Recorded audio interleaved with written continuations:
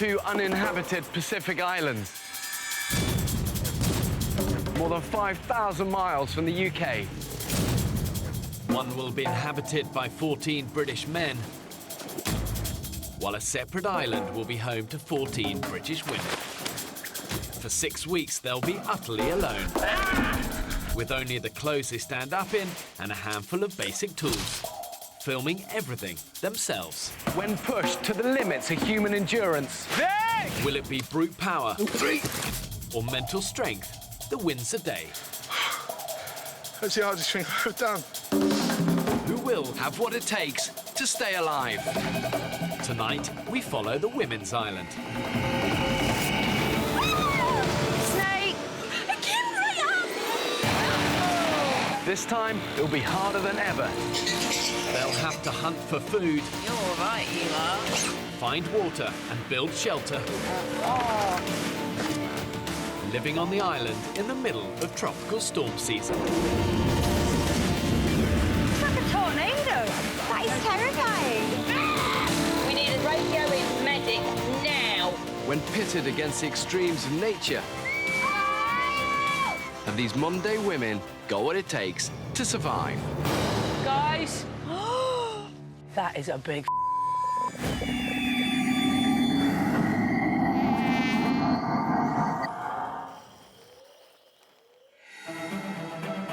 4 days ago, 14 British women were cast away on this remote, uninhabited Pacific island. snake. Already, one woman has left the island. I need to go. It's like, if you don't want to be here, Who's up for this? Some of the group stayed behind at the makeshift camp, whilst an expedition party went in search of a permanent base with a sustainable water source. It's not salty. But with no idea how to get back to the others, I've ripped my trousers even more. they are now lost in the thick of the jungle and are completely out of water. We have nothing to drink. We don't know where we are. The women left behind have just rainwater to drink. Their fire has gone out and panic is setting in. Julie, you just order me about all the time. With both groups now starving and critically dehydrated, their time on the island could be over before it's really begun. It's day 4. The 5 women left in camp have been waiting for over 24 hours for the others to return from their expedition. I feel dreadful. Honestly, I feel absolutely dreadful. I never thought I would be so desperate for food and water. We all want to get out of this camp, but we know the other group are coming back for us. We can't set off because we'll lose them. The women are trying to relight their fire to purify water from a muddy puddle, but their wood is damp. That's it. It's moving. Oh, every time. What the hell are we doing?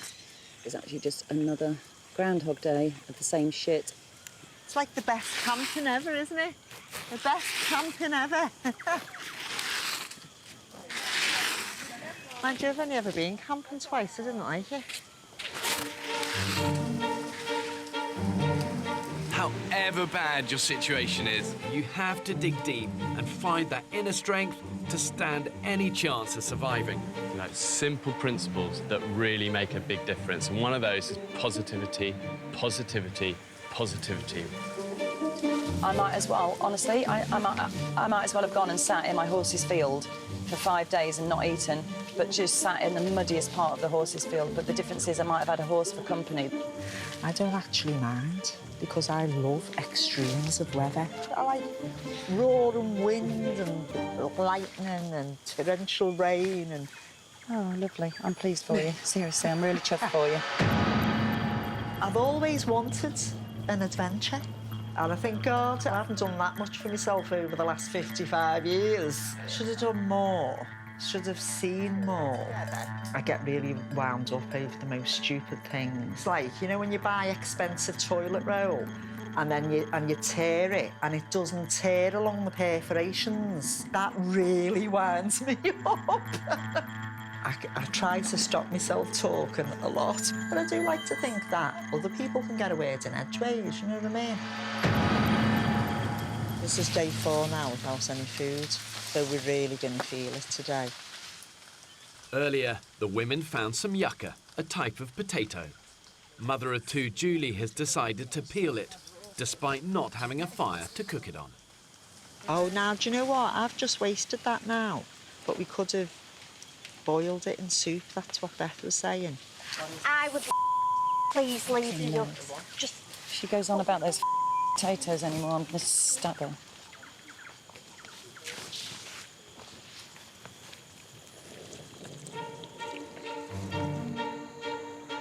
After 24 hours without a drink, the expedition party are dehydrated, hopelessly lost, and wandering directionless.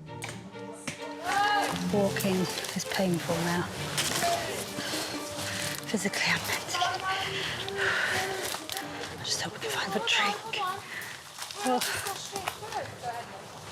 I can't remember the time I felt this thirsty. Careful here, guys. It's really slippy. Oh, shit. Hey, you all right? Super slippery. It's really slippy. Oh, God. Oh. Hey. Who was that? That was me.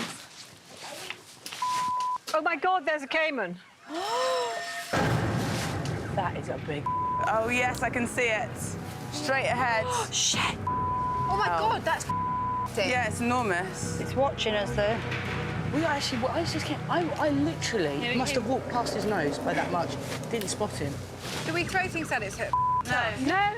Though potentially deadly to humans, a crocodile of this size could provide tens of thousands of calories for the women, who have barely eaten in days.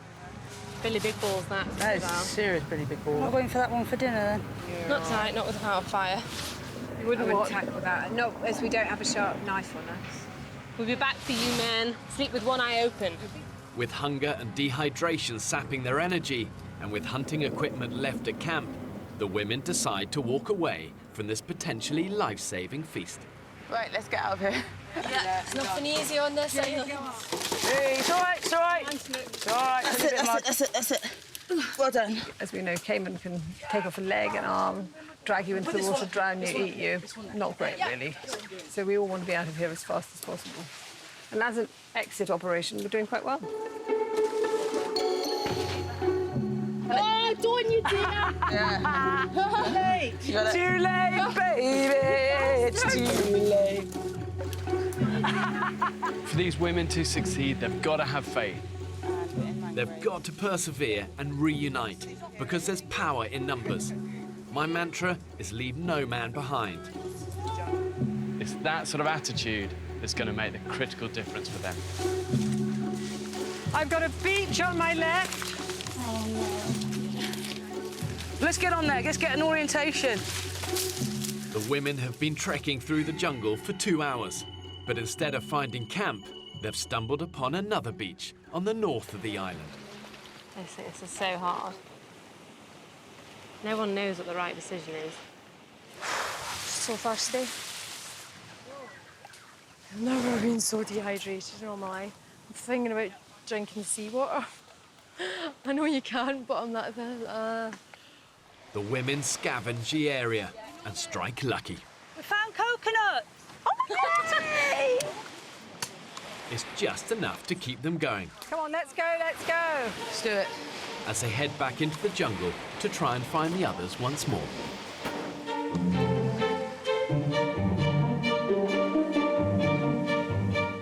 At camp, the damp conditions are proving problematic.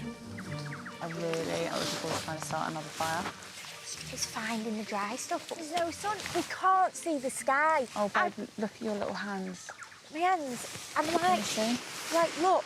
It's just from the wetness. They're gonna crack. And I'm in agony. I've achieved everything I wanted to in my profession. I'm really happy with where I've got to, but I think my job is starting to define me. And I don't want that. I want to find out who I am again. I think I have a need for adventure. I just feel so driven to do something completely different. It's crazy. easy. I can't let it get in my head.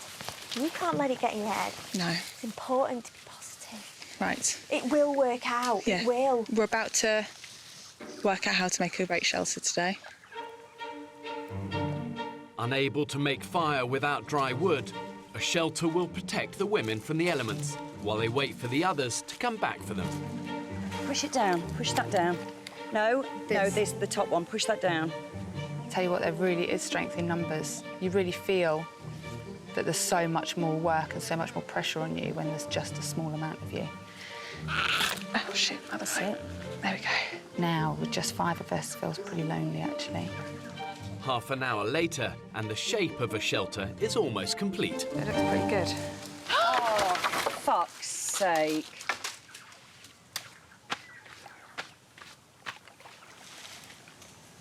Positivity, positivity, positivity. The expedition party left what they've nicknamed Coconut Beach nearly 2 hours ago, and they are trekking into the thick of the jungle, trying to find camp. No, we're going back on ourselves. We need to go that way. There's the other coast, Fee. With the afternoon temperature rising to over 30 degrees, I'm so thirsty. the need for water is more critical than ever. My biggest motivation is to get to the others. Convinced they're close to camp, Georgie and Lauren go ahead to recce their surroundings. We're just looking.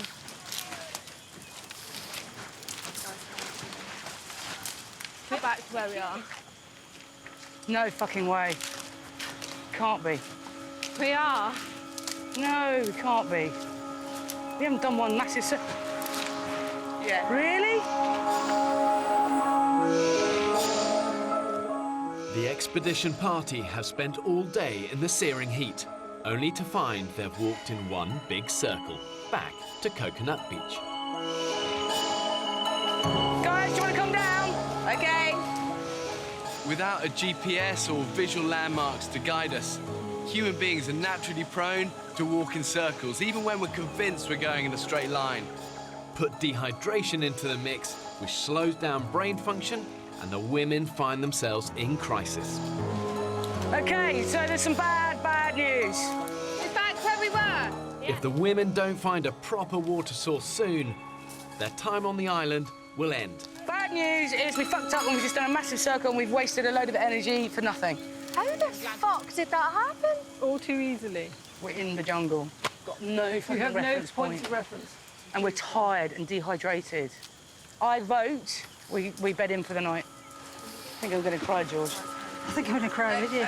This is absolutely fucking ludicrous. Ludicrous.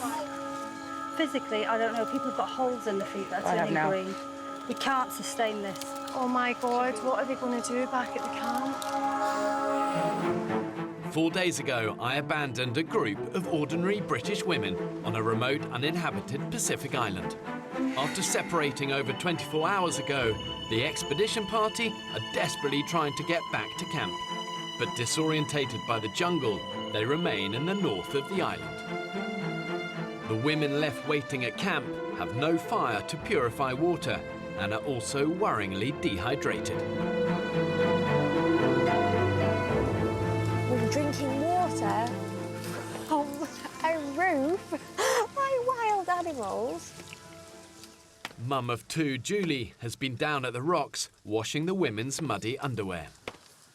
There's only 5 of us here at the moment. The other group have got lost. We've no idea where they are.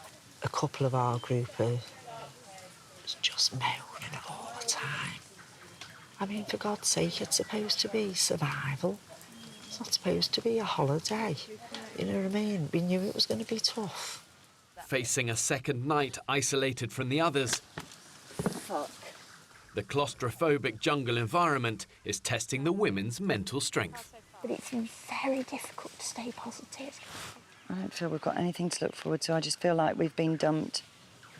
Can I say something positive? No, fuck off. I don't feel too bad, you know. And I just think it can only get better. To be fair, Julie, you really haven't gone on any expeditions to get anything. You kind of conserved the energy by staying in camp the most of the time. You are good at talking the talk. Let's do this, let's do that. But actually, actively doing it is a different story. Maybe that's why you're feeling so good. I appreciate everybody is really fucking pissed off. All I said was a bit of positivity. I've spent fucking hours rearranging wet knickers and washing all around this camp and squeezing it out and hanging it up for you. I've been biting my tongue all the time. You don't want me to do it? Personally, I feel that constantly wringing out people's knickers that aren't even here in other clothes is futile. The group dynamics of these 5 people is not working. It's not productive. And I'm sat here thinking, I am stuck with this. I'm all But we collected it at night as well, Julie, but you just walked with us. I know what How the fuck do you keep a fire going then? To me, no, do you know what? I'm not, you're right. What I'm saying is, we should collect wood and So, I'm doing the selfie now because you really need to know how I'm feeling.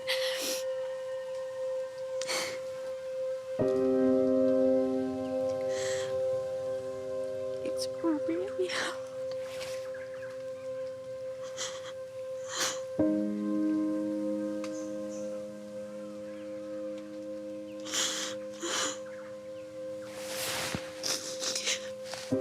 We can't eat because we have no fire.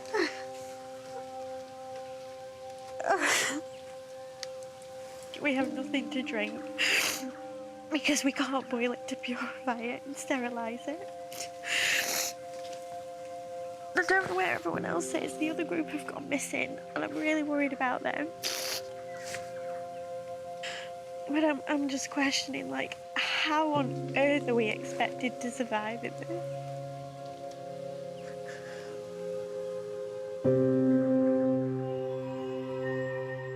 On Coconut Beach in the north of the island, the expedition party remain out of water and have decided to stay the night. I think that needs to go higher.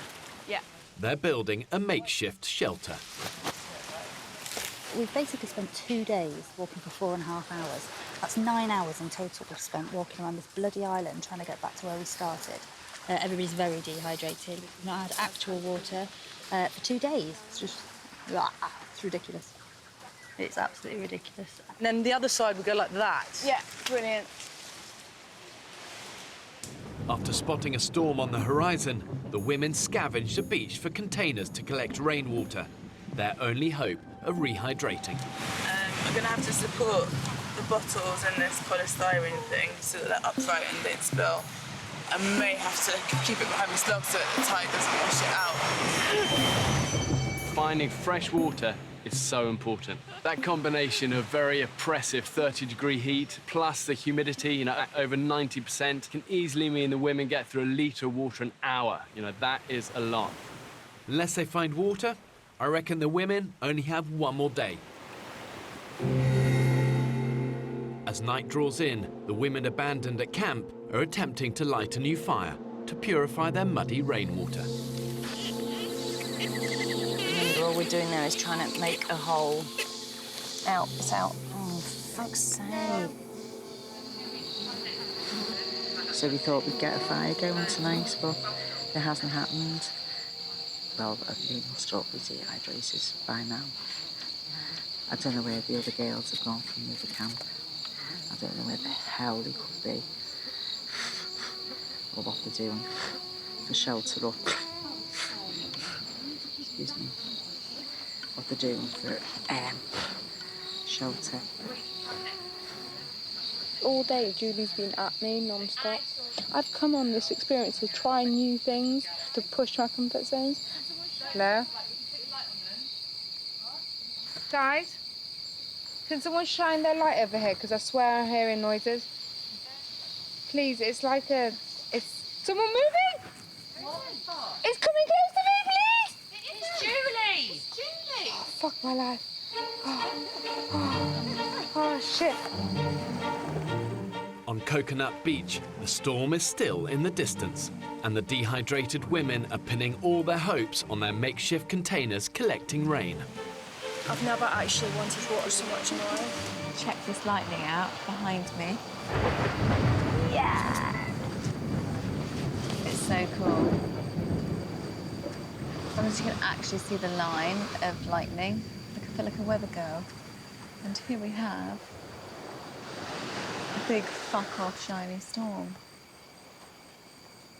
And to the north, we have a storm. And just there, a bolt of lightning.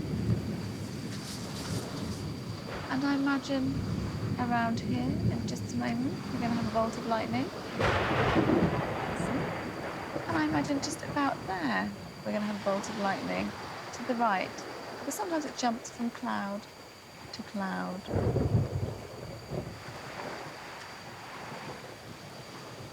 In a moment, we're going to have a strong northeasterly bolt of lightning right there. Hang on, we're having a few technical difficulties. Thank you, Bob. 11 p.m. With the storm still a way off, the women bed down for a long night under their makeshift shelter. Oh goodness, a moon on the side. All lights off. Nighty night. Bloody hell, have you farted in my face again? Sorry, I did.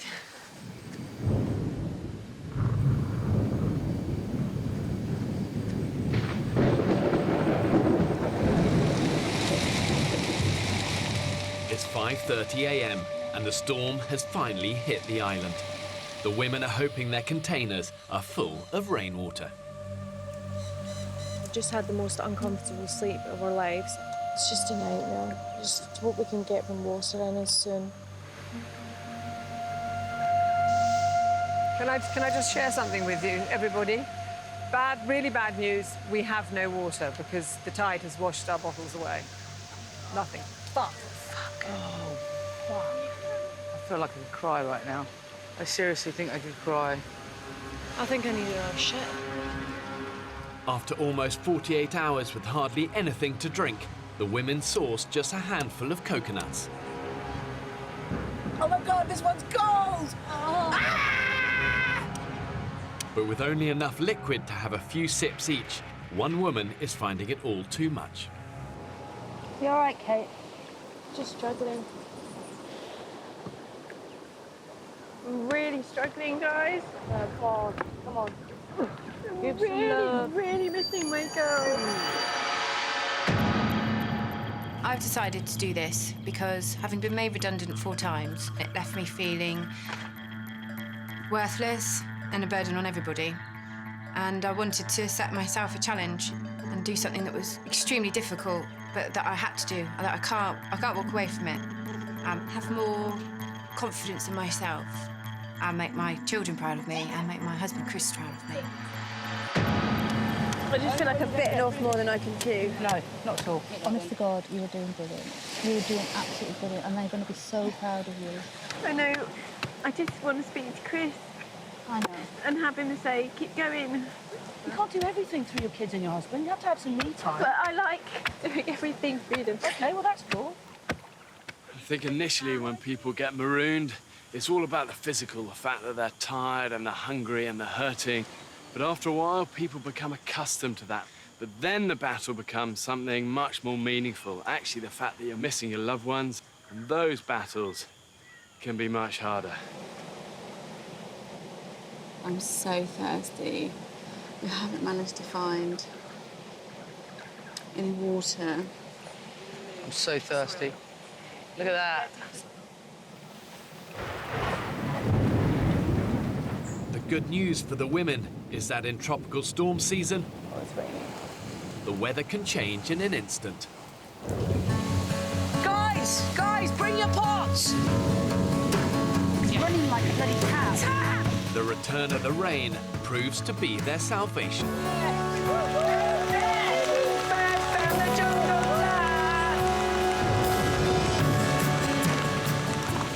Salivating. Wow. Cheers! Oh my God. That So is good. just the best feeling. Yeah, baby. From the most miserable situation to the most joyous situation. Yeah, see? We go up, we go down, we go up, we go down. We were right through the floor down, and now we're elated. Rehydrated Time to go! And with bottles full of water, And we came down this one. the expedition party set off, confident they'll finally rescue the others.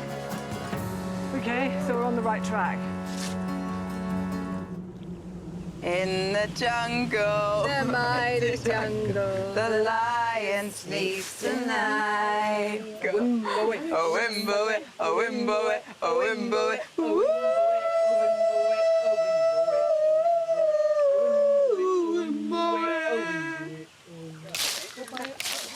It's the women's 5th day on the island. And the two groups have been separated for over 2 days.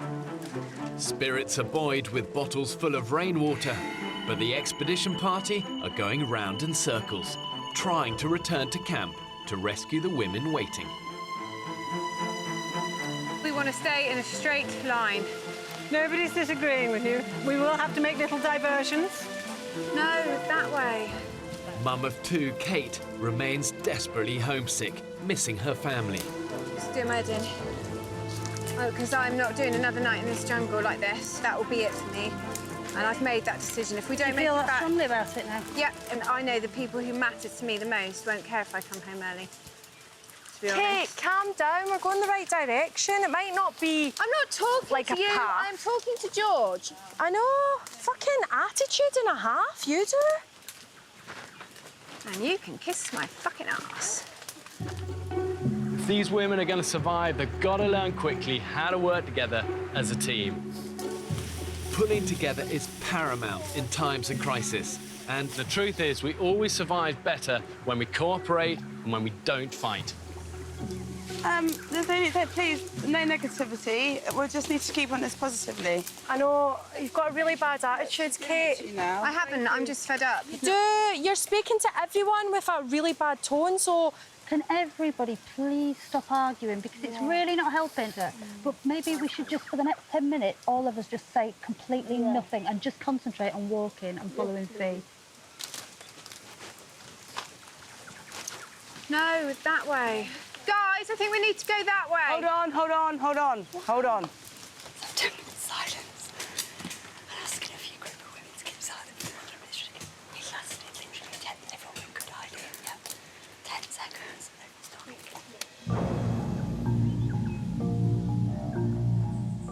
At camp, the group have spent over 2 days with no food, drinking just small amounts of rainwater, waiting for the expedition party to return. And damp conditions have brought out the jungle critters. Like right now, all my arse is proper itchy. I've only got a few bites, but above it, my face, my hands. She has. We've just looked at her arse. Oh, yeah, we have just looked at her bum. The rain last night was ridiculous. Like, I'm so ill that I just need to sleep. Like, my throat, I can't swallow. I don't want to do this. I want to show everyone I can do this, but it's really hard. Whenever I have a problem, my parents always sort me out. Right now, my dad pays for everything that I want. My boyfriend looks after me, especially on nights out. They see me as their baby that they still need to protect. I don't do anything by myself, and I want to be more independent. I want to do something for myself and just be able to be like, yes, I did that. The worst part is I'm starting to think that my parents are right. I shouldn't have done this. Back in the jungle, Forrester's daughter, Fee, has taken over leadership of the trek back to camp. But it's only taken half an hour for the mood to disintegrate. We really strongly think we need to go right here. I've got to say, I do agree. Oh, brilliant.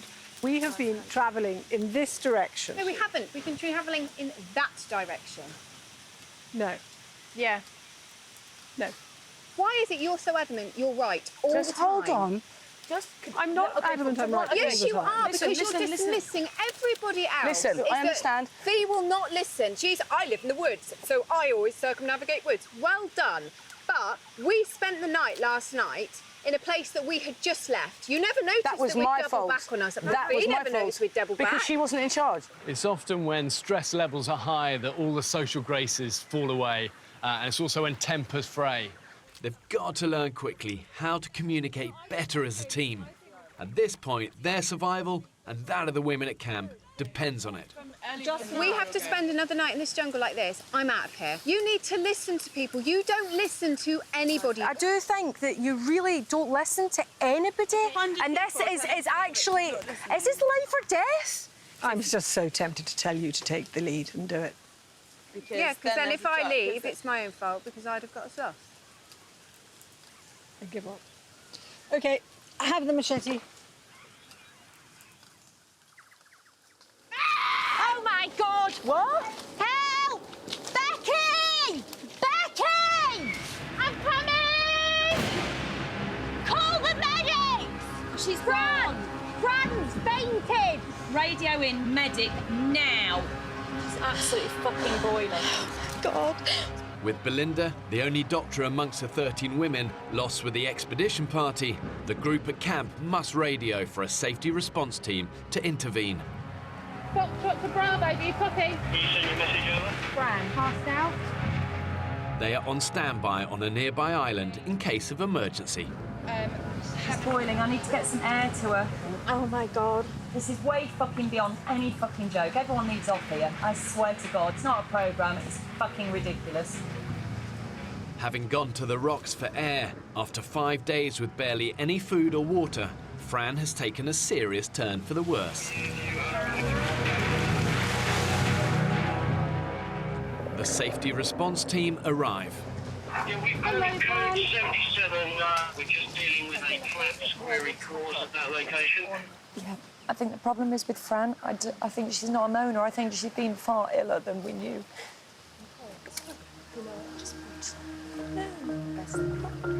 We're going to put her on a stretcher, we're going to take her on our boat, and then we're going to do proper assessment and see what needs to happen from there. With the group at camp a member down and the expedition party lost with dwindling water supplies, the women's existence on the island hangs in the balance. Okay, well.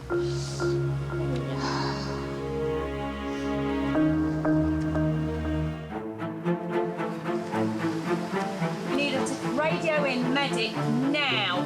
The 13 women have been split apart for 2 days. She's collapsed. Oh, my God.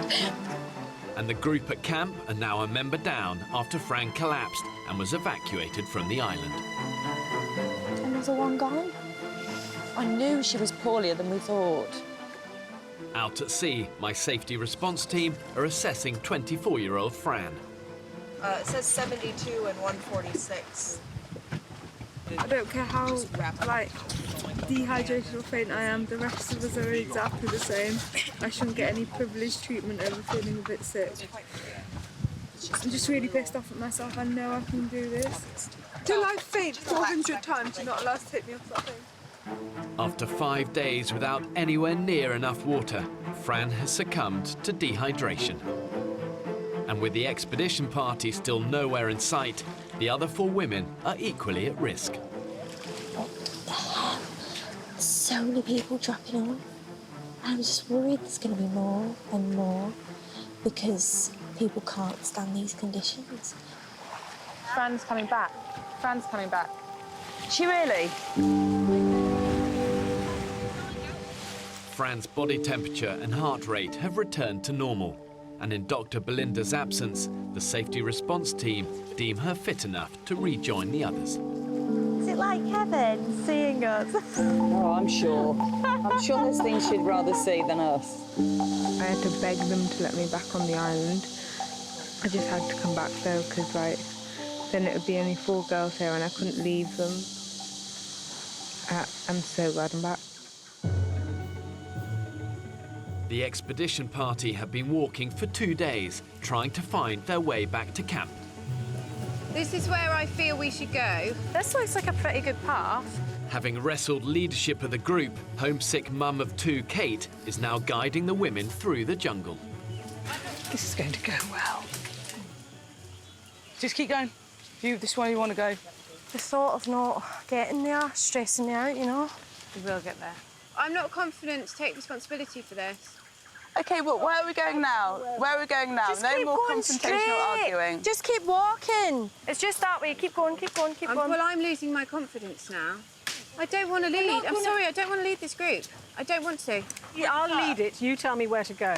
Or, do you know what? Or you lead what you think, and I'm just saying another word. No, I'm not going to say another word, because I'm having a complete crisis of confidence in myself. I am so scared. We're all scared. Because you were so confident. Yeah, but that's... I know, but now it's gone. My confidence is gone. Sorry, I should just keep my mouth shut. You lead the way, Fee, please. Fuck!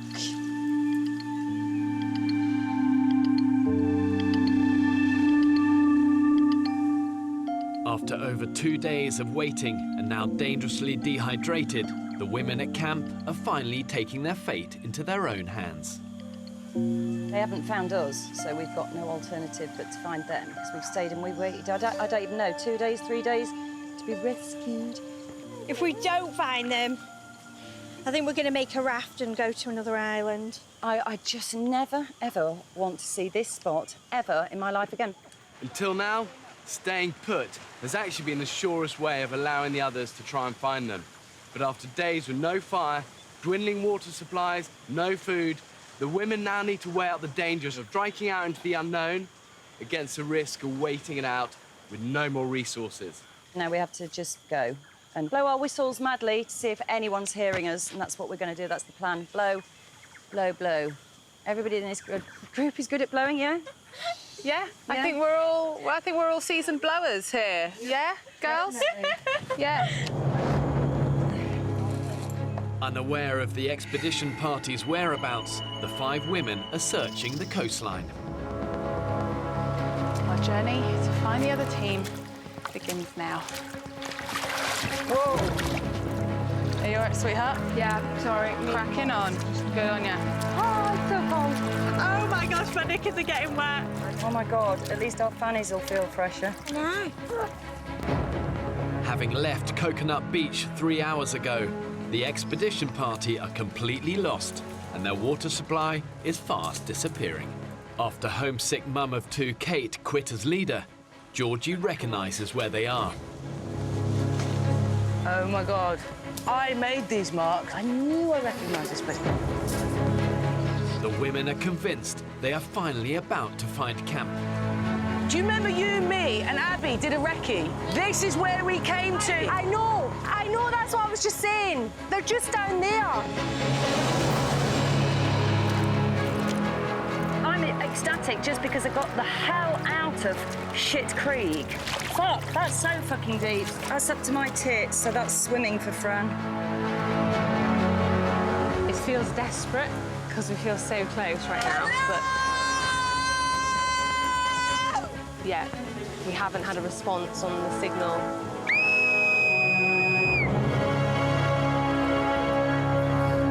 Try and come and help. Along the coast, the group from camp have entered the mangrove swamps. Oh, baby. Oh, okay, okay. Can't do that. I've got you. You can totally do this. 1, 2, 3. There we go. With the sweltering midday sun beating down on the dehydrated women, 55-year-old cashier Julie is struggling. Oh, fuck. It's all right, hold me. Back one's in now. Left and right, left and right. That's it. Okay, so feet... I need to leave my boots. No, you're going to need to take those with you. You're going to need them. So we can do it. We'll just take our time.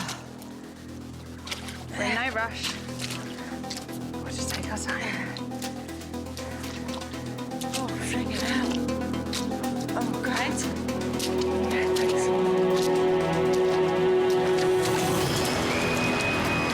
Another mark! Look, another one. Snap. Yeah, brilliant. Yeah, this is it. This is good. I recognise this. We're so damn close, though. So close. This does look familiar. We're literally round this corner. Is that a pink potty down there? Yes. So you recognise it? We're at Coconut fucking Beach. No, we're not. Yeah, we're at Coconut Beach. You're right, we are. What the fuck? Go on, let's get down there. I can't fucking deal with this. The women have circled back to Coconut Beach for a second time. Having pushed through the jungle for 2 days, they're not one step closer to camp. How the fuck is that possible? How is this possible? We kept the sea to our left the whole time. After conquering the mangroves, the group from camp continue north. Guys, it's a beach! Woo! I can't believe we're here. Becky, this is what I've been dreaming of. After 5 days being trapped in the jungle, they remain determined to find the expedition party. I thought we were so fucking close, like 3 minutes away. And it's only round the corner, but we can't fucking navigate. We cannot navigate through that. I'm stressed because I thought we were so close. And then I can't walk, and I'm just fucked, and we're all fucked.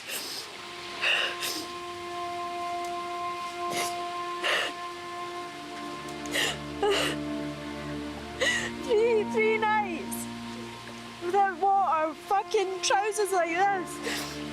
I can't do it, no way. I was wanting to see them and see if they were okay.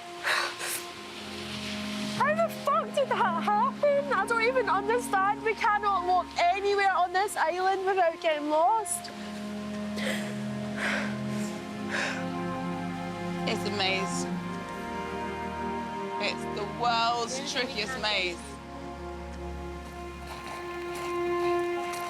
Should have a 30-second shade break. No. I need to go and see.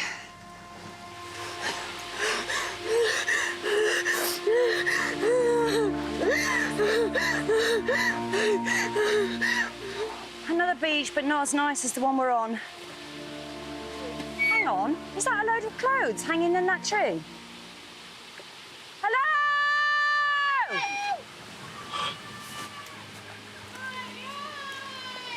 What? I can hear someone!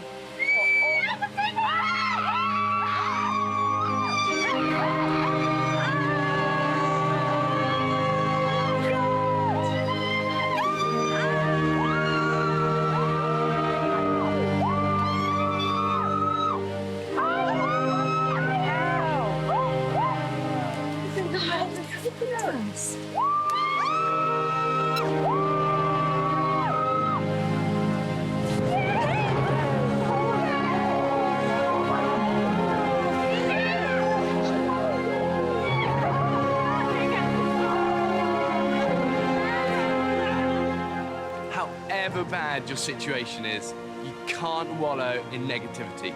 You know, survival is about dogged determination, learning from your failures, and never giving up. I can't believe it. I cannot believe it. We found the group. Finally, back together. The women take a moment to savor their island home. Race! We needed them. We've all got different strengths and weaknesses that can help. It's just kind of complete.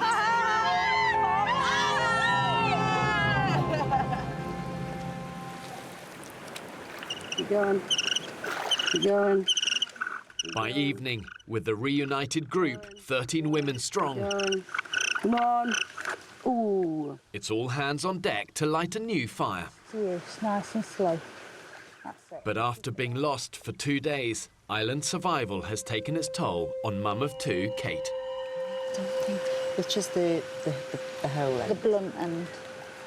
If I'm really honest with you, I can't see it getting any better. I feel really tired. I'm very, very emotional. It's try being part of this group. But they're not the people I need to be with. I need to be with my family. And I just need to be at home. The general feeling is, take me home, please.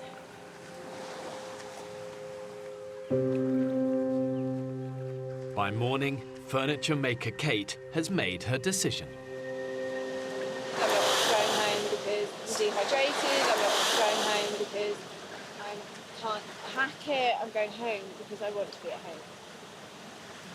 You contribute so much, you really do. But it's been difficult for me because I've been missing people so much. That won't get any easier. That'll get worse. Oh my God, it's horrible seeing another one go. I thought she'd hang on in there.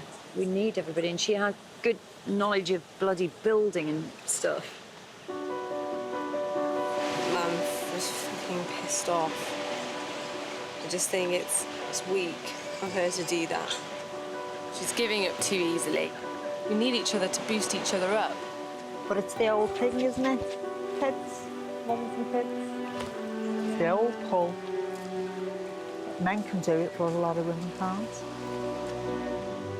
After barely a week on the island, a second member of the team has quit. And with power in numbers, the women's ability to survive is diminishing. I'm a bit pissed off. I think it's a great shame because it was a fantastic experiment to see how 14 women could cope in this situation. And 2 of them have gone already, and I don't think that shows us all in particularly good light.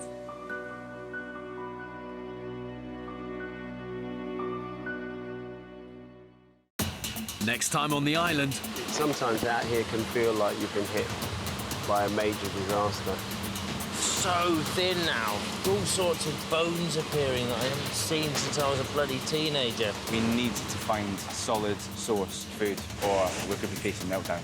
Every fucker's bitching and moaning that you're doing fuck all when it comes to wood. I'd say we're 95% sure we've got a caiman in our second trap. Fuck. Come on, mate. Look, Sam, get out of the water, mate. Watch him, watch him. Go now, go now.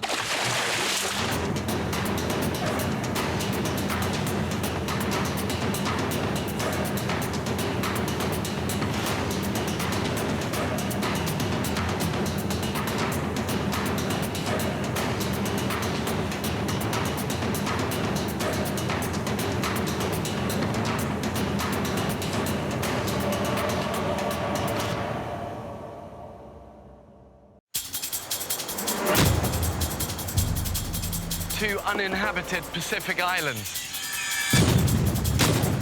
More than 5,000 miles from the UK.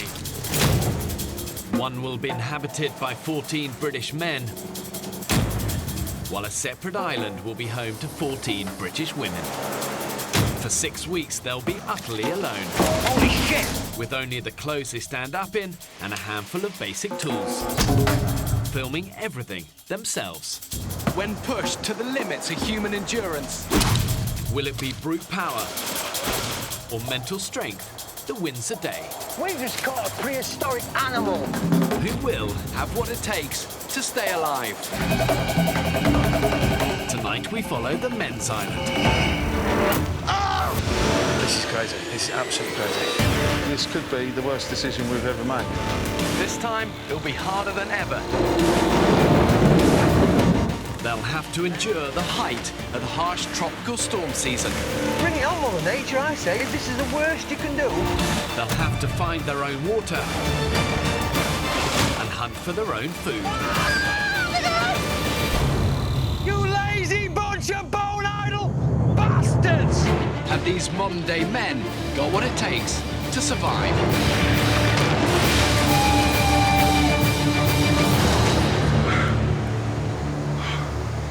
Where's the artistry? Down.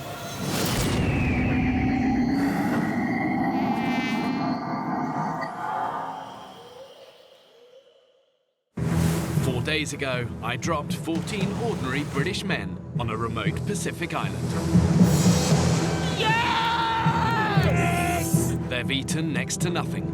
Limpets are horrendous. And after 3 days of brutal tropical storms, the group began to fracture. What is the matter with you? Nothing the matter with me, son. Leaving 3 people threatening to walk off the island. I cannot face another day on here. I'm not going to make the rest of the time on the island. I've been having a laugh up until I heard one of my teammates say they wanted me to go. It's just being a prick.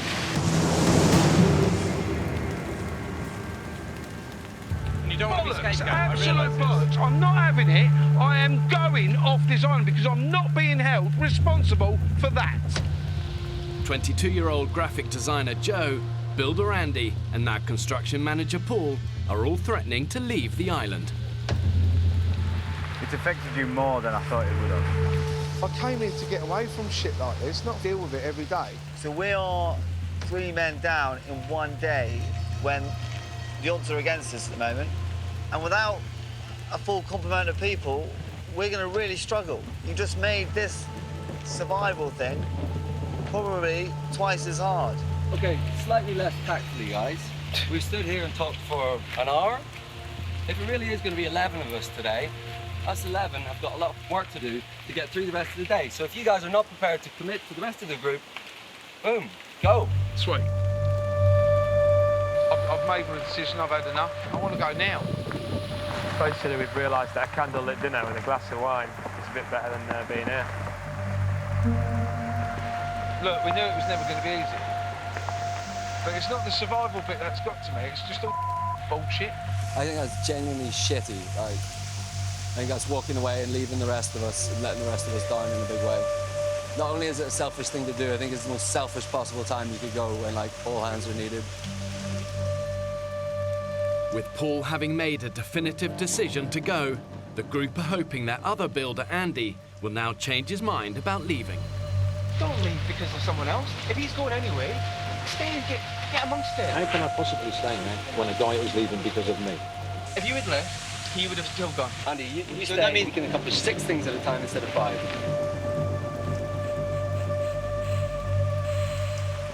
I'll stay. I'll stay. Awesome. Well done, Andy. I'll stay. Yeah! Good boy, Andy. That's a relief. I'm really pleased about that. It's less worry. And it's a heartache to see the others go, but you know what? We're stronger. We're stronger with 12 and 11. As the weather breaks, Paul uses the emergency satellite phone to request his evacuation, along with Joe. This is Paul. I would like to come off of the island. It's either me or one of the others go, and I don't want me to be used as a scapegoat. So I believe I am stronger than that person and wouldn't regret this decision. It's going to make everything so much harder. We've not been here for 5 minutes, really, and we're losing 2 members of the team. I'm an happy man. I want to be a happy man with a tub of Pringles and a Mars bar. You can only encourage them so much before you end up spending a third of your day encouraging somebody not to leave, when that could be better spent time getting the things we need. Water, fire, shelter, food. Having lost valuable time, the priority for the 12 remaining men is to finish a shelter before another storm hits. We are running on empty, but we are being stubborn and persistent. Fortunately, Andy decided to change his mind about leaving. At this point, there's still so much to do. We need all hands on deck, so losing 3 people would have been a massive blow. Right, Piers, I'm off. You off, mate? Well done, mate. See you again, eh? Yeah. See you being blighty. When look at you go. I turn round and shake your hand, mate, but we're No, it's fine. Yeah, we're sort of structurally integral at the moment. see you later. I don't want to spoil fun, gents, but is there any possibility you could step out of the area while we just start running these struts across?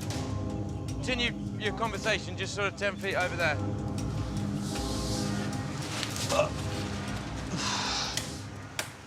Andy!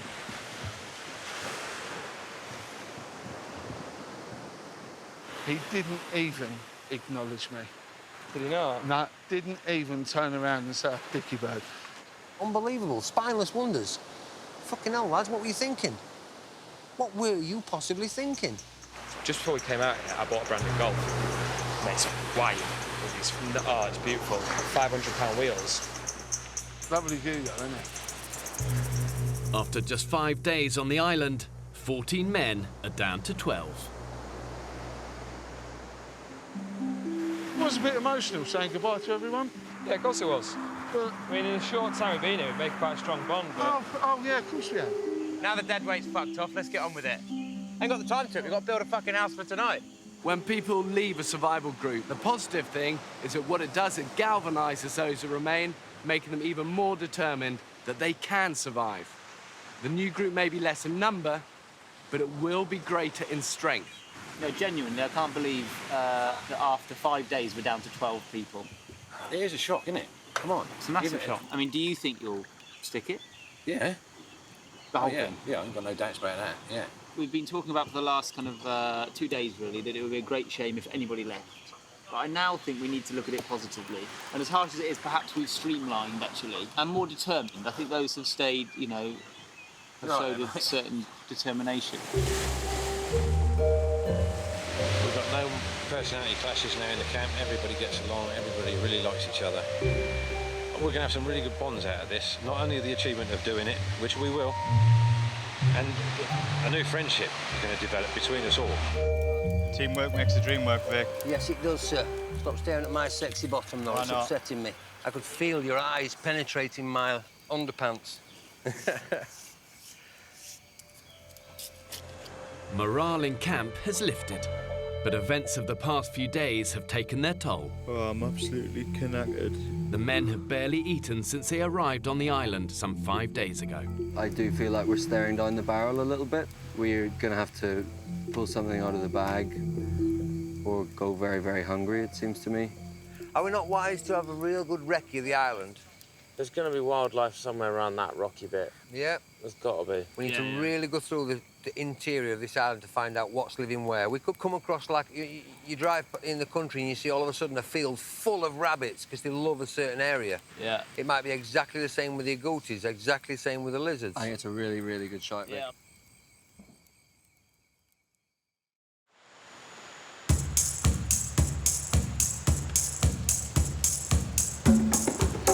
Come on, boys. 5 a.m. the following morning, the hunt for food begins. No heroes today. We don't want anyone losing a leg or arm or anything like that. You've got your stick there, haven't you, fella? I've got a stick. I'll grab a stick if you need one.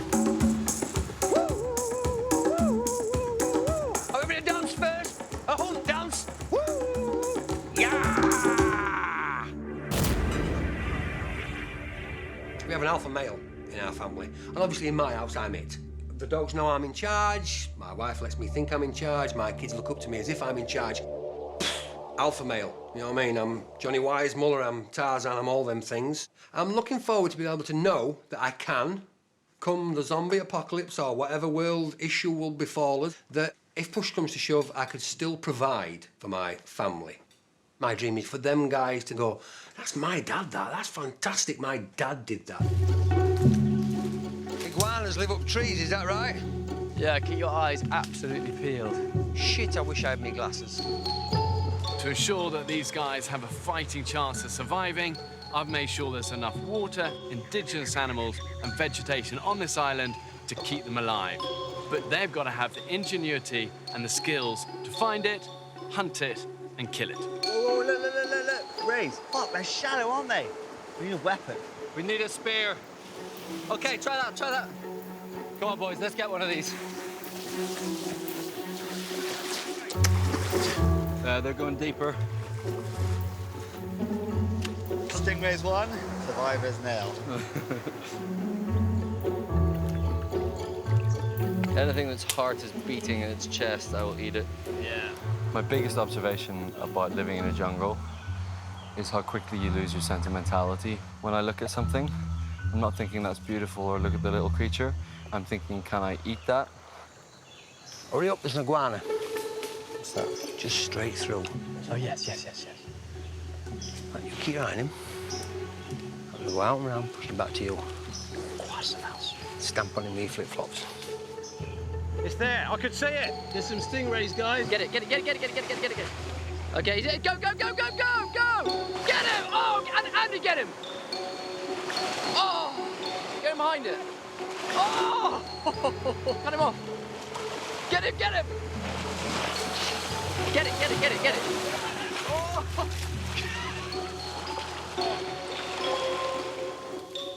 There he is. That's dinner.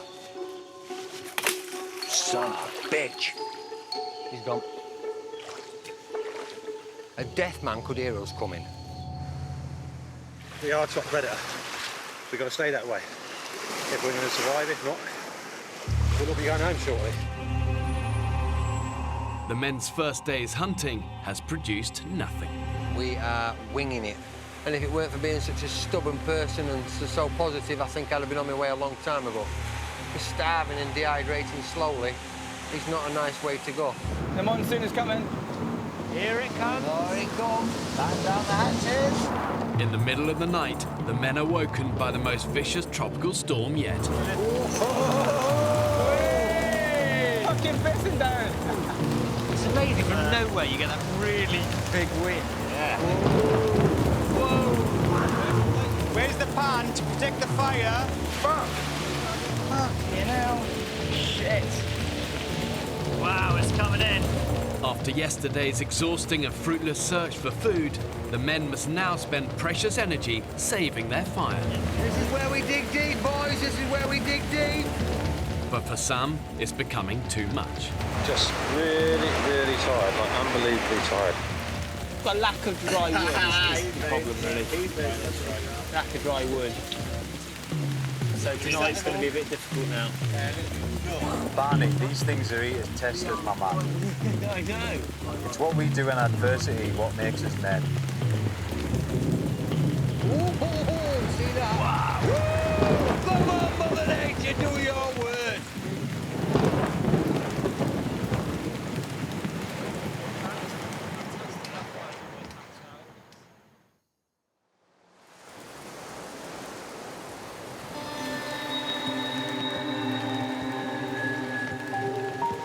About 8 o'clock in the morning.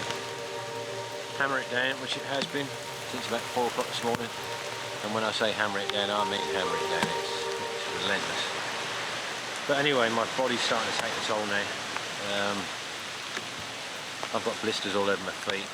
I'm shivering and shaking all the time. It's just bloody horrible. It's whooped my arse big time. In fair play to these other guys. I mean, they're like gladiators. Unbelievable. And in comparison, I'm a pussy. He's an older guy, and you know, and he is starting to come apart at the seams. No food, no sleep, wet, cold, beaten up. It takes its toll.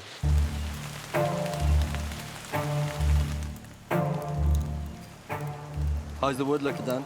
Terrible. Everything's just absolutely soaking wet. After a night-long struggle, the men managed to save their fire. But now they're exhausted. And it's a perpetuating cycle, isn't it? The more you lack in energy, the less you can do. Having barely eaten in the last week, Belly's rumbling. their situation is getting desperate.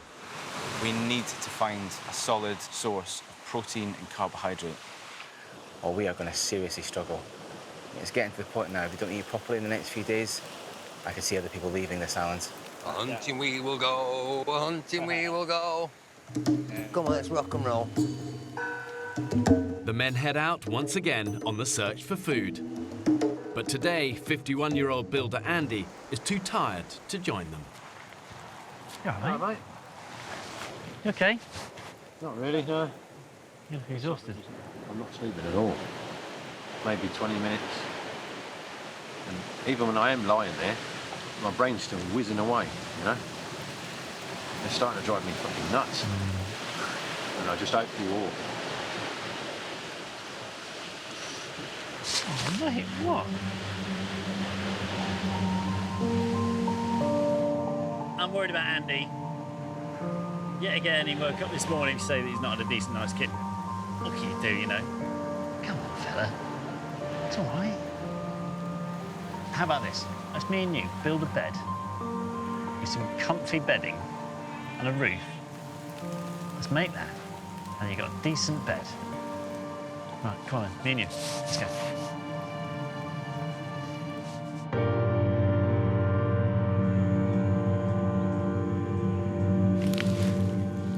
These are alligators on this island.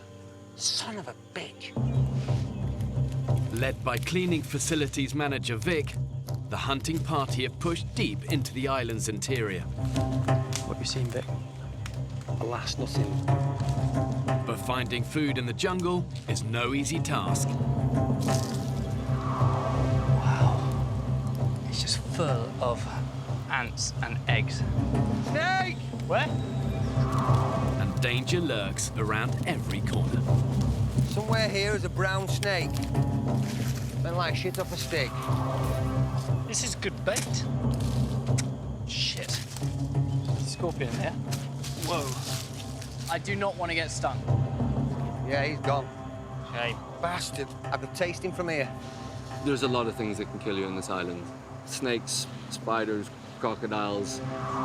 The longer I'm here without a proper meal, the more I realize that if something's gonna fuck us up, it's probably gonna be a lapse in concentration. Oh, you fucker! There's bats everywhere. Straight out of that tree there. That's where the bats live. Ooh. Can we eat bats? Or is that what give you HIV and Ebola and all sorts of don't they bother? carry AIDS? Forget it. We're not eating bats. This island looks very peaceful. You could even say heavenly.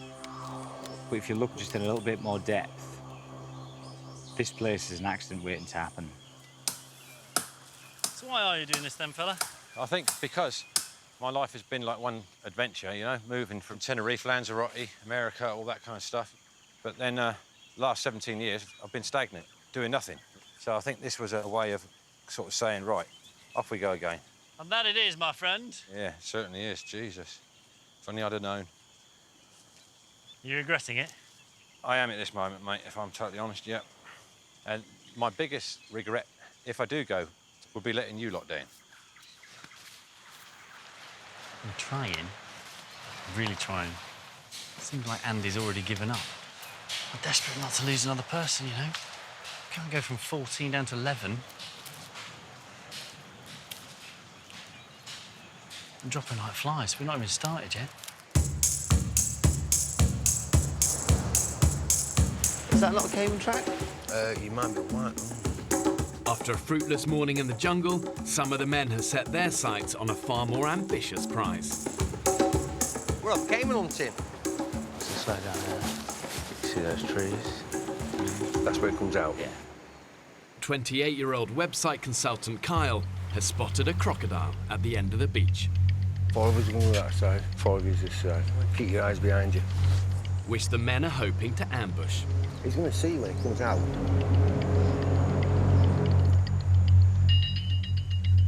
Along the coast, 29-year-old paramedic Barney and cameraman Ross are off to try their luck with improvised fishing rods. I'm going to be incredibly positive. We're going to get at least a couple of fish. Yeah. At least a minimum of a couple of fish. Good. I've delivered 3 babies in the course of my 7 years in the ambulance service, and that's a pretty special feeling. But it's not as glamorous as everyone makes out. You soon realise it's largely dealing with drunk people in gutters, vomit-ridden kind of students. I love Famous 5, Swallows and Amazons. Something about probably going on your own adventure. It takes you back to your childhood, doesn't it? Climbing trees, building dens. It'd be nice to think I've come off the island feeling a little bit more macho, a little bit more popular with the ladies. There's a lot of fish down there. Come on, positive thoughts are going through the rod. Oh, I got a big one! Woo! Fuck! Ugh. We're down. The men have been attempting to stake out a caiman for almost 2 hours. But so far, they haven't seen a thing. What do you think? I think some of our hunting team is always ready in action, ready to go. Like your coiled spring. Fantastic we get caiman, but you also need to get water, fire, and food. I am starving. Go on then, mate. Plus everyone's just getting eaten to shit by these sunflies. Well, let's return to camp. Start to finish, absolute joke. Everybody just went up there, asked about it. We had no plan when we got there, no nothing. We were like Keystone Cops. So that's going to be great. Right, I'm going to gamble this. Oh! Hey? There you go. I'm a bit bouncing it. Yeah. Mate, don't get any fucking better. Yeah. Ain't got to worry about creepy crawlies. Okay, how about this? If a decent night's kit tonight, we'll stay. I will do that, I promise. Okay, are we happy? I'm happy, mate. Yeah, you're a wonderful man. Top man. I'm going to hold you to it, you know. I know you will. Hey, come on, bring in the love.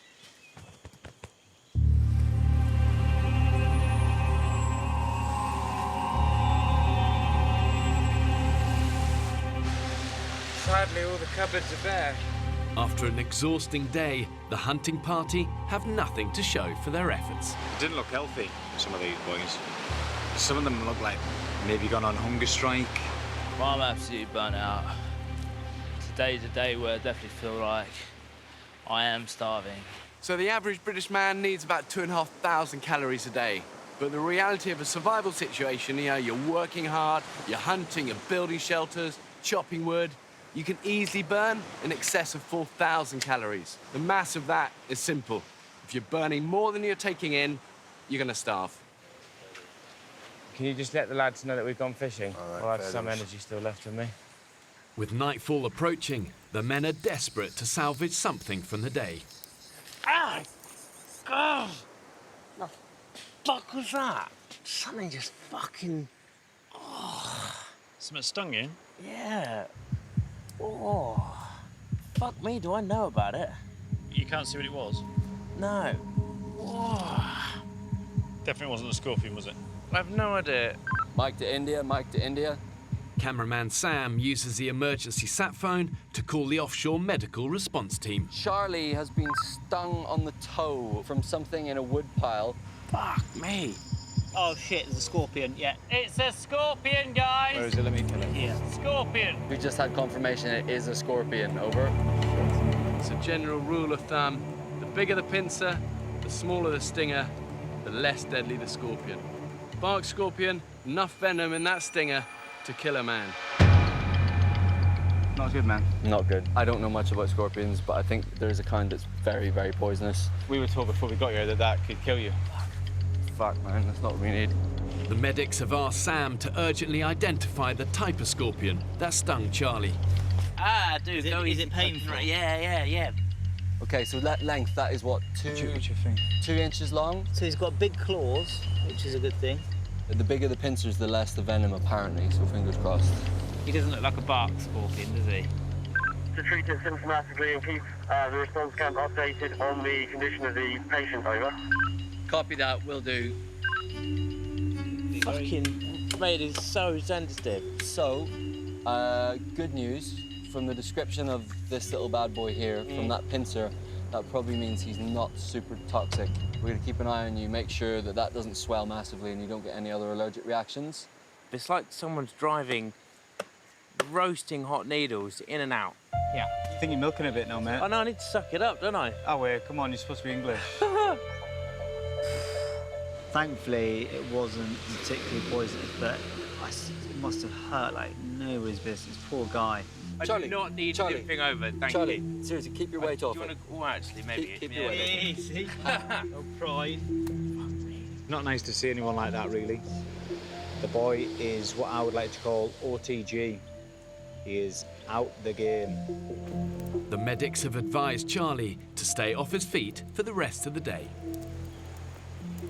Let's go and be the saviours of today. Come on, then. Okay, rods. With now only an hour to sunset, paramedic Barney and cameraman Ross set out to make a last-ditch attempt to catch dinner for the group. Yeah, let's go.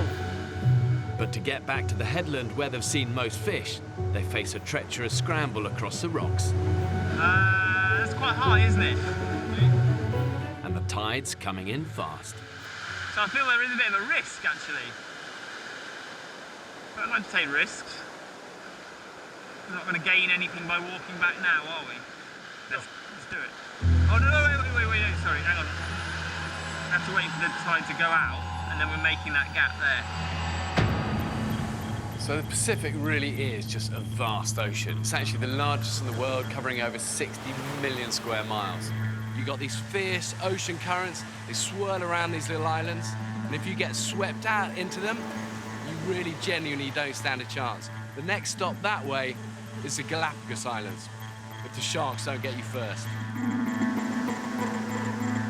Now.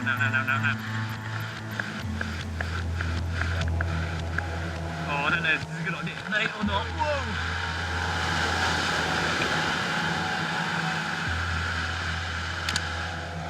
Taking quite a risk just to get a fish.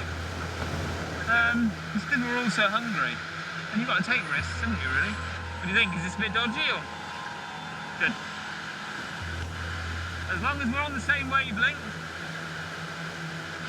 Sea's a lot rougher though. If we get swept off it, we're mincemeat.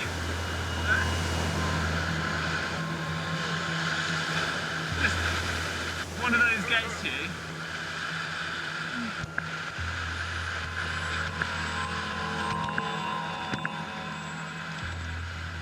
You okay, Ross? Barney and Ross finally reach the point where they want to fish, but it's now going dark. You ever think you could do something like that? God no! Not in a million years, do you? Cool, isn't it? Ah, it's so exciting. It's that proper survival, isn't it? It's not armchair survival. Oh, mine's now. Shit! Ross? Quick, mate, quick as you like. Fucking lost the camera. Are you okay? Let's get up out of here, mate. Fuck!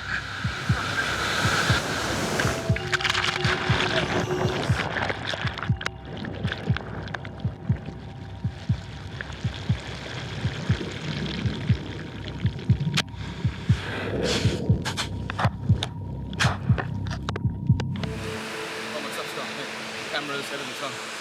Hey? The cameras have got fucking smashed in the rocks. I think it's fair to say we nearly got killed, actually. Like, we walked up there to do some fishing, completely fine, calm. He was behind me. I turned round to see a huge wave, probably about 10 feet, engulfed Ross, and then Ross was gone, like that. And then I ran down and managed to grab him. I pull him out. And I've never been so terrified in my life. Barney too, Barney. Afternoon, guys. Where you been? Hello, boys. I'm shaken to say the least. Oh my God. Oh, Dave, do you want some water or something? Make some room for the guy. There's a massive wave crashed right over me. It swept me straight out on the rocks. You know when we were fishing? Yeah. Straight out, like that. Grabbed the rocks back up, and then another massive one took us both down. Can we please say no more fishing at night then, please? Yes. Yeah. You are a true team man, aren't you? It's really made me realise just how careful we need to be and how careful I need to be and about how vulnerable I am. Despite feeling as a young guy that actually you're invincible, out here it's just not the case at all. You alright? You're fresh, near-death experience. Yeah. Fuck, you look shaken, man. I am shaken. Yeah, have a Genuinely, drink. I'm shaken. We did get some fish though, right? Seriously? Get back out there. That's what you take from that. Tell you what, this is one hell of an adventure, isn't it? It's turned out to be a real then a mice game, this. Good night, everybody. I'm sorry, I'm not being rude, I promise. Get some rest, mate. 51-year-old Andy hasn't slept well since arriving on the island. I'm absolutely exhausted. Concerned he'll leave if he doesn't get some quality rest, the group are hoping his new bed is the answer. Andy's got the skill set that we absolutely desperately need on the island, you know. He's a builder by trade, so he could shortcut so many of our processes. So, you know, I want him to stay. He didn't, you know, I'm sure he didn't come on the island to fail. So if you have a decent night's kit, then you're not going to leave us.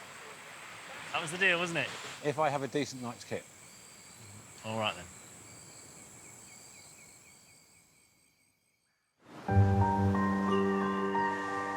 5 a.m. All of the men are sound asleep, except for one. I'm feeling dreadful. I've got an ear infection, I'm shaking. I know I'm shutting down, do you know what I mean? So, I'm not happy. I'm not happy going anywhere. Andy woke up this morning. First thing he said to me, he said, oh, I'm off. Crying out loud. Paul and Joe have just gone. That Paul's just gone because of you, Andy. If you thought you were going to go, why didn't you? I just found out that we're losing Andy and our final builder. It's almost panic stations. Are you suggesting we're leaving? Are you fucking bollocks? Right, I'm walking away. I'll log you tied to a tree before you fucking go. Andy's threatening to leave is all very well, but I lose patience. Part of me just wishes if he's going to go, he should just fuck off, really.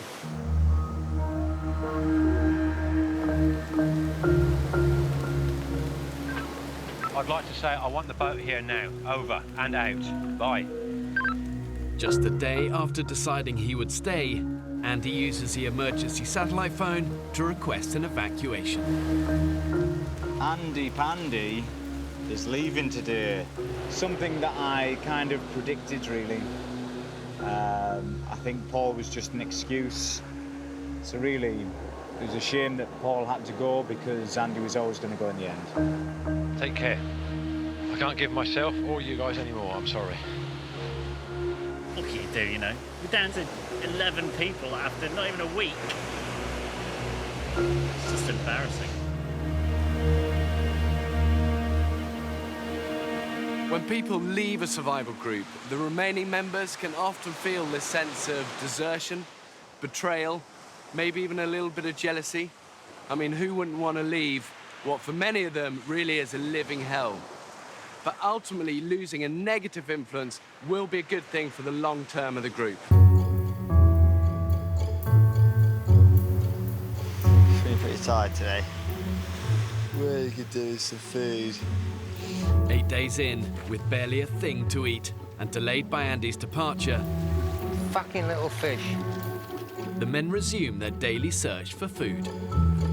I don't know why people choose to do this in their free time. Fish? Yeah. I don't do a lot of it. Father-in-law lives it. Absolutely fucking lives it. He's a dick. Every day is a winding road. While the others hunt, 29-year-old Barney has volunteered for fire duty. I'm happy actually just wandering back at base. The group are worried that his near-death experience yesterday has knocked his confidence. He literally got swept off the rocks. He's got bumps and scrapes, and if it wasn't for Barney saving Ross's life, things would have been really serious. I think it's just a reminder of what this place is like. It just feels like everything around us is genuinely trying to kill us. He's such a nice guy, so easy to relate to. But I just felt a little bit sorry for him today, so I'm going to keep my eye on Barney.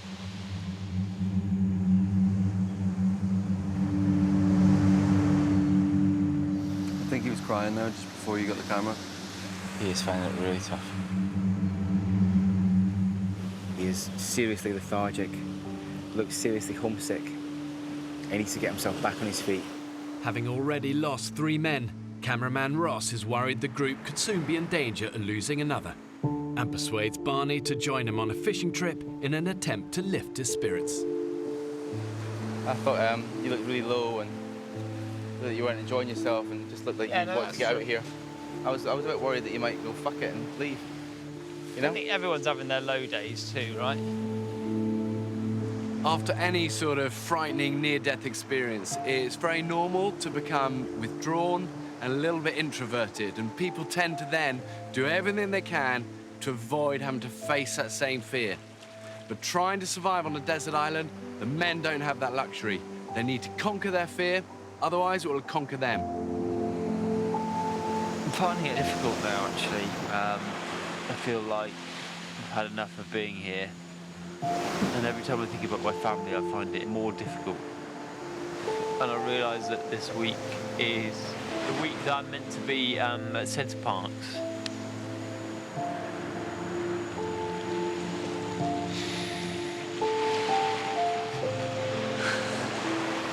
But I just wanted to kind of apologise.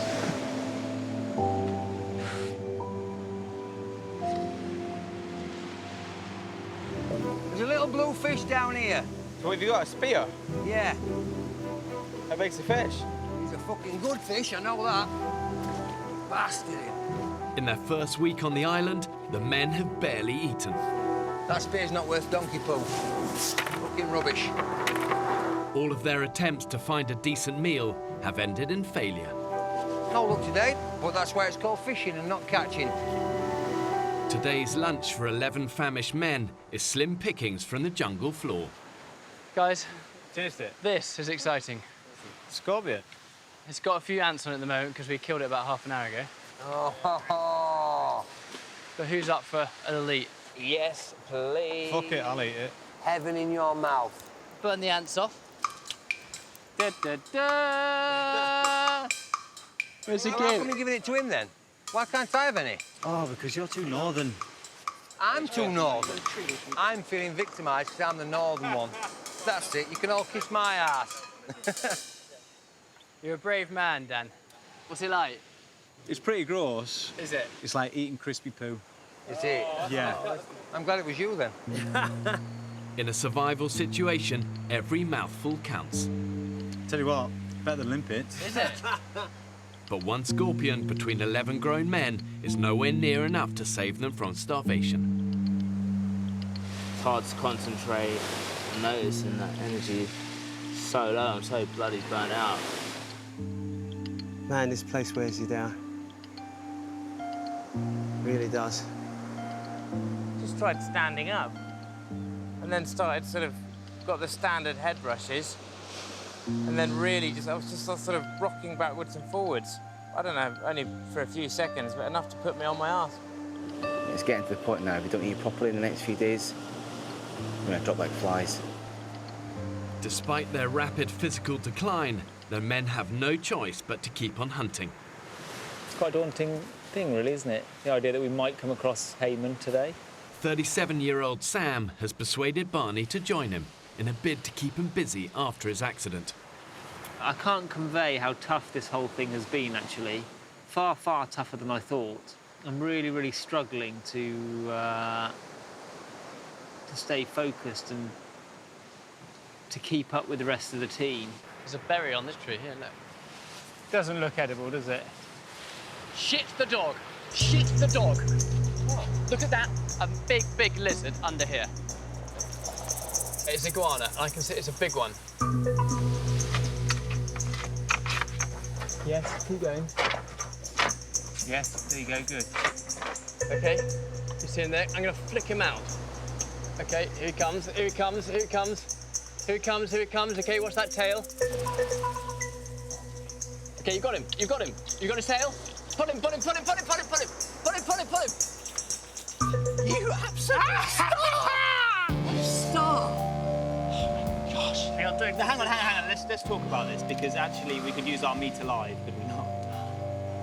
Oh my gosh. Well done, mate. Well done. Oi! Woo!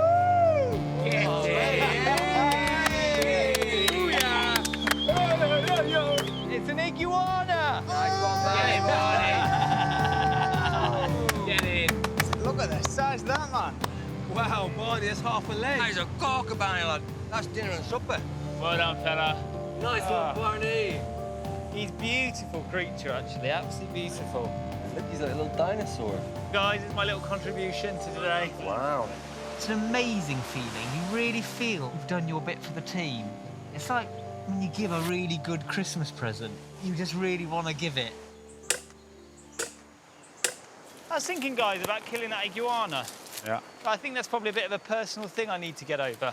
Hang on a minute. Because, why is that such a bad thing that you don't want to kill something? Because the reality of it is that we all eat meat that's killed at some point, and we're so far detached, aren't we, as we all know, from the slaughtering process, that actually, for me, maybe that's a challenge that I need to face. If you kill it, will you have repercussions, sleepless nights? Barney. They're going, no, Barney, don't give it. Blood, gush, stinking. Let's put this in perspective. That bothers you? I've been a paramedic for 4 years and Of seen course some you have. nasty Yeah. things, but I think I'd like to test myself. Do it. Do if you want to do it. Don't do an Ozzy Osbourne and bite its head off, though.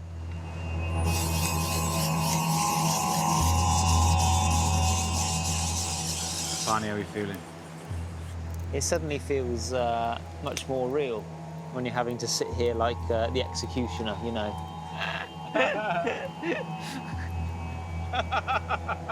I condemn you, iguana, to It death. goes right over, doesn't it? Like this. Yeah. Let's do it. I'll go and get him. Go and get Bring him down here. Woof.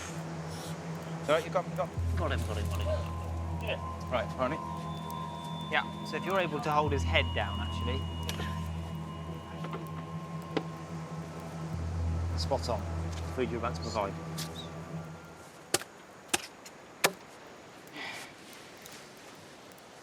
Great effort, Barney. Well done, Barney. You all right, mate? Yeah. A couple of my really close friends have got iguanas, and I really don't know how they'll view this. I hope they understand that this is completely a survival situation, and their pets are not in danger. They can leave me in the lounge without them. It's a very mix of emotions because you really have provided, and everyone's got some food tonight, including myself. Hopefully, it gives you a greater respect for the animal than if I would just sit around tonight having somebody else killed it. I'm going to enjoy that meal more than anyone tonight. I've seen it myself so often, you know, the quiet, humble individual who the group maybe initially discount, but suddenly they can become the man of the hour just in one heroic moment. And these brave people earn respect through their deeds. They don't earn it through, you know, bluster. And really, that's what British courage is.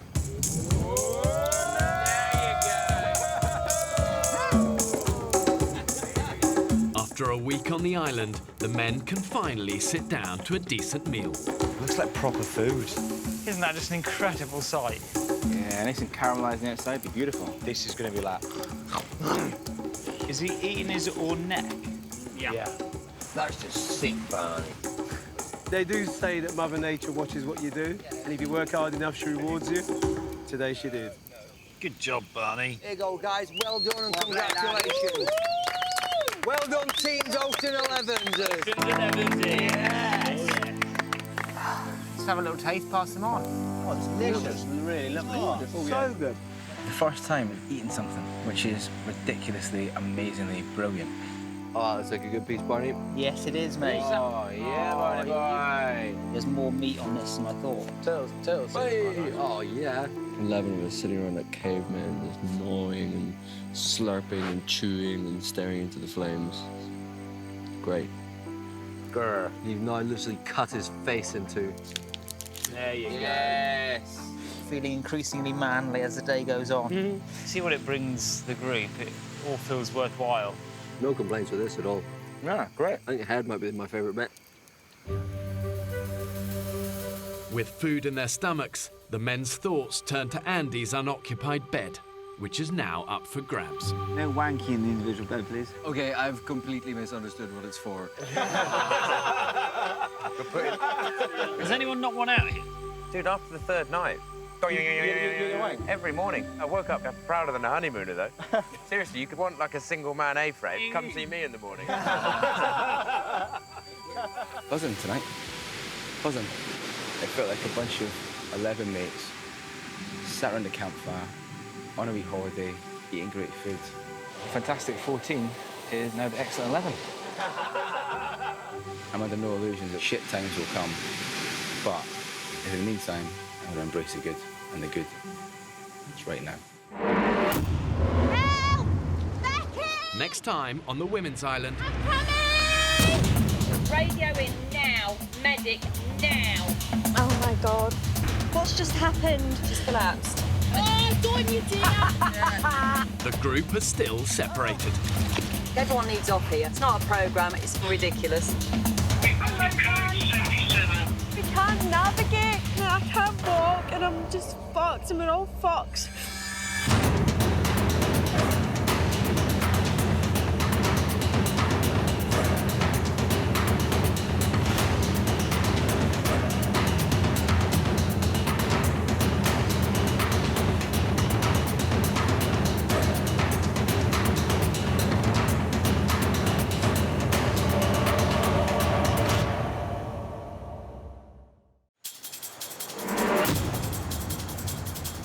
Two uninhabited Pacific islands. More than 5,000 miles from the UK. One will be inhabited by 14 British men, while a separate island will be home to 14 British women. For 6 weeks, they will be utterly alone, with only the clothes they stand up in and a handful of basic tools. Filming everything themselves. When pushed to the limits of human endurance. Will it be brute power? Woo, that's what a bit of graft does for you, boys.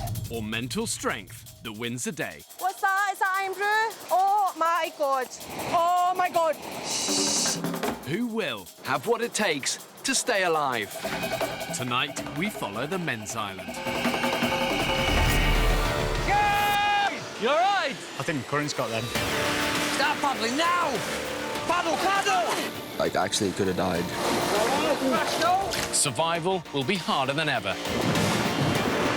They'll have to endure the height of the harsh tropical storm season. Everyone's wet, everyone's cold, everyone's miserable, everyone's tired. They'll have to find their own water and hunt for their own food. What the effing hell is that? Have these modern-day men got what it takes to survive? Your 3.5 hour making soup could be done in 25 minutes. You tell any chef that cooking for 11 people is physically easy and he'll stab you in the eye.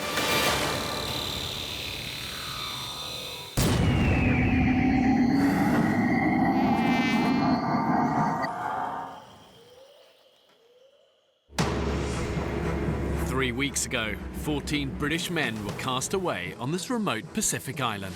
Woo! That was the damnedest thing I ever did. Living on the edge of existence. OK, Vic, I go now, go now. Right, that's it. Until 47-year-old Vic... Here we go, puppy dog! ...led them to capture and kill the island's #1 predator. We just caught a prehistoric animal. But despite their best efforts, they've not been able to repeat the success. Trap empty. The onset of starvation looks upon us. And feast has turned to famine. Hey, look, you can see Pierce's heart beating through his chest. Boys, there's no meat on you. I think we're going to run into some really hard times in the next couple of weeks, and we'll see. It'll test everybody's mettle, mine as much as anybody else.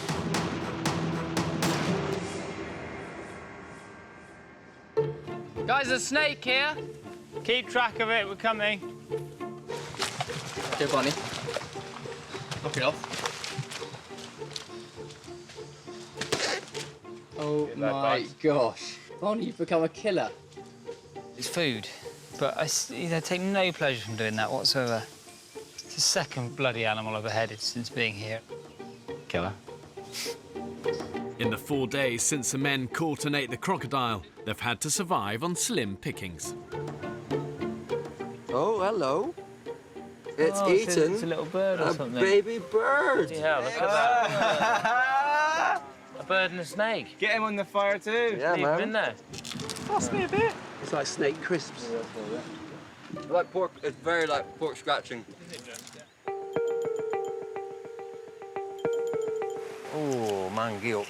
Apart from the odd opportunistic kill, the only man who's been able to provide anything like a regular supply of food for the group is 47-year-old Vic. Woo!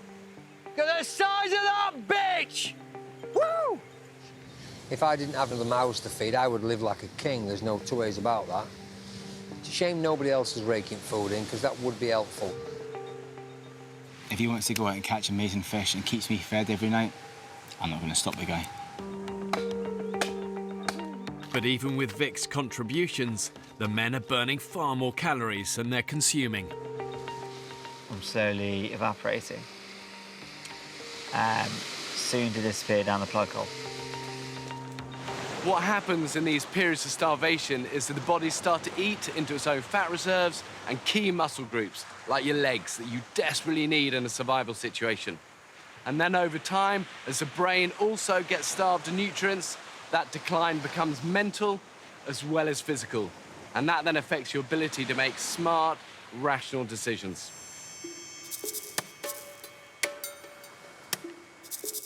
Yeah, that's new, that's fresh. This is dry as a bone, this stuff. We got it.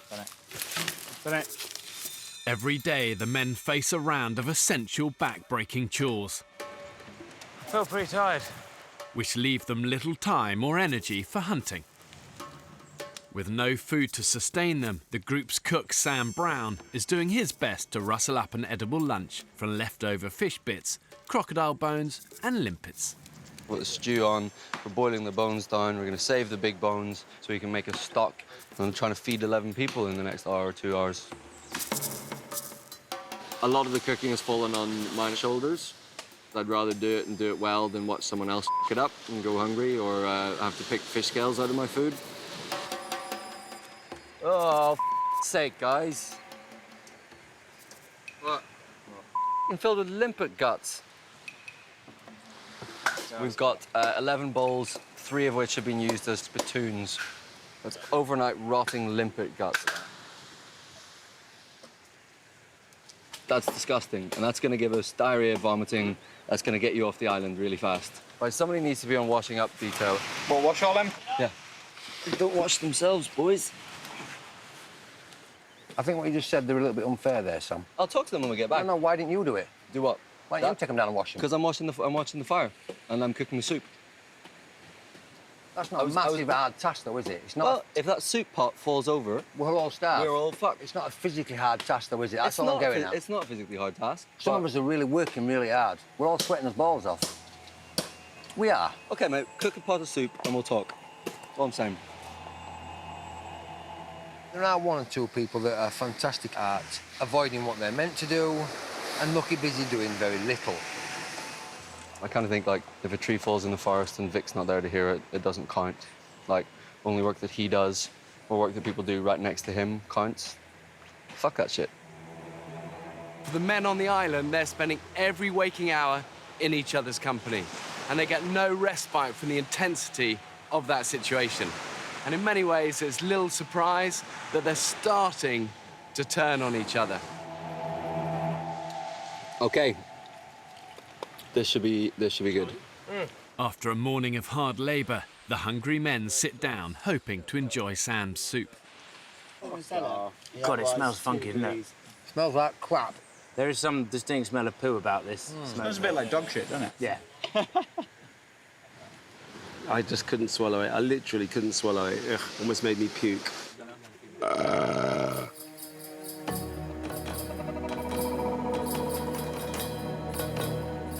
After a barely edible lunch, Vic is determined to have a decent dinner. I might fish. What choice do I have? I don't want to eat limpets again. They're crap. I'll eat them, but they're crap.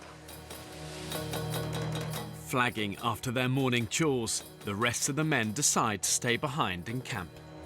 Everything's an effort. That's how I feel right now.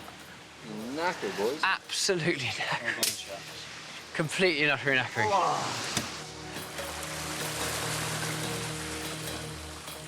Nobody asks me to go fishing, but they know I'll go fishing to get food. And I know they're doing the daily chores, but guys just aren't going that extra yard.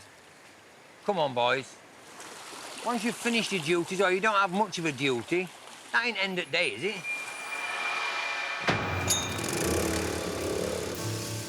I am prejudiced against everybody that isn't me. Because if you all did it my way, it'd be a much better place. I provide for my family. I'm a good father. I'm a good husband, I hope. I hope I'm an excellent lover. I don't know how I'm going to cope without speaking to my wife and kids for that length of time. I've no idea. Really don't know. No idea. Gives me goosebumps. Not sure. Dude, you are an absolute fish-tickling bastard, aren't you? Late afternoon. You want a hand with them? After 4 hours of fishing, Vic has single-handedly provided dinner for the rest of the men. That is so hard. I'm fucked. Nobody been and got any coconut, no? No.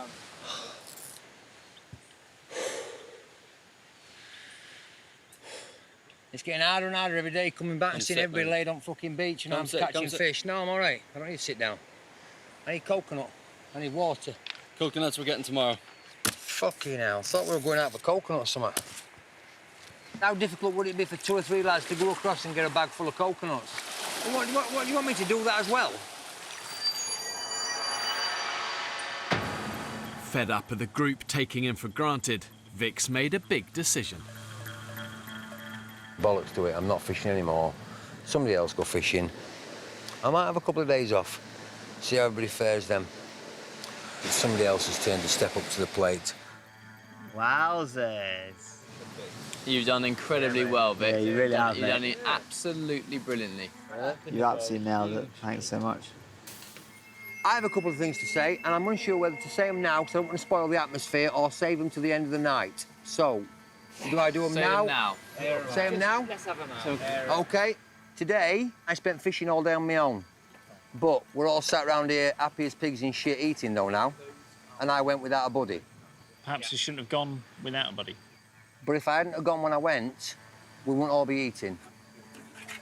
I certainly don't want to be busting a gut and come back to see people kipping, pampering, tossing it off, doing whatever.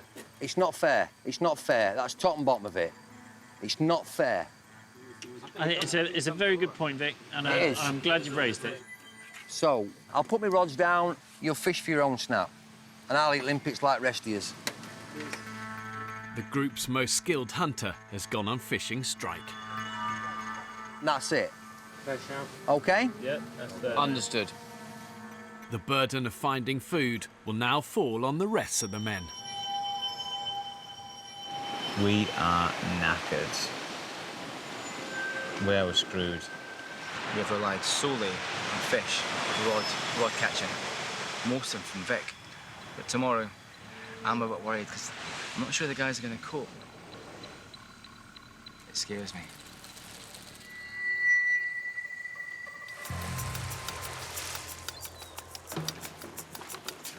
I think everyone's feeling a little bit sluggish today, aren't they? Yeah, I know what you mean. 7 a.m. Dan and Sam Brown are on the early morning water run. How are you feeling after your little debate yesterday? Oh, with Vic? Yeah. Pretty good. I think Vic was just maybe trying to pick a bit of a fight yesterday. Yeah, he likes to push buttons. I think he likes to niggle. He likes a little... Yeah. You know, he has a sort of like, oh, I'm nice as pie, da-da-da. Fuck off, he is. Where's my hat? Last night, 47-year-old Vic, the group's most successful hunter, announced that he was going on fishing strike. I'm absolutely knackered. Are you? Yeah, I am, yeah. This trudging out, catching fish and trudging back day after day after day after day after day. It's not fair. How many fishing lines have you hooked up before, Phil? None. The burden of finding a fish supper now lies with the other men. There is absolutely no food in this camp. There's no reserve. There's no larder that we have here at the moment. So if we don't catch anything today, we don't eat. Right, so where are the points to go fishing? Although refusing to fish himself, Vic doesn't want to go hungry, so he offers the men some advice. Get your hook and put it through the limpet at the top, OK? Then turn the limpet and come back through the soft gel. Feel, boom. But Yeah? hidden on, I would say just hidden and right on the edge. Yeah. Because they nibble on the edge and they want them to just nibble it and get caught. You undermine me every time when I start telling about stuff and it's rude. Oh, sorry. Please don't do it. Sorry, Vic. OK? I thought I was adding to you. No. So, if you put 2 limpets on... He was very quick to swipe at me. And I think maybe Vic has lost perspective a little bit. He thinks that he's the kingpin and that he is providing more than anyone else and doing more than everyone else. I don't know if he feels he needs to contribute, so if we all think he's contributed, or... I don't know, but it's rude. You shouldn't do it.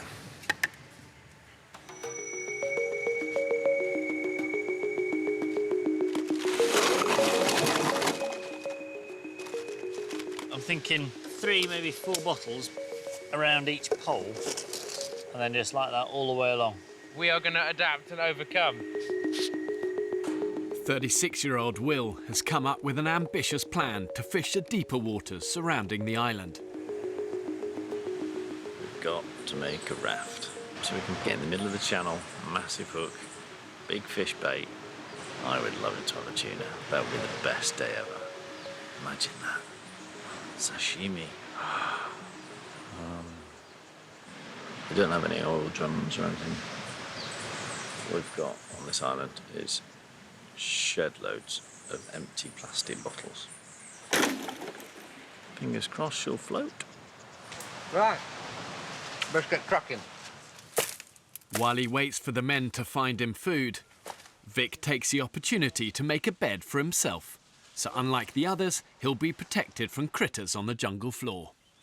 Look at that natural twine. What an absolute biscuit. Yeah, I'm happy with this so far. I don't have a double bed, I'm afraid, so I can't interest my wife in sleeping with me this evening. So I'm just going to single it up. Having isolated himself from the other men, Vic's thoughts are increasingly turning to family. I had a very unnerving dream last night about home, which was very horrible, woke me up in not such a pleasant mood. I'm missing home desperately, keep thinking more and more about my wife and kids every day. I could do with a kiss and a cuddle off my missus, squeeze the life out of her, bless her.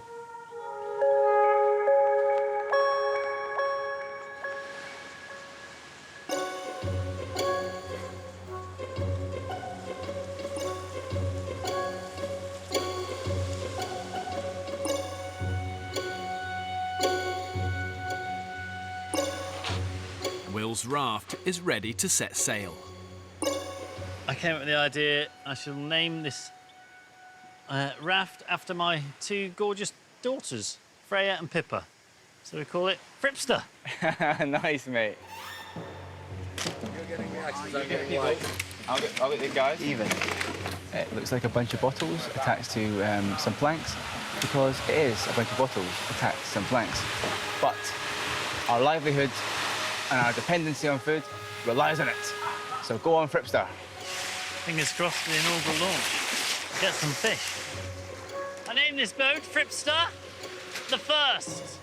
Long may she catch us fish from the deep. Right, on we get. Are you ready? Away! You are sailing the Fripster roll! Come on, lads. See you in 2 weeks. Bye! She floats! She floats! I think one of the real unsung heroes in the survivor's arsenal is resourcefulness. Being able to look at an everyday object and think of clever, ingenious ways of using it to help you. The risks are big, but the spoils could be even bigger if that raft succeeds. Bigger strokes, mate. Reach. After a huge joint effort from all the men, apart from Vic, the raft appears to be a success. Most of the group are now out trying to catch supper. I've not got the patience for fishing, I'll tell you that for nothing. Leaving the gruelling job of firewood to Vic and IT consultant Kyle. Kyle, why do we need a shitload more kindling today than we have done? It's not heavy stuff, is it? Yeah. Kyle's still quite gifted at doing very little. But that's the problem with intelligent people, because they think they're cleverer than the people that they're help doing the job for. They think they can outthink them. When it comes to manual labour, Jesus Christ, lads, stop getting all crazy. It's manual labour, which is every job we've got. I think on this island there will be people that come off physically bollocks, regardless of diet, whether we eat or we don't eat. And there'll be guys come off who aren't. And if we're not all hanging out of our arse at the end of this, somebody hasn't been working hard enough, have they? Would you agree with that? No, it could happen where we're not all spent. We work hard as a team, we achieve a lot, and at the end, we're not all sort of hanging out of our asses. That could happen. What the fuck are you talking about? I'm I got a clue talking what you're talking about. I'm just talking English. I'm uneducated. You have to lower it down to my What? level. Didn't you understand? There's a term don't we know use where... in Yorkshire, layman's terms. Yeah. Every job is a manual job. Do we agree? Yeah. Yeah. So if we all plough into that 100% manually, we will all be bollocks at the end of this journey. No, I've already said I don't think right, at then, the end let of me this. say it again then. All he goes on about is this is a physical place. Every task in here is physical. Whoopie-doo. You know, that's brilliant, but we're not all just grunts that have been sent out here to bash on bits of wood. You can talk your way around whatever you want. Top and bottom of it is, it's a physical island. Every job's physical. We should all be bollocks. If not, somebody's carrying somebody else. That's the top and bottom of it.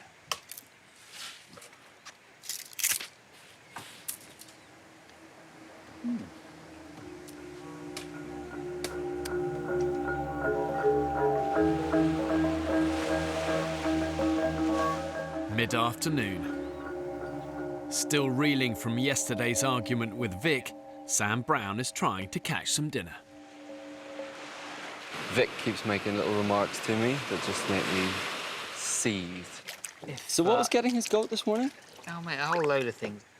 If we can catch some fish, hopefully Vic will be in a slightly better mood. After 3 hours on the water, Barney and Sam haven't had a single bite. So what are you thinking with this rod? I'm thinking, I don't know, maybe they always say patience is a virtue, don't they? And I'm quite impatient. That line tight? No. No, no bite. Oh, fuck it, let's go in.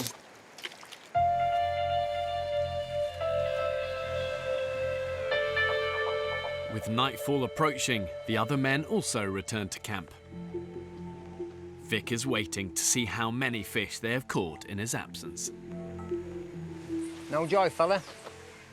No, had a nice day fishing, as you'd say, Vic. Not catching. No dog should learn new tricks. Should listen when I tell him. Does he not listen? No.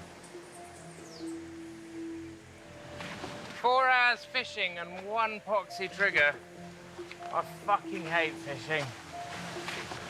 It's exhausting just standing there in the sun for X amount of hours. Charlie caught a fish. Well, that ain't feeding nobody, is it? That ain't feeding jack shit. It's just limpets again. The men's attempts to provide dinner without Vic's help have been a miserable failure. Desperation corner over here. Pressure is on me to feed everybody. It's almost as though I am expected to grab a rod and go out and catch fish so everybody else can eat. And that ain't good. I don't like that. See you in the morning, ladies. With no food in camp, Vic opts for an early night in his new bed. You on the beach, sir? Oh, dear.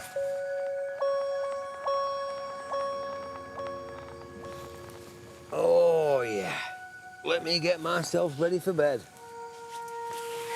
Oh, dear God, yeah, that's lovely. That is...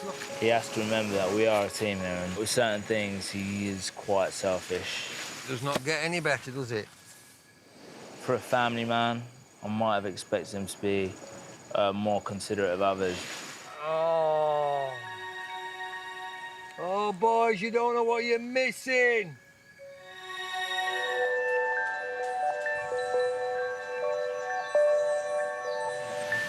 Victor's bed is a success.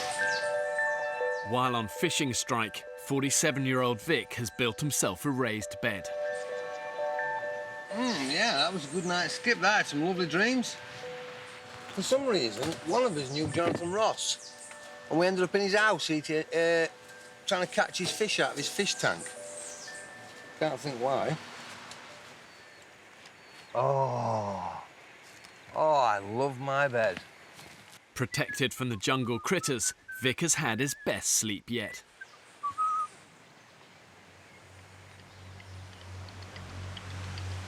While the others have had their worst. Oh, my legs are bitten to shit. My arms are bitten to shit. Sleeping rough on the jungle floor, the men have been attacked overnight by a swarm of sandflies. They're everywhere, he's covered in them. Yeah. You must have, 500 bites or so. I'm just not having a good reaction to them, and they're starting to swell up.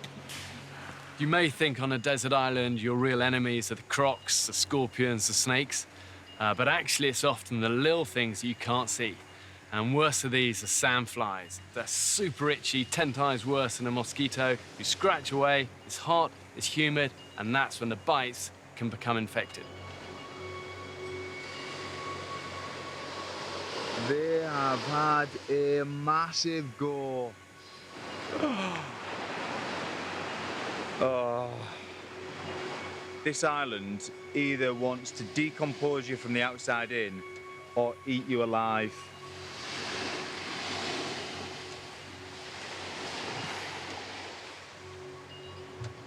Good job I'm not going on a date anytime soon. Reeling from last night's infestation, the men call an emergency meeting. I've got to put my hands up and say my insect bites are so bad I can barely walk. I can't even walk, I can't even go in the sun. So I'm happy to chop wood and stuff in here, but if I go in the sun, my legs just flare up and I can't even move them. Yeah. Tomorrow it might be down, but today is absolutely excruciating. It's like someone's puffing fire into my calves when I move them. My worry with these bites, because they just seem to be like escalating a notch, like I worry that what with all the rain, some other kind of bug might have hatched. They might be starting to feast on us. Today, priorities. I think we just concentrate on just trying to get as many of these beds up as possible. Raised beds are the group's best protection against further attacks. Right, you ready? Because this one might jump. Having built his own yesterday, Vic temporarily ends his work to rule to lend a helping hand. I think all of us, as a full team of 11, get stuck into beds. Everybody's bed. Go on, give it some. Go on, hit it! I might be quite pushy with it, so we really get stuck into it. Stamp on it, fella. All 11 stone here. Bingo! Woo, that's what a bit of graft does for you, boys. Right, Mein Führer, what do you think? Perfect.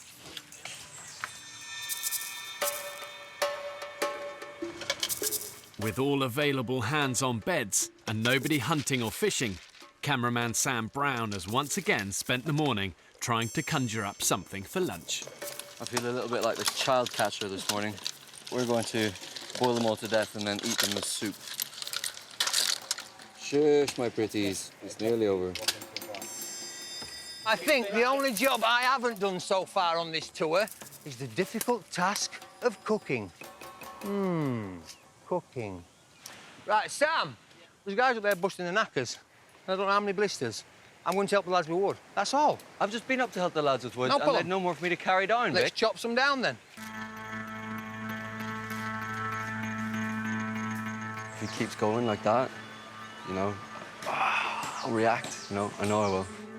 It's good for us to vent. Fucking hell. Shit! It's good to get it off your chest now and again, Barney. You lazy bunch of bone-idle bastards! Makes us all feel much better. They're chopping wood. They're not busting a gut. I can't help them chop more because I don't have a fucking machete. We've only got 3 in camp. A leaderless group fighting to stay alive is always going to face conflict. And what happens is individuals tend to push their own agendas, and that in turn takes away valuable time, valuable energy from the things that really matter. How's the soup looking, Sam? Really good, mate. Really, really good. Your 3.5-hour making soup could be done in 25 minutes. You really? How difficult can stirring soup be? To some would look like you didn't want to go do a harder job. Excuse me? Some would say it's because you didn't want to go bust a gut. I would say fuck you to that person. That's what I'd say. No, hang on. Should we just calm it down a bit? We're here for another, what, 3 or 4 weeks? Just let's fucking calm down, eh? There's no need to be like this. You're saying I'm avoiding graft, Vic. Is that what you're saying? Are you? That sounded very much like you were just a second ago. You're answering a question with a question. Are you? What? Are you? What? Am I avoiding graft? Yeah. I fucking don't think so, man. Then why are you biting then? What? Because you've been niggling for weeks. Have I? This is what it boils down to for me, Vic. You act like certain jobs are like macho jobs, fishing, chopping wood, everything else, women's work. That's the feeling I get, right? And if that's cooking, that's fucking carrying water, whatever it is, in your head it's like, this is graft, this is good, everything else, not difficult. I think feeding everybody is one of the most important jobs on this island. So do I. Every job is a manual job. Yeah. Some jobs, boom, they're done. 25 minutes, they're done. Yeah? And every 3/4 of an hour, you stir it. Yeah. Is that right? What I'm trying to do, Vic, is get as many good meals out of this as I can, right? Rather than just use it once and throw it away. Which is appreciated, because we all need it. Yeah.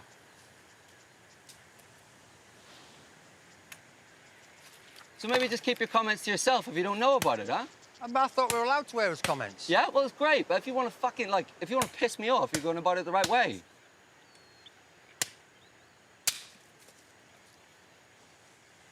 Some jobs are physically easy, some jobs aren't. Is that a better way of putting it? You tell any chef that cooking for 11 people is physically easy and he'll stab you in the fucking eye.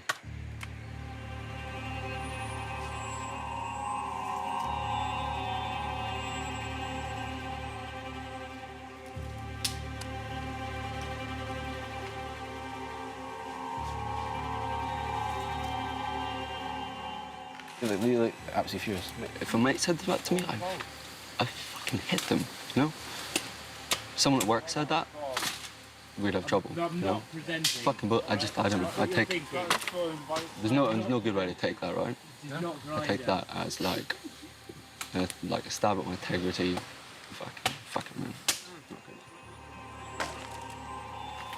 I look forward to sitting down in some 25-minute soup at some stage.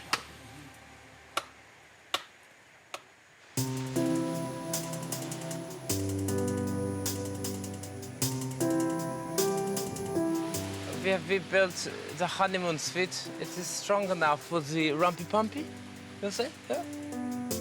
4 p.m. After a day of hard graft, the beds are finished. Welcome to the chateau. Let's open the curtain. And that there is the most uncomfortable beds anyone will ever sleep on. Ah. This is where the magic happens. It's not too bad, actually.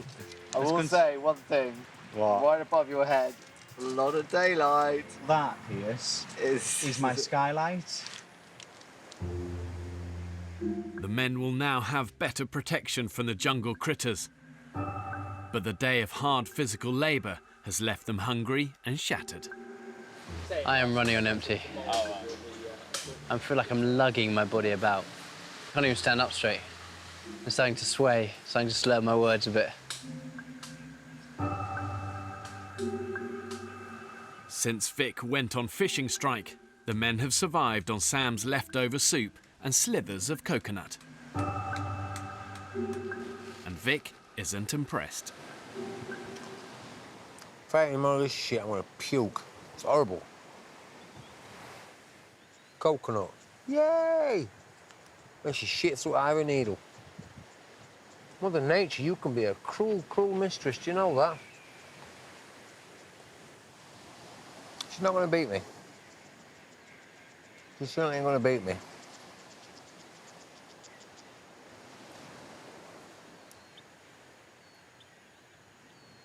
Fucking hellfire. Disgusting. Nah, screw it. That's it, I've had enough. Come on, Victor, let's have some fish. Despite Vic's strike, he's determined to catch a decent fish supper and persuades Kyle to join him on the raft.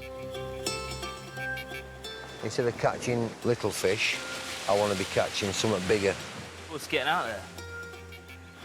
With my health and safety hat on, I'd be more worried that we've got a homemade raft in some very strong currents in a very deep piece of water. Vic and Kyle are already 200 yards from shore. Should something happen, they're dangerously out of their depth. Oh, this is something, Vic. Ooh. Has Daddy got a tug? Oh! Bit of a tug? Oh! I think Daddy might have a tug, pal. Get on the end of that, kid. Get on the end of that. I'm not sure what it is. What the fuck is that? What the effing hell is that? We got ourselves a fucking eel, kid. You, sir, are going fucking nowhere. Can you hold that for me? Yeah, of course. Thank you. Right, now I've pinned him. Pin him down to the side. Good man. I now need to club him with something, and I think that might be this. Have I got plenty of space? Oh, yes. Yeah, I do believe that's him as we speak now. Right, don't panic, don't panic, don't panic, don't panic. I've got... Oh, you fucker, you. I don't like this fucking fighting back bollocks at all. I really don't.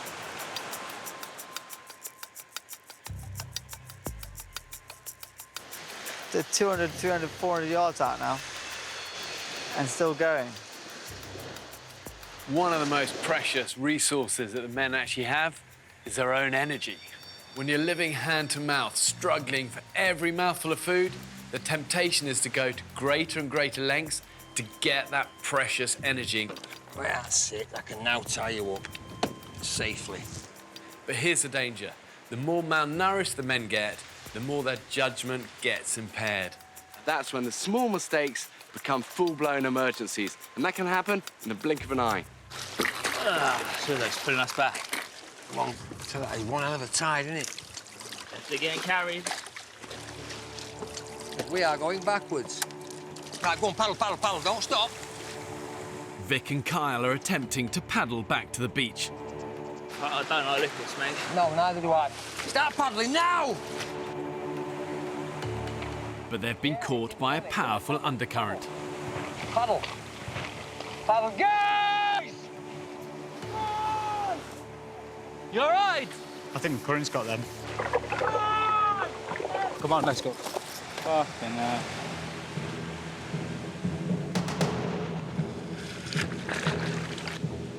Come on!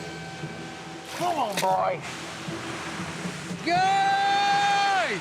We're gonna crash though. Come on! At the mercy of the current, the raft is on a collision course with the island's treacherous rocky coastline, which could tear the men to shreds. Go on, Carl, dig the fucker in. Paddle, paddle! And turn again, you... Oh, baby. It'll... Right, paddle, paddle! Paddle! Don't stop, don't stop. Is everybody safe? Everybody okay? No injuries? Thank the Lord. Thank the Lord for that. After surviving a near-death experience, the men are shaken, but physically unscathed. It all got mangled up and chaffed up. Their raft, though, is destroyed. That must have been fucking scary, man. Yeah, it was. We were getting smashed on the rocks and all sorts, so do appreciate that. Sam and Dan's swift actions saved Vic and Kyle from annihilation on the rocks. fucking hairy, mate. Like, that was... I think that was the closest I've been to copping at this trip. Thanks for coming and helping us, guys. Let's get back to camp before dark. And first light tomorrow, we'll try and salvage as much of this as we can. With their raft in tatters and Vic's eel lost to the ocean, the men now face a second night with empty stomachs.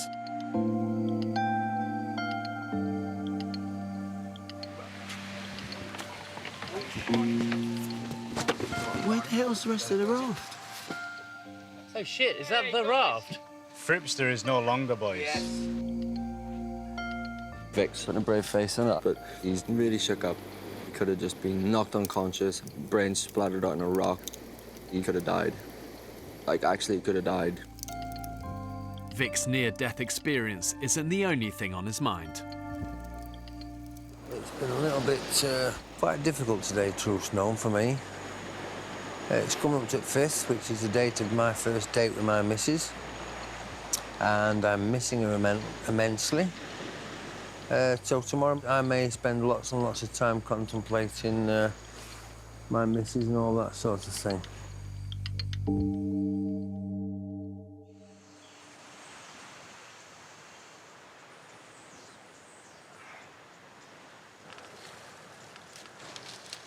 Morning. Oh, that was a good sleep. Oh, morning. After a savage sandfly attack 24 hours ago, the men have spent their first night raised off the ground in their own beds. Good morning. Oh, last night was wonderful. Last night was the best unbroken sleep I've had by a mile. This time it's Vic who hasn't slept a wink. Vic looks like he spent the entire night sitting on a fence post. The poor bugger looks absolutely drained today. Victor looks a little bit edgy today. I can see him cracking a little bit. Hopefully he's all right. You know, he's not the kind of guy who would show his emotions. He's definitely that kind of old school British macho male. Today is the 20th anniversary of Vic's first date with his wife. Never again this long. The greatest thing that ever happened to me, other than being born, was my wife. I can't wait to get back to Cheryl. Smell her, taste her, touch her, feel her, all them things. I love that woman so much. It's immense, truly immense. As human beings, when we're stripped of everything, the real essence of who we are is laid bare. Every single one of them will have a low point. It is just the nature of survival. It's the nature of enduring hardship. If you can take a long, hard look at yourself when you're at your lowest ebb And in that moment, you can accept what you see. In my eye, that's what makes you a true survivor. Devastated. Absolutely devastated. This is literally what we were getting smashed against yesterday. It's so dangerous. Yeah. Oh, I feel so dreadful at the moment. It's unbelievable. This beautiful, dangerous paradise can be a killer. You take your eye off the ball and she's going to bite you in the arse. The raft crash will stay with me till the day I die. These guys saved my life.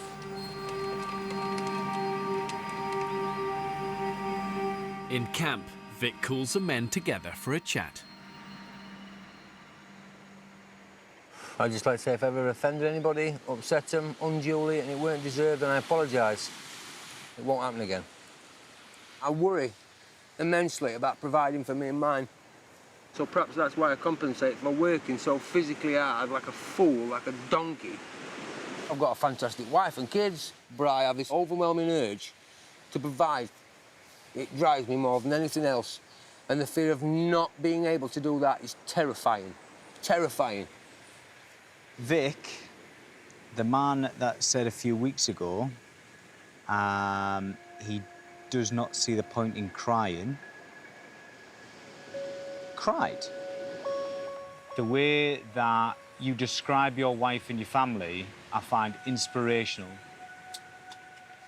I've never known a man to come away with a group of guys and to say, I love my wife to bits. She's the best thing I've ever experienced in my life. I never hear that. And that's one thing I'm going to take away from you. I'm going to take that. Every time you talk about Cheryl, like, I feel like she's in the room.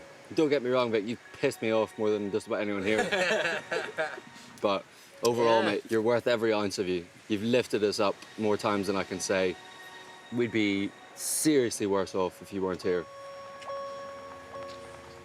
I weren't expecting this. I'll be honest with you, not at all. I expected difficulties and hungers and confrontation and conflict, but not to find something out about me. That was the last thing I expected. What a great bunch of blokes these really are. What a great bunch of blokes. I ain't never going to see eye to eye with them all, but on this island, it's a family. It's the island family.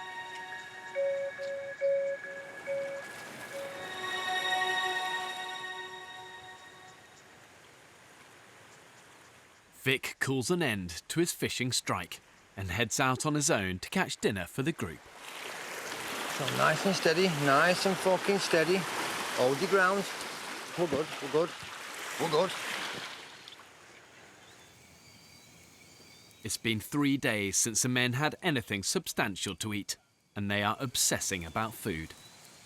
But I saw this documentary about some women that were still breastfeeding kids at the age of, was it 3, 4?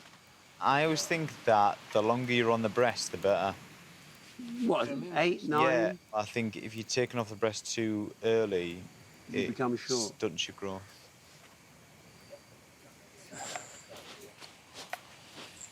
Well, hello! Yay! Gentlemen. Yes, Vic. How are we all? What'd you get, Vic?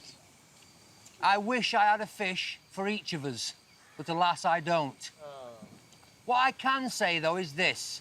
Of the 5 fish I've caught... Hello. 2 are the biggest I have ever caught in all my life. And one of them is the size of a small dog. Yeah, boy. Daddy brought home the bacon. They are massive, Vickers. For he's a jolly good fellow, for he's a jolly good fellow, for he's a jolly good fellow, and so say all of us. He's back to normal Vic fellows. Shouting and whooping and getting fish and stuff like that, everything that he loves. Look at the size of that bitch. Oh.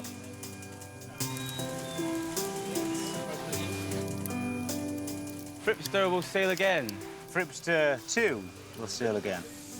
I can't get the Titanic theme tune in my head. That was like Titanic. See, if I was Kate Winslet, who was Leonardo?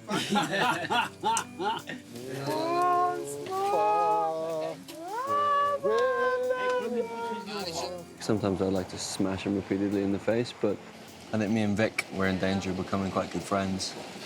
Huge respect for the guy.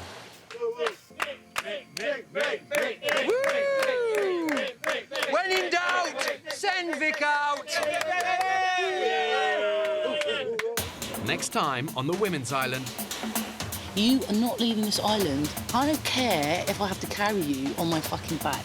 The one thing we need for George is food. Get the knife! Get the knife! Come here, come here, come here! I think it's about time that we get out there and get a bit brutal. There. Go.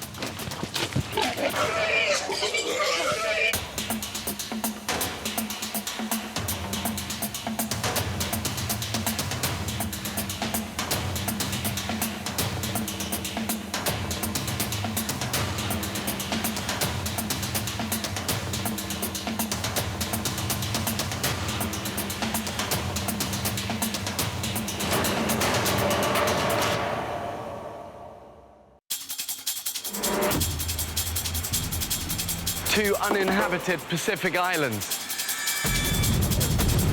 More than 5,000 miles from the UK. One is inhabited by 14 British men. Go, go, go! While a separate island is home to 14 British women. For 6 weeks, they'll be utterly alone. Holy shit! With only the clothes they stand up in. Woo! Yeah! And a handful of basic tools. Filming everything themselves. When pushed to the limits of human endurance. Will it be brute power or mental strength that wins the day? Yes! Pull him! Who will have what it takes to stay alive? Tonight, we follow the Women's Island. Jeez, I'm so weak. Survival will be harder than ever. The search for water and the hunt for food is now a matter of life or death. Living on the island in the middle of tropical storm season. It's really hard. When pitted against the extremes of nature, have these modern-day women got what it takes to survive? Your bodies are just starting to fail. I'm right on the brink of pulling you all off the island for medical reasons. Over.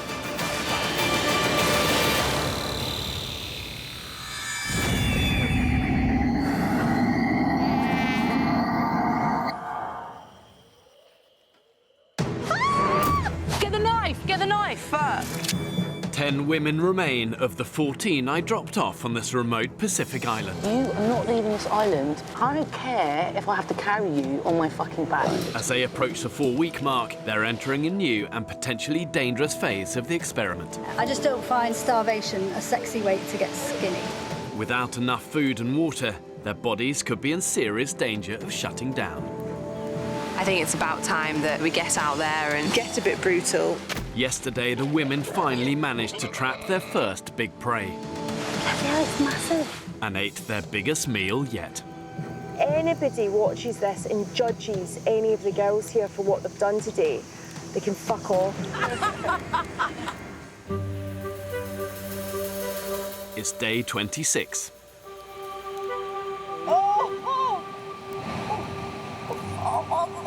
What's that? It's moving. It's really big. I knew there was things here that tried to burrow into your skin.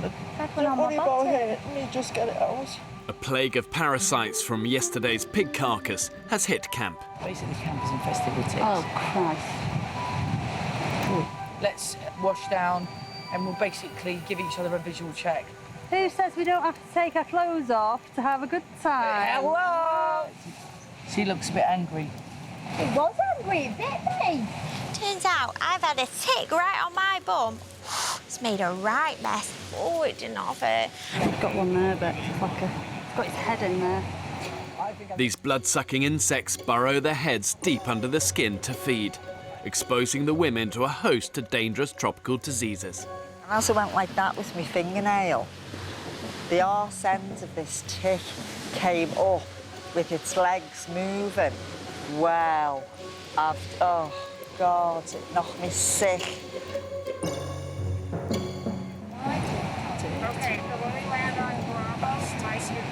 I think it's Piggy's revenge. Despite their recent pig kill, the women now have been living on an extreme low-calorie diet with very little water for the past 4 weeks. From here, there's barely any research about the effects of extreme survival on the body. And because of this, they're now entering dangerous medical territory. Without an adequate and constant supply of food and water, they're going to risk long-term damage to their vital organs, and they don't want that. Like that? Yeah. You caught the pig. We cooked it as well, and now we're staying up all night to preserve it in salt water from the sea so that everybody can eat meat for the next 3 days. Hunters Lauren and Beth, along with Havila and Becky, are working through the night to ensure they make the most of yesterday's pig kill. Oh no, most of the wicked Hey, girl. That's island life. While they're doing that, we are going to dig a hole in the ground to bury the jerry can. So it's going to be a bit like a fridge, but a fridge for like cavemen. With temperatures in excess of 30 degrees, the coolest place to store the meat is underground. Let's get it as deep as we can. To do this, Lauren and Beth have requisitioned one of the women's 2 jerry cans, which up to this point has been used to filter, boil and store their drinking water. I'm kind of not happy about that. Which is a cause of concern for lifelong vegetarian Jamie. I know it's quite a big deal, but it's also quite a big deal for me drinking water. There's no way I'm drinking out of that. It's got to be done. People must be fed.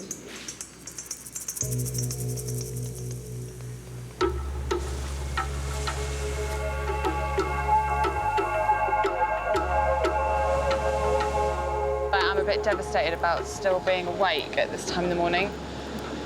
This is not the same as tottering in at 5 a.m. on a pair of heels, really, really drunk. Having worked through the night, the pig preservers head back to camp with the jerry can filled with pork. I think people have their priorities wrong. I'm not saying that they shouldn't have done that to preserve the pig, because I also didn't want the pig to go to waste.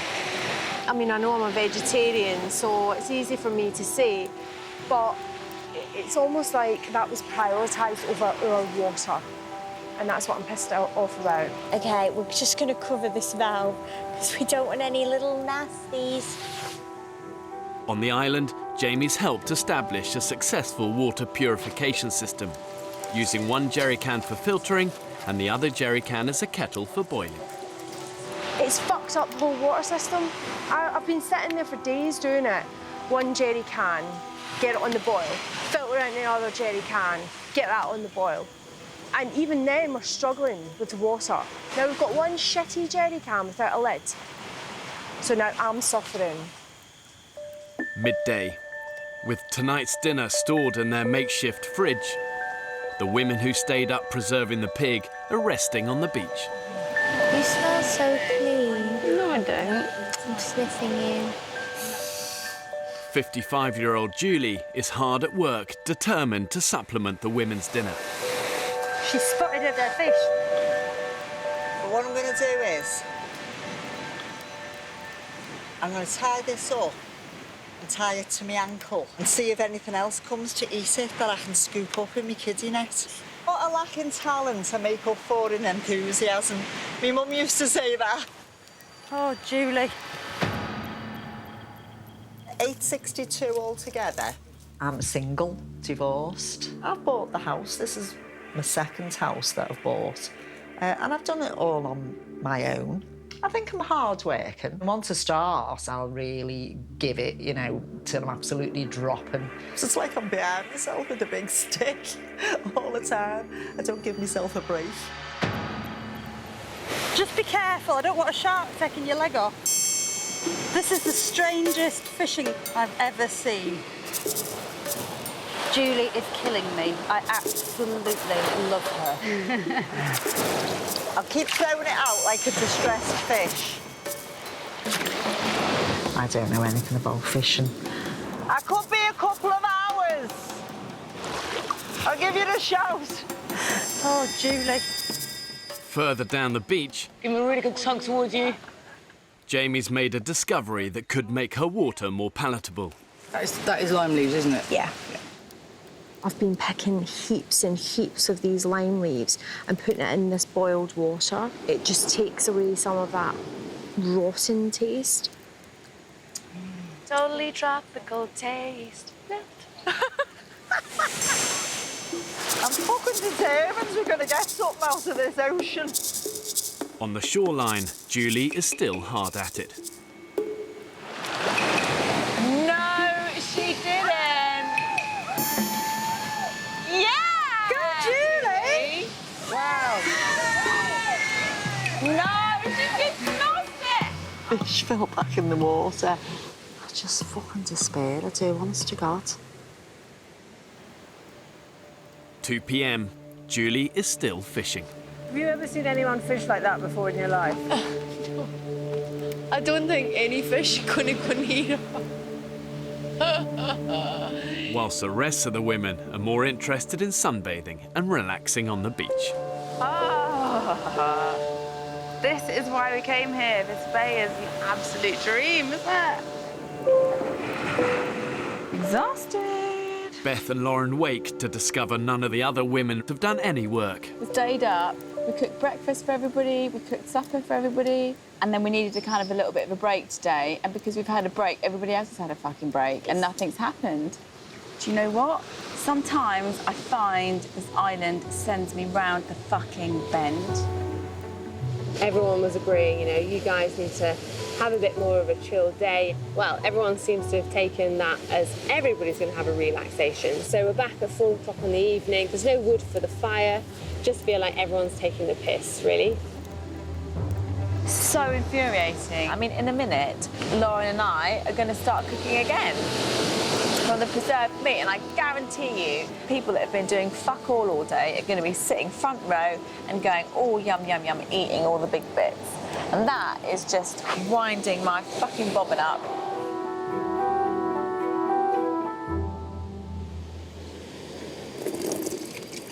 Oh my God, that smells funky, doesn't it?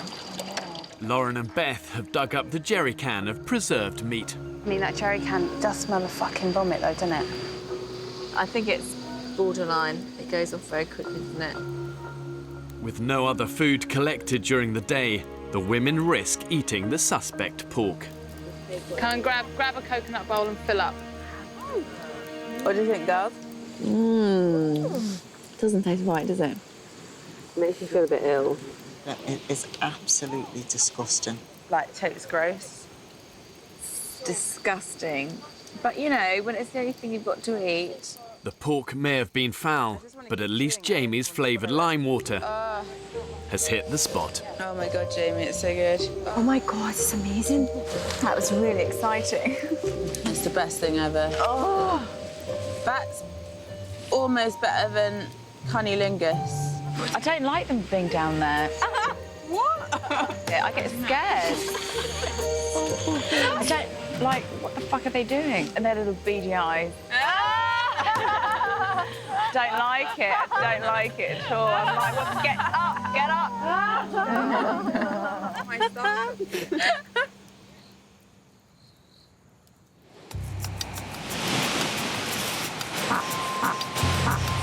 Excuse the farting. That fucking smell. I know, it's awful. Last night, the women ate the rancid preserved pork, but it's backfired on them this morning. God, that was awful.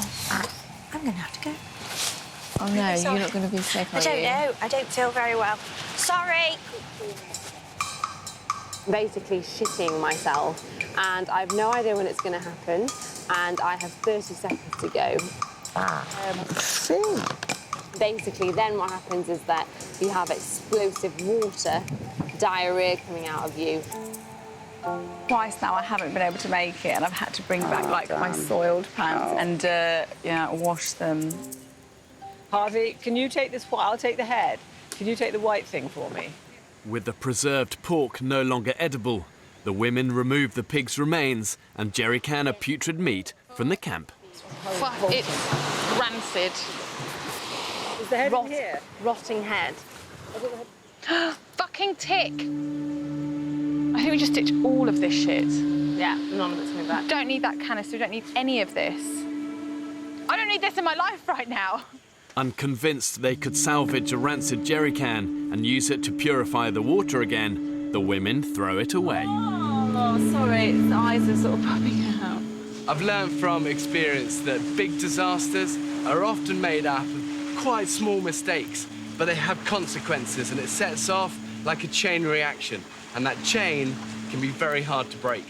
Now with only one jerry can to produce all their water, the women are unknowingly heading towards a dehydration crisis. We've lost half our buckets and half our containers now.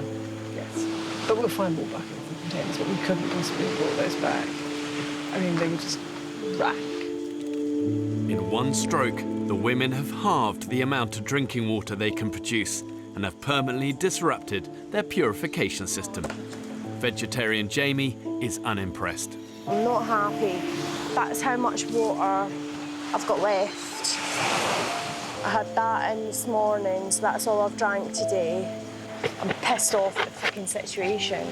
And I think I've got PMT. Uh-oh. Yeah. 4 weeks in, and the women are entering uncharted survival territory. It's fucking hard. Like, it's not a joke, it's really hard. And I miss everybody. I miss my family so much, and I miss my boyfriend so much, and my best friends so much. And all I want to do is, you know, have something substantial to eat or have some water that doesn't taste like the bottom of a swamp. But I just keep telling myself I have to keep pushing on. The women have unwittingly put themselves at risk of dehydration after discarding a contaminated jerry can. It means they can now only boil and purify half the amount of drinking water.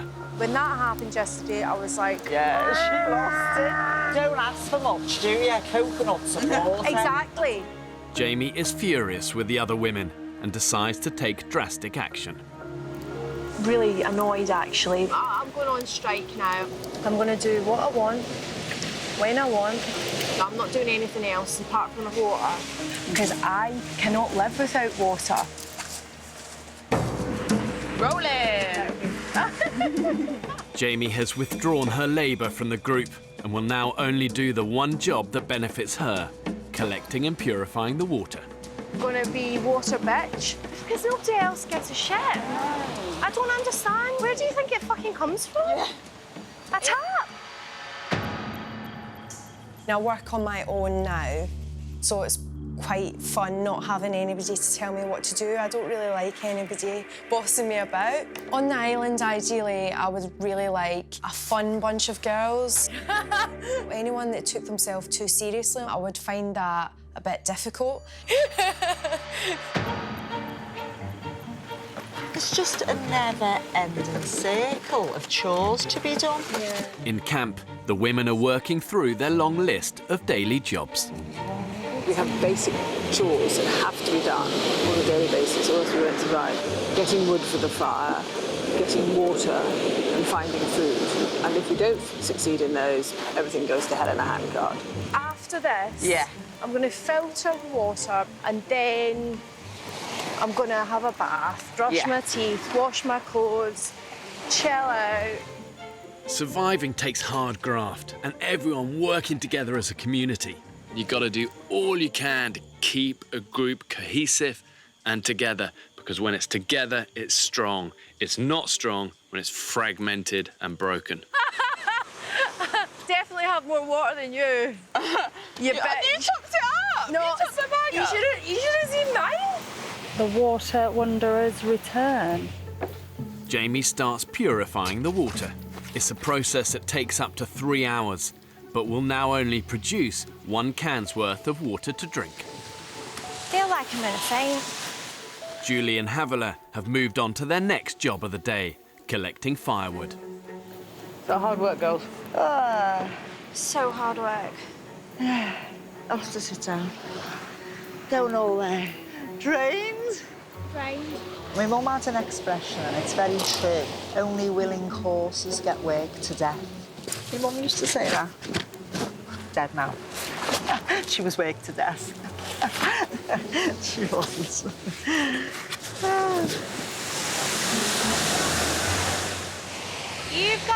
colour, Janie! Good. I wonder if they've got it again. 2 p.m. While the other women remain hard at work, Jamie is relaxing on the beach, and it hasn't gone unnoticed. I feel like I haven't stopped today. Like, it's one job after the other after the other. It's how it is. Being here, you've just got to be so busy. You've got to work as a team as well. I know. I know.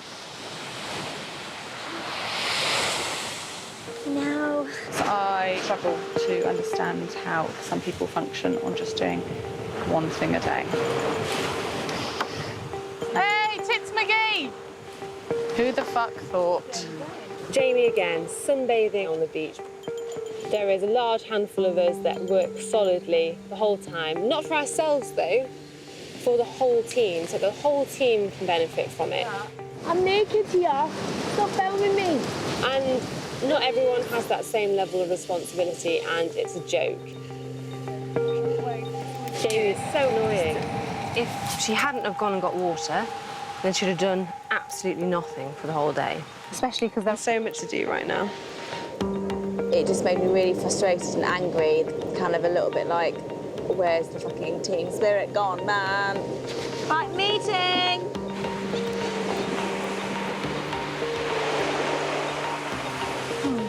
Something had to be said because I was getting fucked off. We are a small group now. There's only 10 of us. And so we need everybody to be hands on deck. And that isn't happening.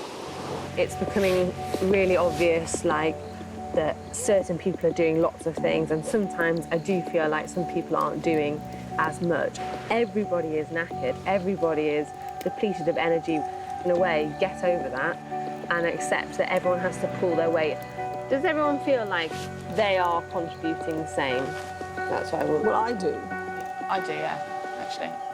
I don't like sitting here and people are making out as if some people are being lazy in the camp and not pulling their weight. It's not just a one-job day. This is my thing. That, you know, the jobs continue. There's certain jobs that I don't feel that I actually need to partake in. What do you mean by that? What do you mean by that? I can help with things that will benefit me. That means anything to do with water. But things that won't benefit me, no, I don't care. Just crazy, crazy talk. It's just the lack of acknowledgement that, in fact, they weren't pulling their weight. How can you be so selfish? How can you not give a shit about anybody else? I mean, it's just complete bullshit. I don't like getting told what to do and when to do it. So if I want to lie down and sunbathe for an hour, everybody else can fuck off. Lauren's upset, Jamie's upset. Interestingly, I've heard them both say that they feel bullied by the other one. I just think they should just hug it out. Hug it out over a nice glass of warm swamp water. With all the infighting, they've not noticed that the water supply is dwindling to a standstill. Realistically, the women need to drink about 3 litres of water a day. At the moment, with only 1 jerry can, they're averaging just 1, and you can't sustain that. Maybe a little drop more, darling. Today, Jamie has managed to boil and filter the 1 remaining jerry can, but water is already running low. Doesn't look very much to me. No, it's not much at all. With not enough water to go round, Julie and Georgina take the last cup before leaving camp to go fishing. There's only so much water in a jerry can, and it just so happens that you are the back of the queue because you're doing other things and you don't get to fill up your bottle, then there's barely any water left for you. I've got a nice bit of tangled net here, which I'm going to try and get some crabs with. Good, good. Did you get your water? It's, yeah, it's in here. Have you got yours? Yeah. Do you want to put it in there? It's all right, I can manage it. Okay.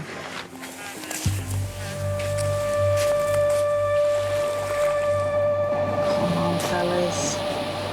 Just even a little one. Exhausting, isn't it? Back in camp, Lauren and Becky are getting ready to hunt. They're prepared just in case. We have no water to drink. We're going to have to go, aren't we? Yes, boss. Lauren, Beth and Becky have to leave camp to hunt with nothing to drink. Trying to look for food in around here is like trying to look for a needle in a haystack. I definitely feel like Beyonce in the Survivor video now. Just not as glamorous. Bit humid in here, isn't it? Hot, no water either. The best idea. Without water, the heat is beating them, and the hunting party have no choice but to return to camp empty-handed. Oh my God, that sun is hot. Come on, fishies. On the rocks, Julie and Georgina have now been fishing for 4 hours in 30-degree heat. Oh, here's a boxfish. Bugger off. Look at that. Don't you go any further forward on that rule. Shit. Oh dear, my head just went then. Just sit down. Oh dear me. I nearly hit the deck then, Julie. Oh, Everything man. went white. Oh, fucking hell. Do you mind if we make our way back? I just feel a bit rough. I think the two of us have got sunstroke. With their water intake now down to just 1 litre a day, the women don't know it, but they are Chronically dehydrated. If they don't start upping their fluid intake immediately, their kidneys will struggle to cope, toxins build up in your body, and I reckon within days, their internal organs will shut down. And I'm not being dramatic about this. They're in a lot of trouble right now. Oh my God. We've been out in the sun too long. How you doing, Jules? Just exhausted, look. Every time we move, it's like to sit up, stand up or sit down. You know, we go all, ooh. You know what I mean? I feel like we've been stupid to sit out in the sun in that heat with not enough water in the middle of the day. It's so frustrating. It's so frustrating because we could see all the fish there and we desperately wanted to. I'm coming with you next time, Let's run back. I'm too tired to even speak.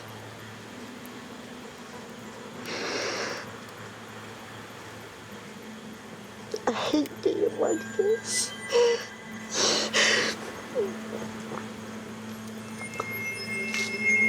It's horrible not having the energy to do anything. Yesterday, Julie and Georgina went fishing without enough water and collapsed from dehydration. I can't stand this lack of strength in myself and lack of energy and inability to keep going all day because my body just won't let me. Since discarding a contaminated jerry can and halving their water production, it's slowly dawning on the women that they're facing chronic dehydration. There's just not enough water for everyone at the moment. We've all got pretty much empty bottles at the moment. So I now need to wait for this to get boiled, which is going to take a long time. Right, What's up? Water's just tipped over. Fuck. Oh, for fuck's sake. Now we've got one shitty jerry can and it falls predictably. I knew it was going to fucking fall. By the time she's picked it up, all the water's fallen out. I'm not drinking enough. Nobody is. I am feeling weak right now. Are you? I can't get up the sand. It's like an effort to walk. And it's so tiring. I don't know about you, Georgie, but I keep going lightheaded. Do you? Yeah, every time I bend over. It's terrible. That sounds really strange, but every time I sort of bend down to do something and then get back up, I get really dizzy. I think everyone's feeling the same, aren't they? I am really, really concerned about each of us who are not drinking enough. I mean, some people are drinking less than a litre a day. I think it's just got worse and worse and worse. Each of us is feeling like we're going to faint at several points during the day. Having spotted the telltale signs of serious dehydration, Dr. Belinda calls an emergency meeting. The biggest killer out here, our biggest, highest risk is dehydration. We should be getting 2 litres to 4 litres a day. If everyone has one small bottle when you wake up, then at least you're a quarter of the way there already.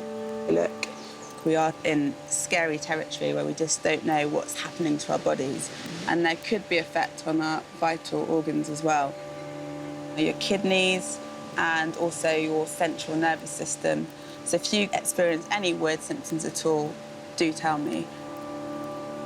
On that note, I just need a sample of your urine It's going to give me a general idea of any alarming kidney problems. Yay, thank you. Belinda will send the samples to my support medical team on a nearby island. So if any of us are in extreme danger, then what happens? You'd be evacuated off. If there's any indication of serious damage to your kidneys, then we would need to look into that immediately. And is it possible for us, some of us, to be in this state without knowing about it? Yeah, because a lot of the symptoms mimic problems that we actually have. Tiredness is a big thing with kidney failure. Nausea as well. We could well be in this serious situation, be unaware of it. It was quite alarming what she had to say, really, about the way that our bodies can start to fail. I suppose I should have paid more attention to what was going to happen to my body. I was surprised that I was potentially at such risk. The spirit is willing, but the flesh is weak. Oh, my God. Whose is that short one? Georgina. Oh, it's like Guinness. Right. To investigate their health further, Dr. Belinda also weighs the women. 115. Don't know what you were before. I think I was 120. We were quite fragile in a sense, and the fact is that the things that are kind of deteriorating in my body are my guns and my tits. If that continues, then I will probably end up being skeletal within about 2 or 3 weeks, and just kind of give up and just be like, do you know what? Let the fucking vultures peck at me. I was 125. Oh, so you've lost a lot, haven't you? You are 116. I can't have lost £9. You do look really, really thin.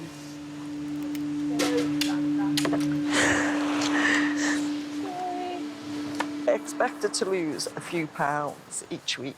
Not fucking £9. Bit of a fucking hike, isn't it?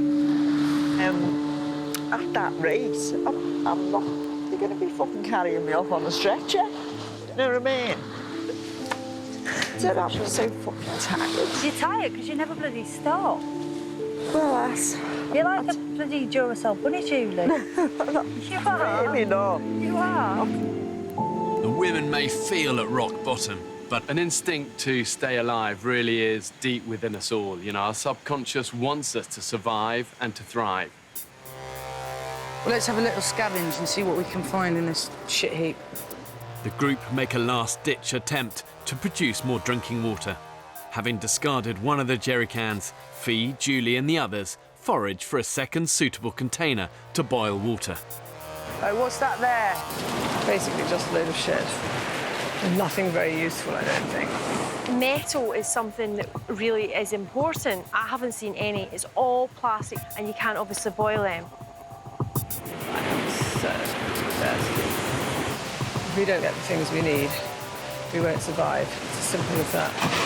Plastic bottles, plastic cans, basically plastic. And that's it. Oh, we don't want that. They've failed to find any metal containers, but Julie is not giving up. So we have to find something. Desperately dehydrated, she hunts further afield to find a second container. But the tide will be high again in a minute. Julie! Julie! Julie! Jesus. Julie! Julie! Oh, fucking hell, Jules. It's day 35, and 55-year-old Julie has collapsed from dehydration. I'm so weak. I'm so weak. Get B and get on the blower! No. George, no. Don't ring anyone. I'll get up now. No, you won't. No, you won't. Just stay. Phoebe, Julie's passed out. Stay there, Jules, stay there. Go ahead, Foxtrot. We've got a situation here in that Jules has passed out. With Dr. Belinda away from camp collecting water and out of reach, my emergency medical team on a nearby island is immediately scrambled. How you feeling? I think it was just me. It's all right, just precautionary, OK? What we want to do, Julie, how do you feel about trying to sit up for me? How's it feel? Just need to keep hold of your pulse while you're sat up there. Yeah. Honestly. What about drinking today? I probably haven't had a lot today, to be honest. You need to be constantly hydrated to do the smallest tasks here. And it really does go to show that just in one little moment here, it can all change. Yeah. I'm happy you're bright enough, everything's fine. Honestly, go, please. I'm so embarrassed. Right, well, she's dehydrated. You're all dehydrated. If you can just keep an eye on her. You put a whole load of fit soldiers on an island like this for weeks and weeks, and they'd struggle with it as well. No, definitely not again. Oh, you're awful good to me. I don't think I'm a drama queen, but I think I could have just closed my eyes and drifted off.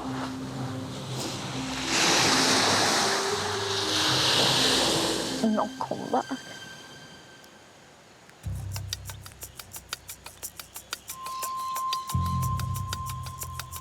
Even the strongest women are slowly dying of thirst. I might need to lie down again. For nearly 5 weeks, the group has been subsisting on barely any food, and they remain down 1 jerry can, producing half the water they need to survive. Basically, I think I either almost fainted or very briefly lost consciousness. The signs of chronic dehydration really are now starting to show amongst women. And to give you an idea, just losing just 5% of your body weight in water leads to irritability, headaches, lightheadedness. When you get to 8%, the lack of water causes fainting fits. After that, delirium and hallucinations set in. And when you get to 15 to 20% of your body weight lost, you're dead. It's literally just our minds now getting us through it. It's literally just people being like, I am going to finish this, I am going to finish this, that is keeping us going. Like you yesterday. No, it isn't. I'm not going home. Not going home. Exactly. The group's on their arse at the minute, Georgie. The group is completely on their arse.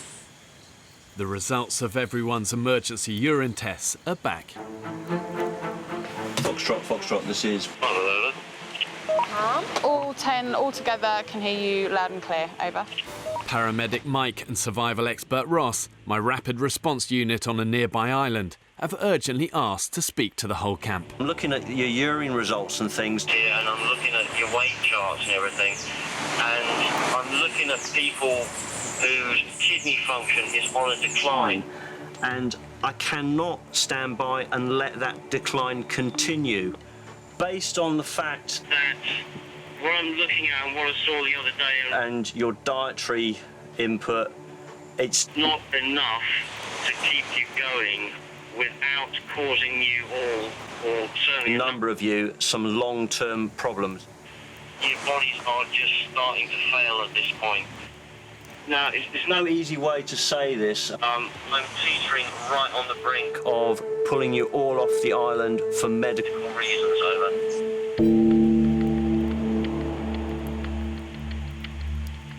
Bloody hell.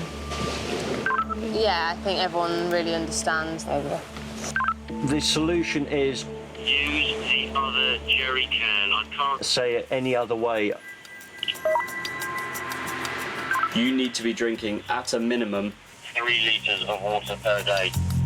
Worst case scenario, when you're all sitting in a hospital, the thought of drinking out of a slightly disgusting jerry can that's had pigs in it will not seem as bad as potentially a lifetime on dialysis. Copy that. If you do not get control, in 36 hours' time, you're coming off the island. Over. There you go. The women have just 36 hours to pull back from the brink. They're not fucking about. We are going to be pulled off this island. I mean, very fucking seriously. I know that we all need water, full stop, and that's the only thing that's going to stop our kidneys failing. Secondarily, let's get some regular food into us. That's going to help with our general energy levels. For us to get to the end of this, it's about keeping our energy levels up and hydration levels up so that we actually survive for the next couple of days and don't go into renal failure. And if we don't, then we're going to be taken off and we're all going to look like massive dickheads.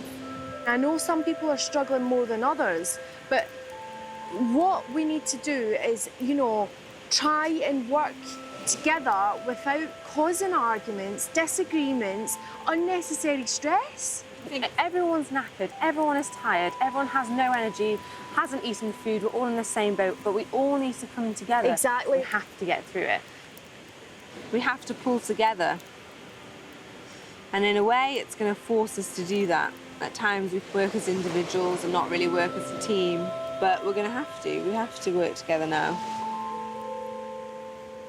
When a group faces a life-threatening crisis, do you lie down and die, or do you pick yourself up and determine that you're going to control your destiny? You're going to go out there, you're going to be resourceful, you're going to work hard, and you're going to turn the situation around. If these women have any hope of surviving, it means teamwork, and that takes courage and hard graft. Right, Nick. So I've got to cross that swamp. Yeah. With everyone agreed they need the crucial second jerry can, Fee has volunteered to retrieve and sanitize it so the women can immediately double their water intake. That can is going to be full of all sorts of shit and bugs. I'm not really breathing very deeply. Rank with putrid pork, it's been sweltering in the swamp for 10 days. Oh, nice. It splashed on my foot. But sometimes the island can be unexpectedly generous. Not that smelly, is it? Absolutely amazing. It doesn't smell rank on any level. Maybe the maggots have done the job. There's a lot to be said for maggots. I'm so glad we got that jerry can back, actually. Yeah. Now the 2 jerry can system is back up and running, the women should at last be able to hit the daily target of 3 litres of water each. So we've got 1 can on the boil. And I just want to get this one filtered. Well, I'm less stressed now about the water. Just drink that anyway, shut up. Get it down you. I should squeeze away out. Thank God, it's so sweet. But I don't want to, I'm not leaving. Be walking too long before we find some yucca. With the water production line back on a roll, Jamie is happy to return to work, joining forces with Lauren and Beth to find carbohydrates the group urgently needs. God, I can barely walk. It's really hard. It's hard, you know, being in a group and put under so much stress, and nobody's perfect. Everybody has their moments, but we have to stick together as a team. Our muscles were stronger. Oh, I can see some yucca. Bring What back. you got there? Woo!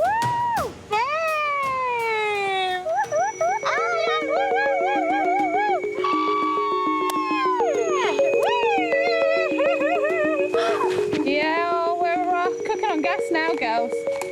Look, once you see one, you see them all. Hello, small but perfectly formed. Uh-oh, Lauren as always. That's amazing. The girls got yucca. Yeah, we got yucca. Woo! Yucca. That's amazing, Lauren. Well done. Yes. Not just me. High five over there. Yay. Way! Check out my yucca. Would you like a piece of my yucca? In and around all Please, you're right on the edge. It's freaking me out. It's all right, love. A rehydrated Julie is with Georgie and Beth, determined to finally land that elusive fish for supper. Okay, another little fishy. And they've come up with a new way to attract fish, a sparkling lure.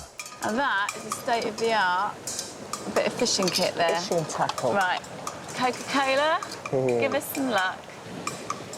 If I get pulled in, I'm going to swim round that way. You won't. I'm so cack-handed at everything. Oh! I can see, like... Oh! Oh! As hard as you can. Oh my God! I can't believe it! Got a fish! Is it alive?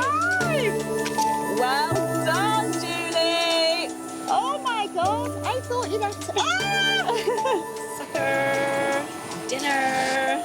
Basically, whatever it takes to stay, whatever it takes. Go on, Jules, persuade that fisherman to give us some fish. Hola!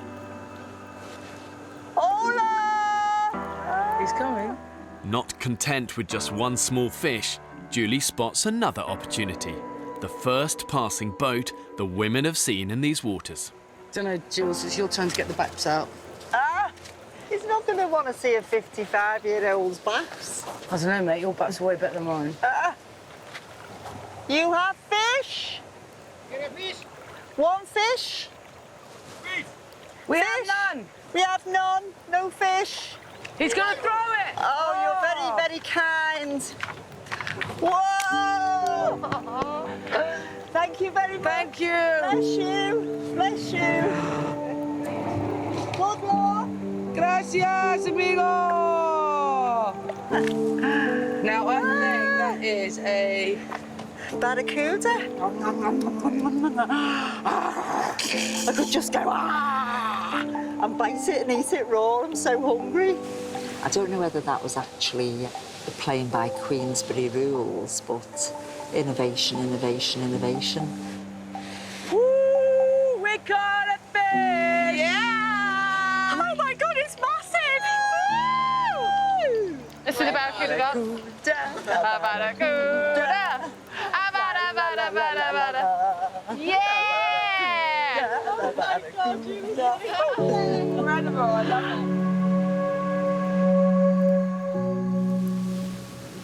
Smells amazing.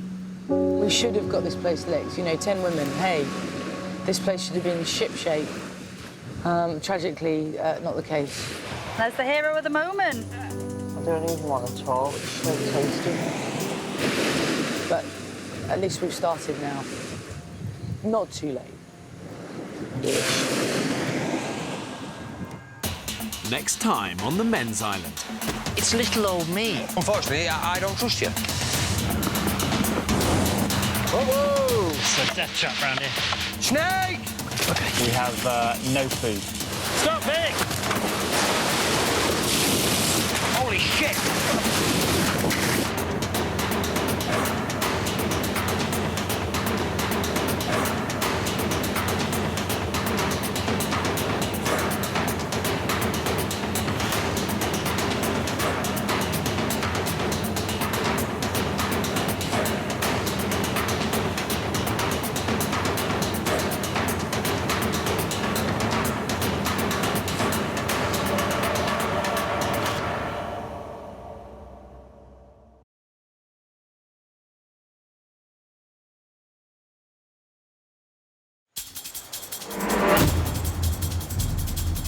Two uninhabited Pacific islands. More than 5,000 miles from the UK. One will be inhabited by 14 British men, while a separate island will be home to 14 British women. For 6 weeks, they'll be utterly alone, with only the clothes they stand up in and a handful of basic tools, filming everything themselves. When pushed to the limits of human endurance. Will it be brute power? Big shit, big fella! Ooh, snap it! Or mental strength that wins the day? They're too cute. I can't. Who will? Have what it takes to stay alive. Tonight we follow the men's island. It's a scorpion, guys. It'll be harder than ever. They'll have to endure the height of the harsh tropical storm season. A bit like being in a disaster film. They'll have to find their own water. And hunt for their own food. Watch him, go now, go now! That is amazing. Have these modern-day men got what it takes to survive? We're all sweating our bollocks off up there, fella, and it looks like... Yeah, fair enough. Looks like you're doing all when it comes to wood.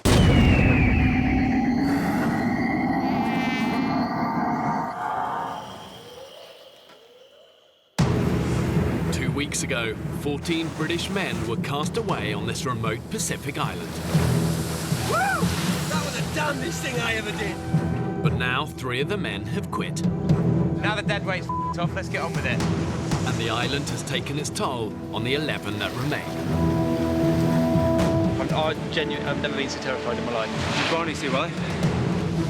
Having barely found anything substantial to eat, they're now on the brink of starvation. We ain't conquered jack shit. Nothing.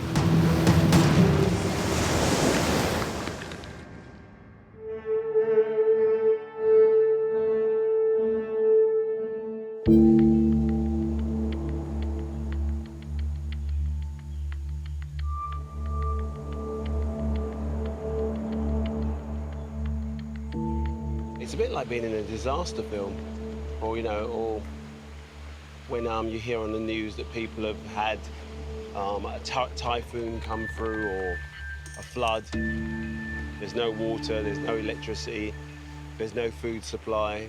Sometimes out here can feel like you've been hit by a major disaster.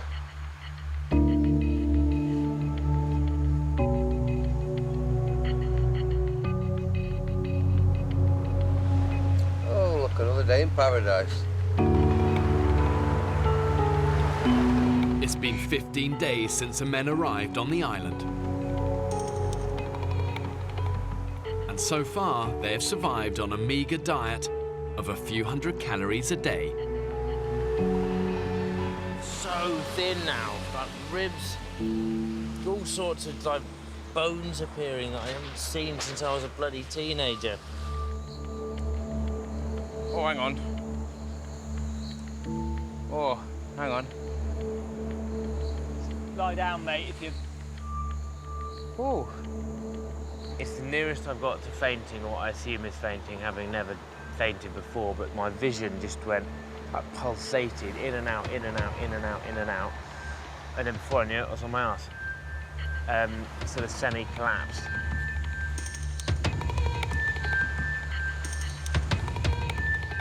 We're surviving off limpets and like the odd one fish. It's not going to sustain us for the next God however weeks. And I think another week of this, we'll be struggling massively just to even get up in the morning. We need to find a solid source of food, or, we could be facing meltdown. We're out of food. The bottom line is we don't have any food other than limpets. We're getting weaker and weaker. I certainly feel like I'm getting weaker and weaker. So my priority is how I feel about it personally is food. Yeah. I think the majority of our resources should be to getting us good fish today. Let's go. We are going to find lunch.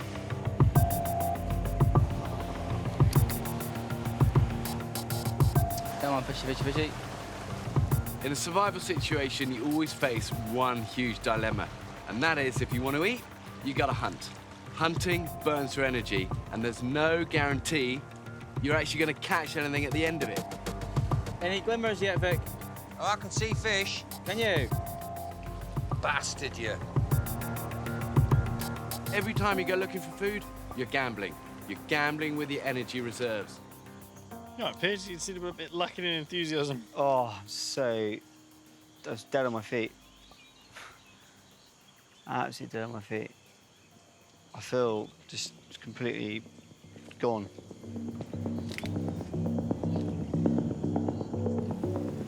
You just keep nibbling it straight off end. The luck of the gods is not with us today. Everyone's getting tired. Everyone's hungry. Everyone's sick of bacon bit limpets. We need some decent food. We need it quick. So we don't get it soon, we're just going to start dropping like flies.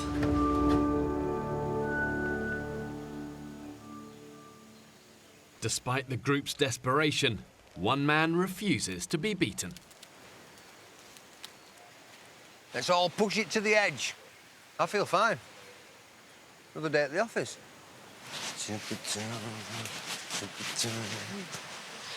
I feel really good, yeah. Vic wants to change tactics and take the hunt to an unexplored part of the island. 1 kilometre from camp is a vast freshwater lagoon where he believes a much bigger prize could be lurking. one that can provide the group with the calories they so desperately need. We are going hunting for Mr. Cayman. Let's go lay some traps, fellas. Let's go hunt some beast. As well as the search for food, the men's survival depends on them having a constant supply of drinking water. They need at least 30 litres a day, which they must collect on a back-breaking 2-kilometre round trip. Sam, when you go past Carl, can you ask him to come and help do the water run, please? He's not shirking, is he? Hey, I'm just saying the water run he's doing, and he's chewing his gums. You do the maths. Right. Let's go. Grab Carl. Kyle, are those Crocs going to be OK for going across to get some water? Is anyone else knocking about to do water? I've done a lot of mileage the last few days. I think I'd rather do something a bit more camp-based today. I've done water 2 days in a row, mate. So Yeah. this is my 3rd day, so... Yeah, you know. appreciate it. Well, we've got 11 people here. But they're not here now, mate. Yeah. Carl, white mate, just sit here and tidy the camp then. I'll do it. That's no problem, mate. Cheers. Cheers, thanks, Pierce. Right, off we go. Just sat in the office in front of the screens. I know there's more to life than that, so I just got to a stage where I wanted to break away from it, step away from the screens and just do something different. I like to think I can step up to most challenges. I like to see myself as someone who will see things through to the end. So if I was the person who was struggling in the group and was the useless one, that would be a big knock to my confidence, big knock. I was a little disappointed in Kyle. It would have been nice if he just stepped up to the plate and said, you know what, I'll step in, but he wasn't in the mood to do that today. It's not so much that I'm hungry. The worst thing is just the energy. I never for a second thought my energy would be as low as it has been. Fuck, I can't even lift up my legs.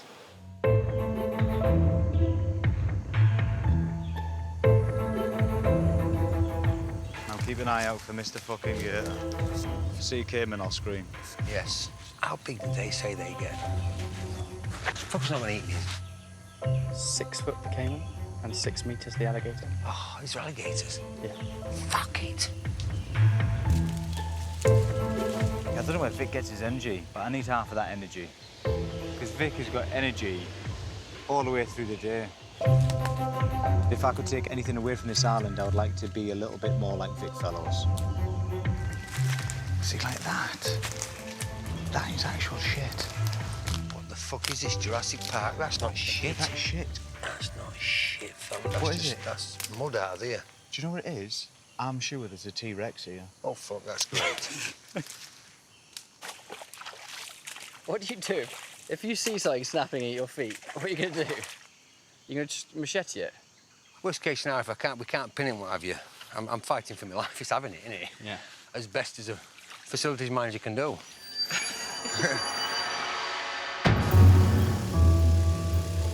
I'm 47. This could be my last crazy hurrah. And what better way to doing it than the ultimate challenge of surviving? I mean, it's the ultimate challenge. Can I provide for me? Yes, I am very excited. It's Boy Scout shit, innit? We're all over it. We get knives and spears and stuff, maybe even a bow and arrow to make. I mean, how good does it get? Excited is an understatement.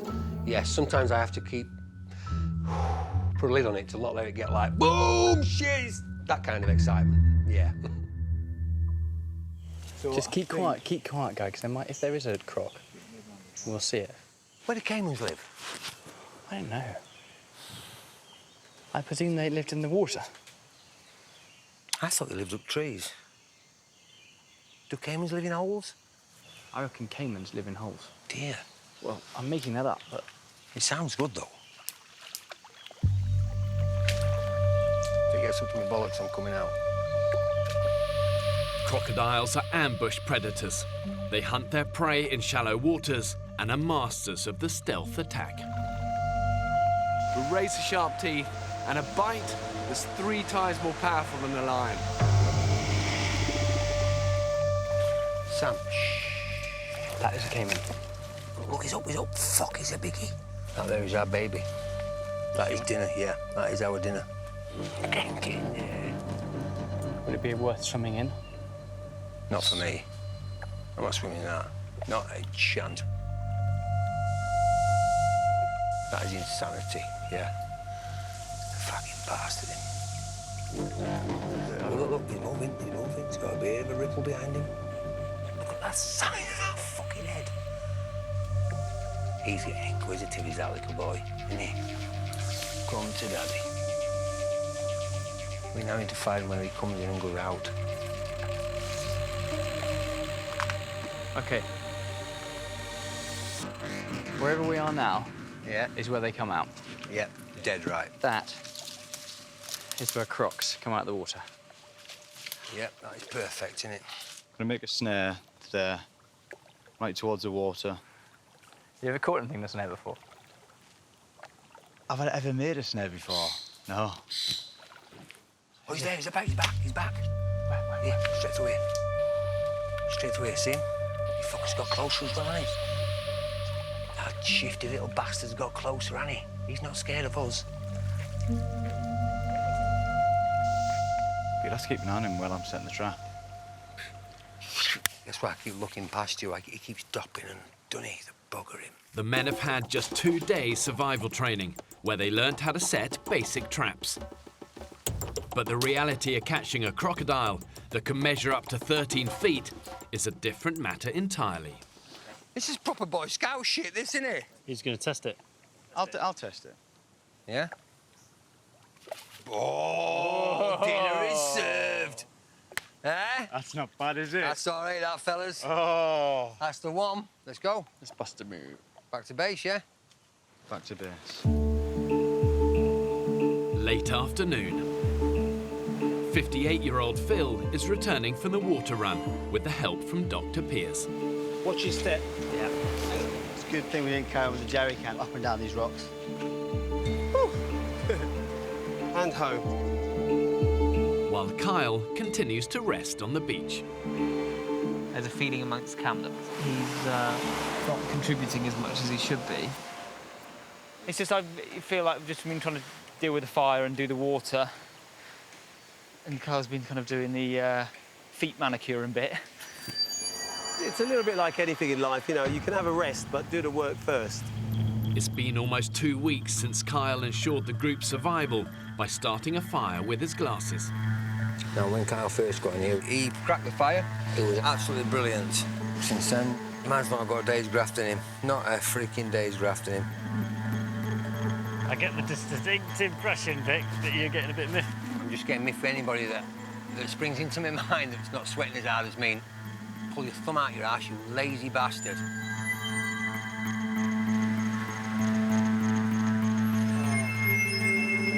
Oh, yeah.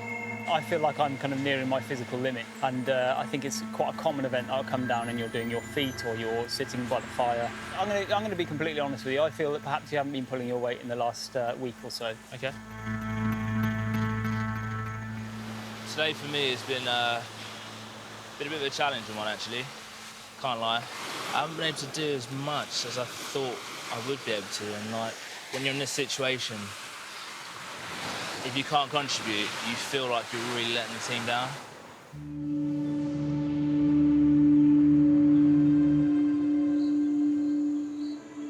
Despite the men's best efforts, it's yet another day with empty stomachs. Bloody hell. Boys, there's no meat on you.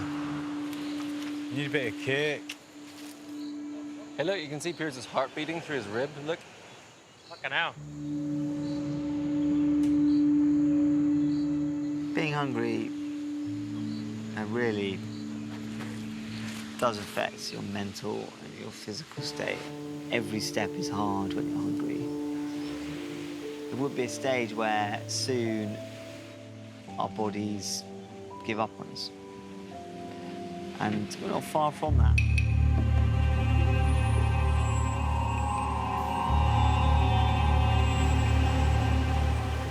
You feeling well? Exhausted. After over 2 weeks of near starvation, the men's situation is becoming critical. We're going Tiger Lily. Desperate to catch a high-calorie prize, Vic and Dan have set multiple crocodile traps around the island's freshwater lagoon. Bingo. But so far, they haven't caught a thing. By the look of it, it's done sod all. Fuck. Shit. Nothing, I'm afraid. On such an extreme, low-calorie diet, you're susceptible to infection and your mental capacity is low. And if nothing changes, really, you're on borrowed time. Over 2 weeks with barely any food going in, the men's morning routines are anything but regular. I feel like it's got to that moment where I'm probably going to need to go for a shit soon. When it comes to options, if got land or sea, I think I'm going to opt for the sea. Where are you going to go? I need to figure out, is it sort of washing that direction or...?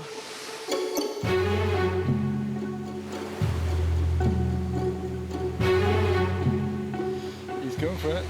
Carl's taking a dump in the sea. Good man. Yeah, the most beautiful spot in the world to take a dump in. Have you joined the poo crew? So I'm one for back at home, maybe a 4 to 5 shit a day, man. A day? A day? I'm pretty good. I'm very regular. And I haven't shat until 6:30 this morning, and now I feel enlightened. God. I'm now part of the pool crew. But 28-year-old Piers, the group's doctor, isn't having as much success. How's your Oh, the bowels. bowels? Yeah. Any movement yet? Being stubborn. Wow. No poo for 15 days. It'll come.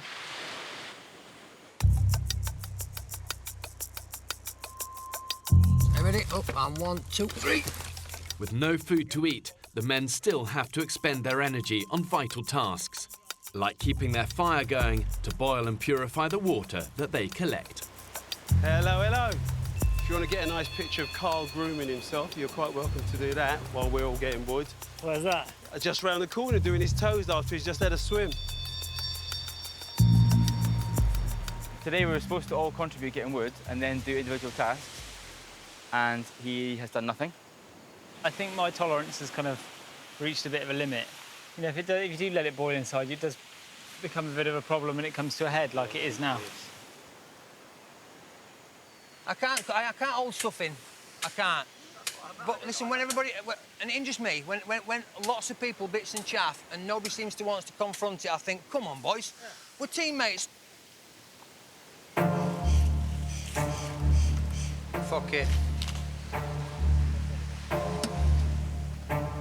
Where is he? Up there, sat on his arse.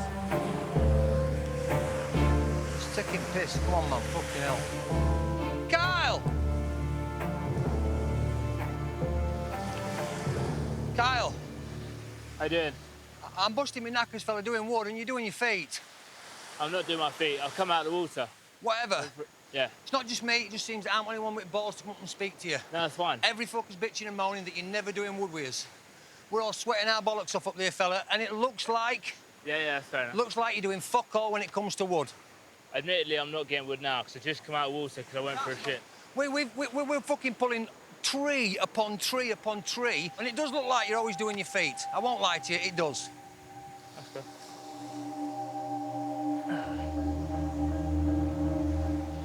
It was almost like a bit of a cheap shot from Vic. He's clearly got stuff which has been bubbling under the surface. I felt like I haven't fitted in with the group, and you know, I've done stuff to try and change that. But sometimes it's just the group dynamics aren't for everyone.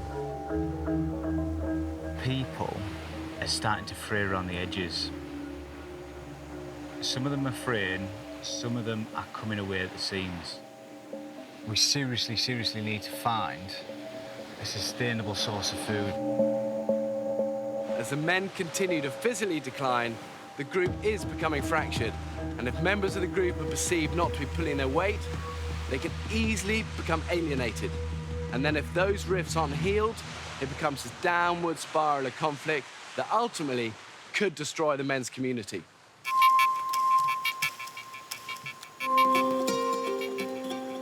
Oh, hello.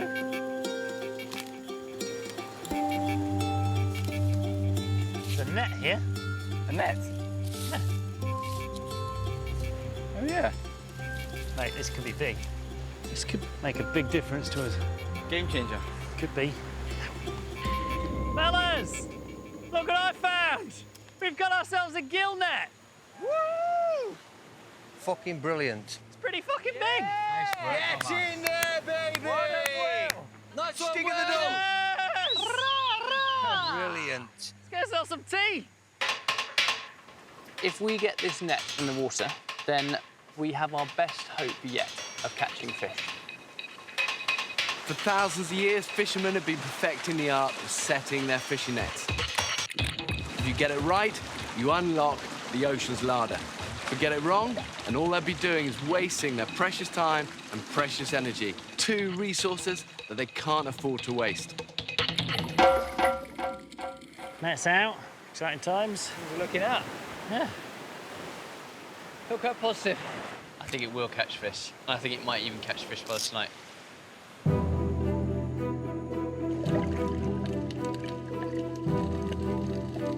Exhausted after a morning's hard work, the men allow themselves some downtime. So, boys, here's one. You can request Bear to bring you one item for the journey back. Thermos full of English breakfast tea. I am going to get a bottle of Octomore whiskey. A whole bottle of whiskey? A whole bottle of Octomore whiskey for my journey back. Bam. If I could, chicken pie my wife makes, and she always puts your name in it as well. Nice. Oh, the big love heart and all Puff that sort pastry of lid? thing. Yes, dead right. He's You got to know. see. You see if it didn't work out with you and your missus. Can you give it I my think, number? I honestly think there's something wrong with her upstairs, because she really is a nice woman. How did you find such a nice woman? I have no idea. What have you done? You must have a size Not of a a dick clue. of a donkey. Not a clue, but God bless her. How did you meet your wife, if you don't mind me asking? I went around and knocked on the door. Did you? I fucking did, yeah, dead right, I did, yeah. What did you say? Hello, I saw you at work today. You turned up to meet your mate. Yeah, I did, yeah. I wondered if I could take you out. Let me think about it. I thought, oh, damn, and she went, yeah, OK, then. That was I it. sort of imagine that you live on the set of Billy Elliot meets Postman Pat. Absolutely brilliant it was. So, yeah, well done, me. Well done, you, man. Well done, you. Spotted Piers trotting along the beach, looking vaguely happy with himself. So I think Piers might be off to try and have No way. poo number one. I mean, how many days has he been without a poo? Be 17. Dr. Piers is now the only member of the group who has not yet joined the poo crew. Any luck, mate? No luck today, mate. He'll come. Here he comes. Don't do it. Dr. Piers, have we succeeded? Is it? Is it? No. Oh no. No. Mission failure. Oh no, NASA, we have a problem. Close? Be patient, lads. Be patient. Go in your medical kit, get a rubber glove, because I'm going in. Have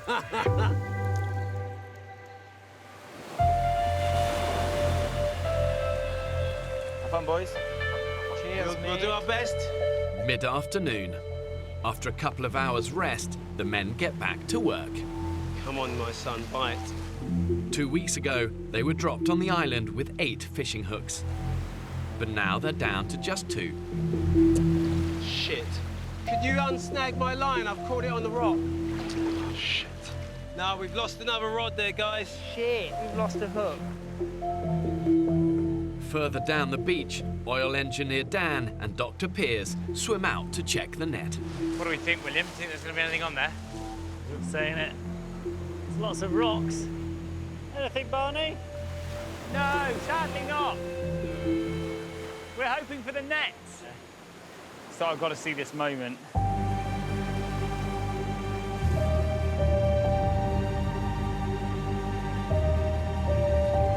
Doesn't look like a trawl. No, I'd go as far to say as it looks like the square root of F all. What's wrong? tangled and all sorts of... It looks like we'll be going hungry for dinner. The nets are empty, is that right? Shit. What's happening, fella? This is what we've caught. Caught a load of coral. Fuck. The razor-sharp coral has destroyed the men's net. No fish at all. Shit. We really are up Shit's Creek, aren't we? With no nets, one fishing hook. The situation just went from bad to much, much worse. What do you think, Phil? That's disastrous. That's no food for anyone. And no means to get food. Shit, we've got one hook left. We're fucked. So we've got one hook to fish for a month. It's pretty depressing, yeah. More than one. No joy with nets. Fuck, are we going to be depleted or what? Disaster. We're down to our last fishing hook. So the onset of starvation looks upon us.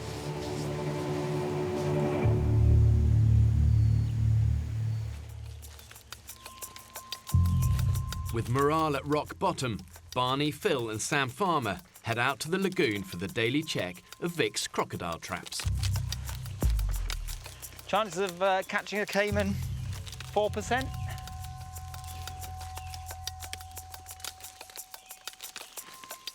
The caiman's definitely been here. How do you know that? Because the trap is destroyed. Gosh, look at that. It's almost certainly been triggered by a caiman. The bait's gone, the trigger's occurred, and it looks like there's been a bit of a struggle, and the rope is firmly in the water. Well, that is incredibly encouraging in one sense. Very. Is there any chance that the caiman could still be on the end? There is a chance. OK.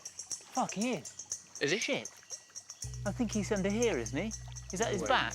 No way. Is this his back here? Come here. We need to be a bit careful about this. I can see scales on the back of that rope. I can see there are crocodile or caiman-like scales just underneath the water.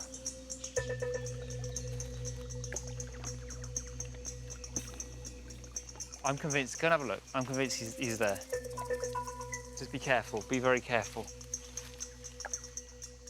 There's no doubt about it, the caiman's there. Yeah.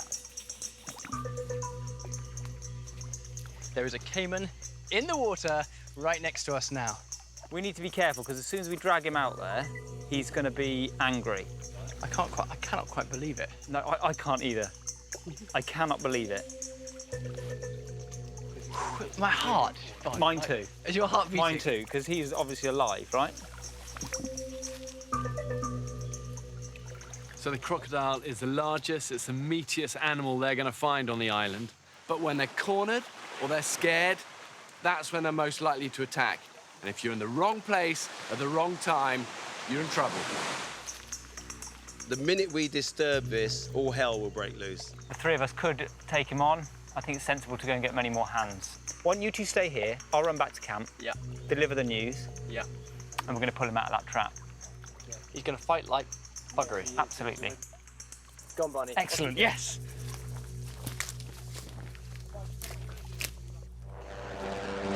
Crocodiles can remain submerged for hours before surfacing.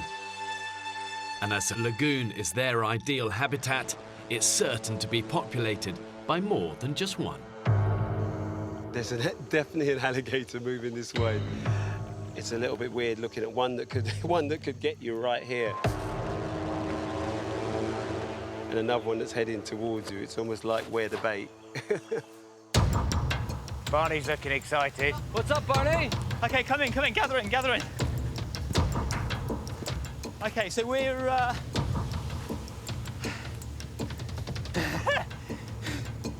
He's running. I'd say we're 95% sure we've got a caiman in our second trap. Fuck off. Let's rock and roll, boys! Let's rock and roll! I think we nailed it. Woo! Let's go. Let's go! Oh, this is exciting. This is exciting. Bingo, big fella. It's either that or a scaly log. A scaly log we will eat. Despite being too exhausted to help with the group's daily tasks, the prospect of a crocodile feast has inspired Kyle to join the hunting pack. Let's do it, lads. Let's go along, hunting. I feel like Gandalf with my giant shaft.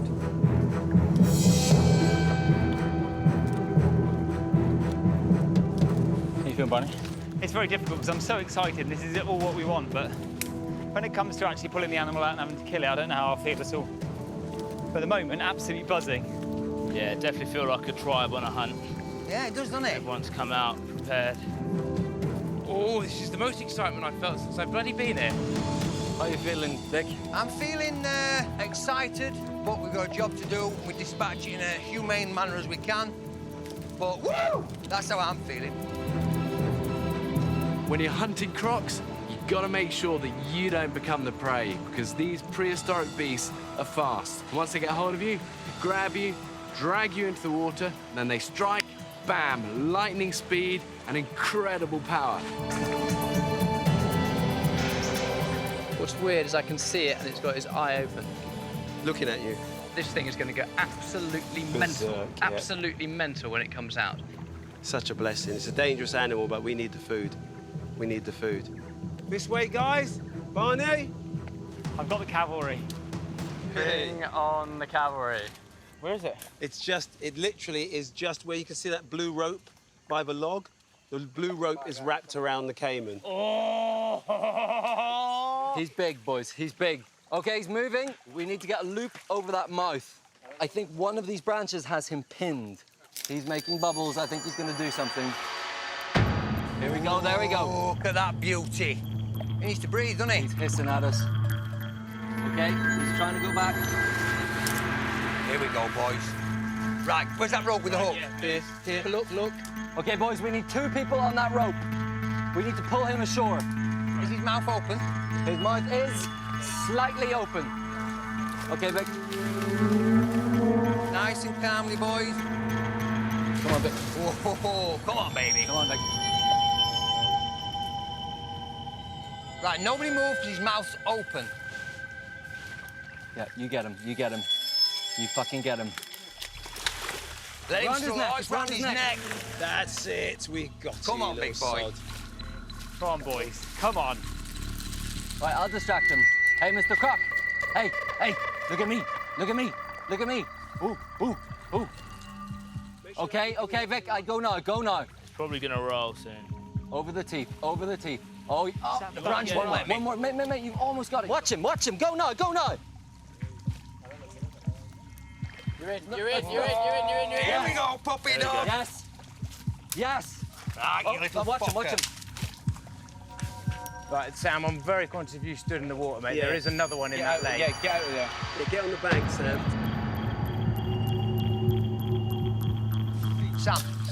Sam, watch his tail. Sam, get out of the water, mate. Mate, I think we're good. No, see, there is another one in this lake. If he came along and nipped your heel. Let's just fucking get this guy. Have we got enough people tugging on that rope? Yeah, Charles has got it. There we go. Right, we now have 2. That's it. He can still snap, can't he? Watch his tail on your leg, Yeah. Sam. I'm on it, don't worry. Right. I'm staying And with again, Barney. No, look what it's snagged on now. Right, snagged on this one. Take your time, fellas. Right, don't cut the rope. Oh, shit. He's growling. This fucker is fucking powerful. Give him a minute. I think he speaks English. Where's the knife? I've got a knife with me. Get the knife out ready. And then, Kyle, what are you doing? You're going to drive the knife? Take him out. Right, where are you going to put it? Just behind his eyes, in the skull. Heads on, guys. Heads on. We go on go. 1, 2, 3. We all go on go. 1, 2, 3, go. Come on, boy. Nice and calm. Go on, lads. Push it in. Push it, lads. That's the one, boys. That's it. Yes, mate. Yes. That's it. Gentlemen, we have handbags. Come on. Nice teamwork, fellas. Take them down, boys. Come on, boys. Boys! Ain't that the damnedest shit. Oh, he's twitching, he's moving! Kyle, fucking killer blow, mate. That was awesome. Get in there, boys! Woo! Actually wrapping up a dinosaur. We just caught a prehistoric animal. Damn it! Amazing. Feels so caveman. Doesn't it feel so caveman? If Pierce doesn't shit after eating a load of this, he's got a serious problem. And it just...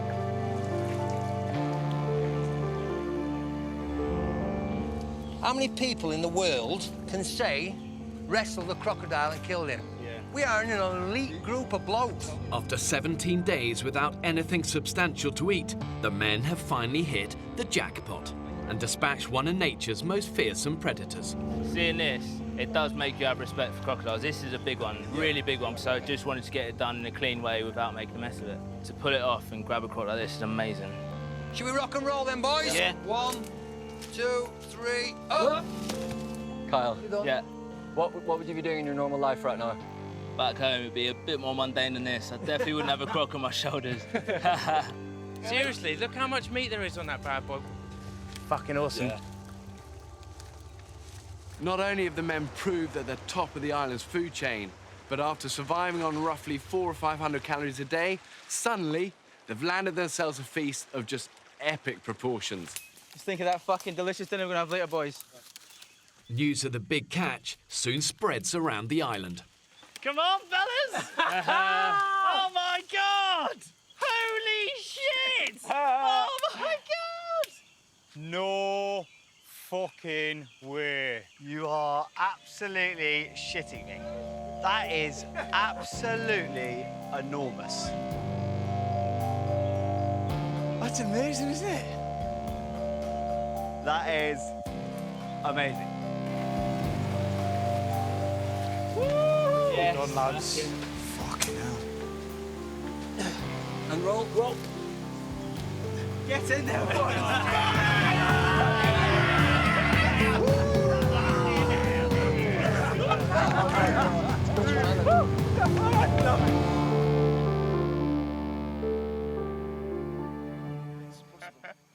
A croc of this size could provide the men with tens of thousands of calories. What do you think of that, big boy? That's beautiful. Listen, respect to him. Out of the water, trap, dispatch within 15, 20 minutes. Yeah. That's brilliant. I'm pleased about that. We were very respectful of her. Oh my God, I think I can see a plate of meat coming along. Oh, hello. Look at this, boys, as if you didn't need any more motivation. Today, I managed to catch a bloody crocodile. And my God, was it something. I'm normally at a desk or on a phone talking to clients. I don't kill crocodiles. God, look at that! Mate, get in. Unbelievable. Wow, look at that. Let the feast begin, boys. Yes. Boys, get stuck in, it's like chicken. That is wonderful.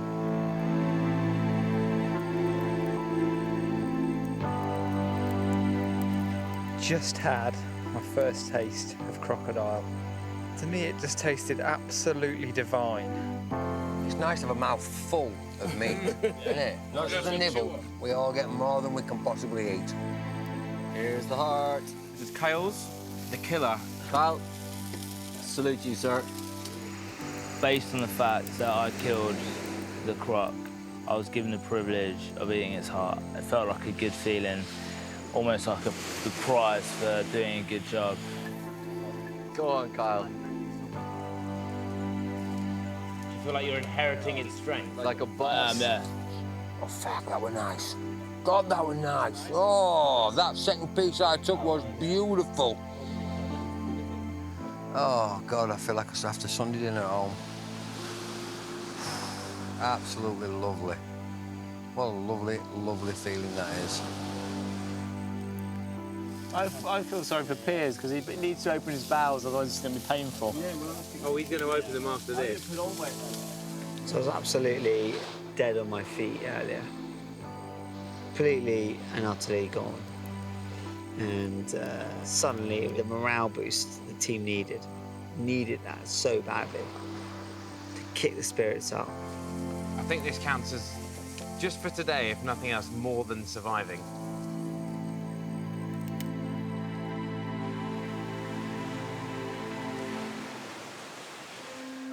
"6 a.m. Dr. Piers is feeling the benefit of last night's feast.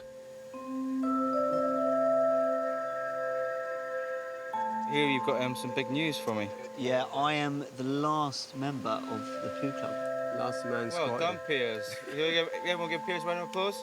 Yes, Piers. Brilliant. Yes, Piers. How did it feel? It felt great, actually.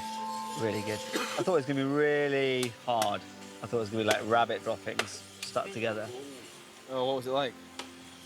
Like a wet sausage.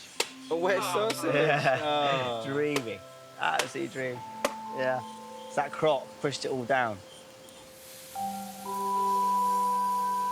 Lads, croc's ready. With plenty of crocodile meat still left over, cameraman Ross serves up breakfast. Char grilled to smoky perfection. Oh, that's good, isn't it?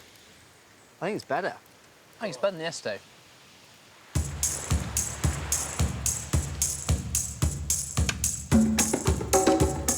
With their bellies full, the men set about their daily chores. Look at that. We have done wood in the same time it took Kyle to get dressed. Tell me that ain't the greatest thing. Right. Team effort, boys.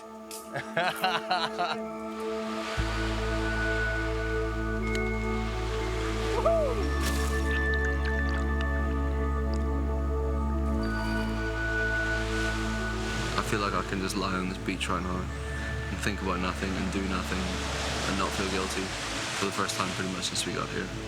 Is this for your personal collection? This is early for me. I thought so, yeah. I thought that A bit slower. I thought that. A bit slower. That's it. That's it. Bring it. Lovely. Enjoy the idyllic tropical sunshine. I think life isn't too bad after all.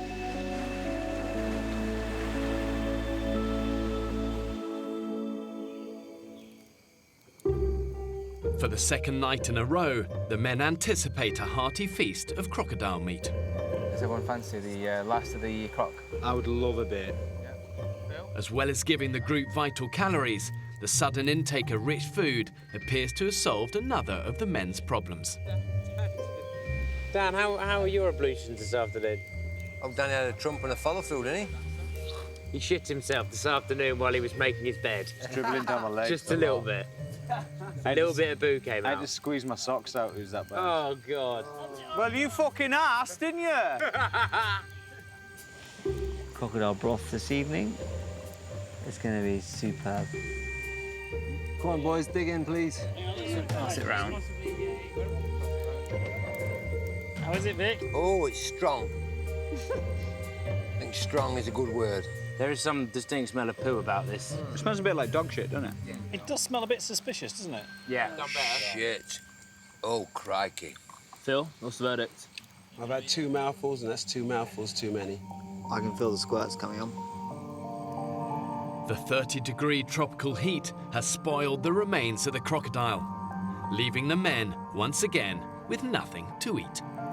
The final meal from our croc, it was basically rotten meat. It was pretty... I don't want to think about it too much. It was pretty much the worst thing I've ever had in my life. Oh dear. And your shoulder Piers. Yeah? Well, tonight marked the end of our crocodile feast. From now on, we've got no more meat to eat. Now that crocodile is dried up, we need another source of food now. Oh my God, what's that? Is that Andrew? Oh my God. Next time on the Women's Island, Oh my God. thoughts turn to food. I think a bogey just came out of my nose. Eat it, waste nothing. Oh my God, there's 2 piglets. The first thing I thought of was crackling.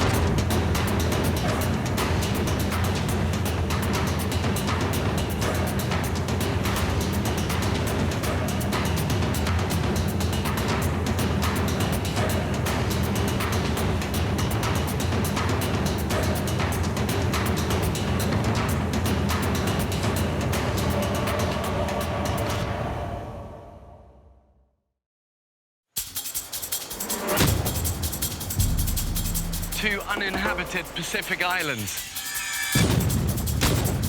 More than 5,000 miles from the UK. One will be inhabited by 14 British men, while a separate island will be home to 14 British women. When pushed to the limits of human endurance, will it be brute power or mental strength that wins the day? Who will have what it takes to stay alive? Tonight, we follow the men.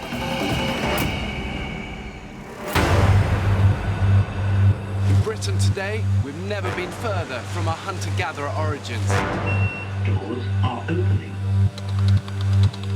But I want to know, when stripped of everything, has modern man still got that instinct to survive?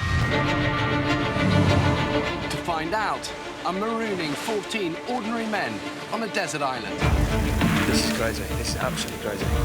This could be the worst decision we've ever made. This time, it'll be harder than ever. They'll have to endure 6 weeks in the height of the harsh tropical storm season. Bring it on, Mother Nature, I say. This is the worst you can do. They will be utterly alone, filming everything themselves. We have two choices. One, we go down the 40-foot ravine. Holy shit! Or we keep going through this arsehole of a jungle.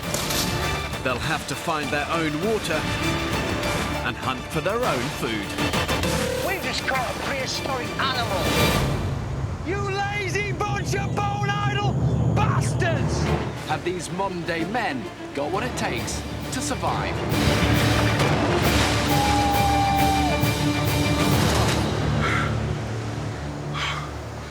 That's the hardest thing I've done.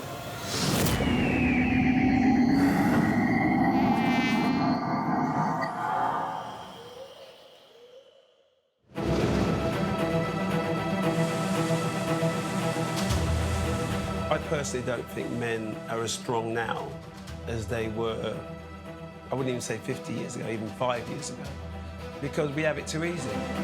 The interesting question to ask, actually, is if we lost everything, what would happen to us? Yeah, it'd be nice to think I've come off the island feeling a little bit more macho, a little bit more alpha male, a little bit more popular with the ladies. I'm about to abandon these men on a remote Pacific island to see if they can survive. They will be utterly alone. My eldest lad's 19, he's at university. He only needs me for money and a lift. And the youngest one's too cool to hang around with Dad. My dream is for them guys to go, that's my dad, that. That's fantastic. My dad did that. I don't think I've done anything that's put myself at risk, really. But I'm scared he's sticking a graphic designer on an island with no other skills whatsoever. Anything could happen. These 14 ordinary men do not know each other, and they have no experience of living in the wild. At the moment, I don't enjoy day-to-day life. I've got a stressful job, I've got a newborn baby at home. I want to go on the island to get away from the day-to-day bullshit. I think everyone in life does take certain things for granted. Electricity when you turn on the light, having a warm shower, having breakfast. When it's not there and you wake up in the morning and go, where's the next meal coming from? It's a man test, isn't it? OK, guys, we're getting closer. You are very remote here. The next stop that way is New Zealand. What I want to find out is, has all of this cushioning that civilization has experienced over the last 50 years made us totally lose touch with that survival instinct that I believe is deep within us all? OK, guys, I need you to be my eyes for any rocks. There are loads of rocks here. It takes an extreme situation to find out what people are really made of.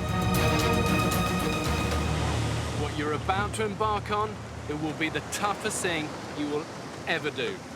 You can do this, all right? You can do it. The men's home for the next 6 weeks is an uninhabited island in a remote Pacific archipelago. The 11 kilometers of coastline is dominated by treacherous cliffs and rocky headlands. Vicious swells and powerful ocean currents means there's no easy way onto the island. I'm going to try and get you guys as close as I can, all right? But you will end up swimming. If any of you guys are weak swimmers, it is a good time to say. I've never swum this distance before, not even in a swimming pool, but I will get there. I will get there. Age won't stop me doing this. It's not often in one's life someone actually challenges your morals, challenges you physically, and this does. That's why I want to do it. Who can't swim confidently? Confident with unconfident, yeah? Let's go. The men must make the 75-metre swim to the island fully clothed. Help each other, help those who are weaker. Let's go, let's go. Strong undercurrents mean the men need to get to shore as quickly as possible. Get in! Go, mate. Keep going, keep going. Okay, go, get out of the water, go, go, go.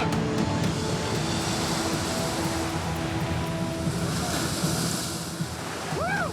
That was the damnedest thing I ever did. Glad you were there. Oh, I couldn't have got much further. If that's only a taster of what we got to come, then bring it on, Mother Nature. Hey, what are you doing? Well, the advice is to save your own piss, which is a bit unnerving. With only 2 days survival training, initiative will be key.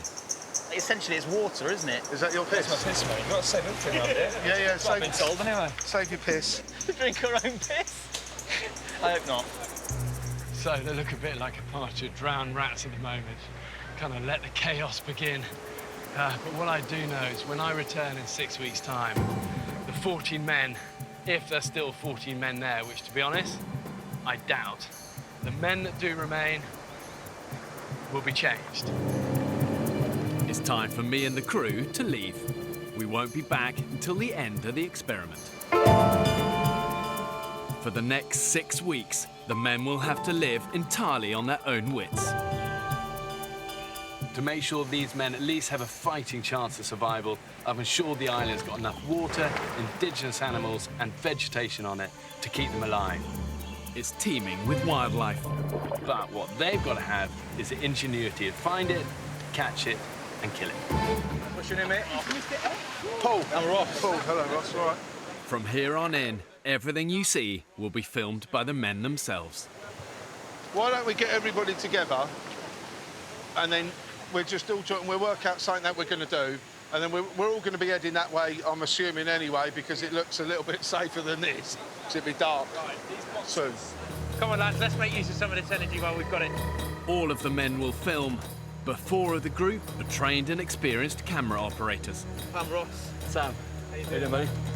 Who'll be living under exactly the same conditions as everyone else. Oh, I'm like a fucking mule horse, aren't I? The brains of a donkey. Obviously, because we are having to film everything ourselves, we've got to cart all of, like, the camera gear, batteries and everything with us. Let's get on with it. Fuck's sake, this is survival, not Good Morning Britain. As well as the camera equipment, they'll have a medical kit, 2 jerry cans containing a day's supply of water, basic fishing equipment and a handful of tools. Guys, how many knives do we have? Let's count them in. 3 knives, 3 machetes. Fine. 3 knives, that's easy. Let's all gather round in one group, guys. I'm Barney, and I'm a paramedic from Leicester. Oh, handy. I'm Andy Bennett, builder from Milton Keynes. We've got a fucking builder, everybody! Yay! Sophie's not a cowboy. My name's Piers, I am a doctor. I'm Kyle, and I'm a website consultant. Woo! My name's Paul. I invented the dice. I'm a construction contracts manager. It's 4 p.m. With only 2 hours of daylight remaining, the men's priority has to be finding a safe place to shelter for the night. If they can't, they'll have to sleep rough on the jungle floor, alongside potentially deadly scorpions, snakes and caiman crocodiles. We're assuming that the north side of the island would be nice, beachy, sandy, flat seas. Paul thinks the group's best option is a beach. Let's go. And he's convinced they have time to cross the island to find one before dark. Who else was imagining sunny beaches when they thought about coming out here? These trees here are very sharp. Oh! There you go. I believe it will now be referred to as the porcupine tree. Vicious. The interior of the island is 3 square kilometres of mangrove swamp and unbroken jungle. And I know from experience that moving through dense island undergrowth is slow, exhausting work. It will do all you can to stop you in your tracks. And often the harder you push, the harder it pushes back.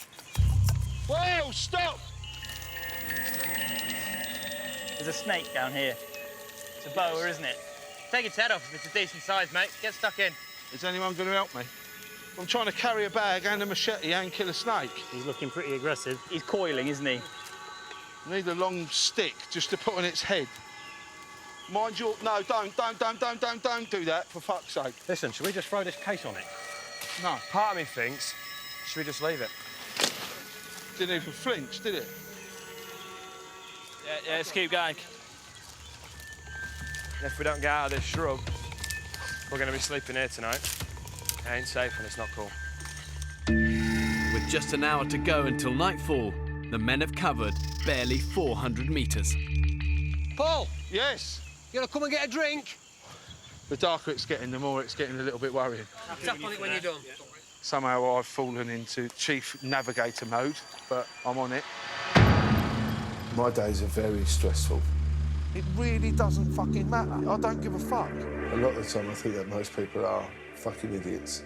Just get that loaded out, get that loaded out. You can't build the internal walls anyway. Being called a bastard is just a friendly greeting in the building industry. Get in there and get it done. This experience might change me, hopefully for the better. It might make me be a little bit more tolerant of other people. Come on, fuckers. This is going to take us fucking hours. Yeah, it's about to get darker and darker as well. Yeah, I know, so that's why we've just got to just get through it. We need to start to think, do we want to be hacking through this stuff when it's pitch black? Or at the next time we see a clearing, are we going to think about settling down for the night? I personally want to just plough on and make it. I mean, it's going to get darker in here quicker than it is on the beach. I say we plough on. This is crazy. This is absolutely crazy. I don't know what to say right now. Door 3 doors are opening. I never had the money to go travelling. I never done anything that's been a bit sort of edgy, that's been a bit dangerous, I guess. I don't think I'm as confident as I say I am, and I think a lot of what I do can be a front. The sort of persona of alpha male to me is everything my stepdad was. I saw enough of him growing up to realise who not to be. I guess it's time to find out who I really am. Keep coming, we're only 100 metres away! I keep saying it's like the beach is 100 metres away. Sort of getting a little bit pissed off because we've been walking for about fucking miles and it's not here. Tempers are fraying. At the back, 51-year-old builder Andy is struggling to keep up. Mine looks like every man for himself. Fuck's sake. First, cut. We've not even made any ground, and we are all fucked. Joe, offer Andy and help you. He's carrying a really awkward box on his own. I know it's a ball ache kid, but you're carrying one of the fucking easiest things in the world, as heavy as it is. I know it's heavy. I'm a fuck, pal. No, I'm not. But it's easy. You want to carry this bag? It's fucked. I'll swap you now, mate, if you want. At the front, Paul pushes on, despite the group's growing dissent. We got lights in those cameras, Sam. Bit of infrared. How you doing, mate? Some people ain't playing ball. In what way? What do you mean? Cracking on with fuck all, you know? We could all do that, like a hero with a machete. Come on, fuck's sake. I know we all want to get on, but you've got to think of everybody else now. We're a team. You can't just be selfish, you know? Oh, there's a bit of light, look. This is amazing. I found the sea.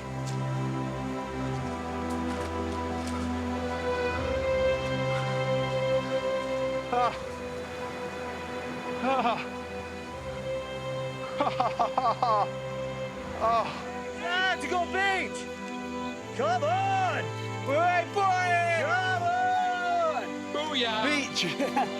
Pina coladas.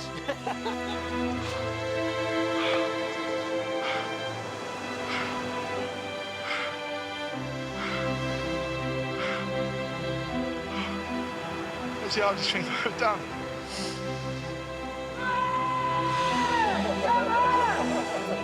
Fuck! See, I never thought I'd be so happy to see the beach in my entire life.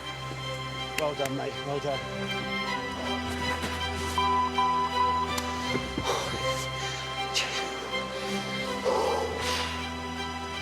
Fuck.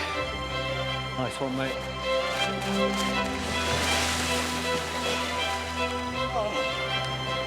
Never doubted myself. Never underestimate your own abilities. The sun's just beginning to set, so we're just in time. And everyone is on such a high right now. That's a whale! That's a whale! Wow. Wow, wow, wow, wow, wow. I'm stood here watching the sunset and there's whales swimming past us. Pretty cool. Don't get that often, do you?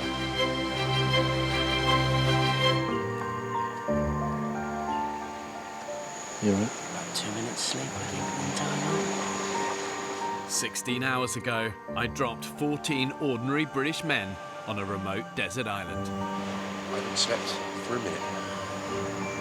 1 minute. They have spent their first night on the beach with no shelter. Is that really shit? Oh, what have we done? You ever get that realisation you've done something you didn't quite think all the way through? At one point, I was shitting it, we're going to get washed away. I was like, Did it get that close? I mean, what about, look, you can see the line, mate. You can see the line. The line's, what, 3 foot away from where we were? Look at that of rubbish on this beach. Has anyone found a left shoe? Yeah, but these, I'm not too sure if I'm going to go for these. What? Oh, you! Bit last season. Hey, lads, look. Found it. Pink pair. These are bloody comfortable. Look at these bad boys. This is the male version.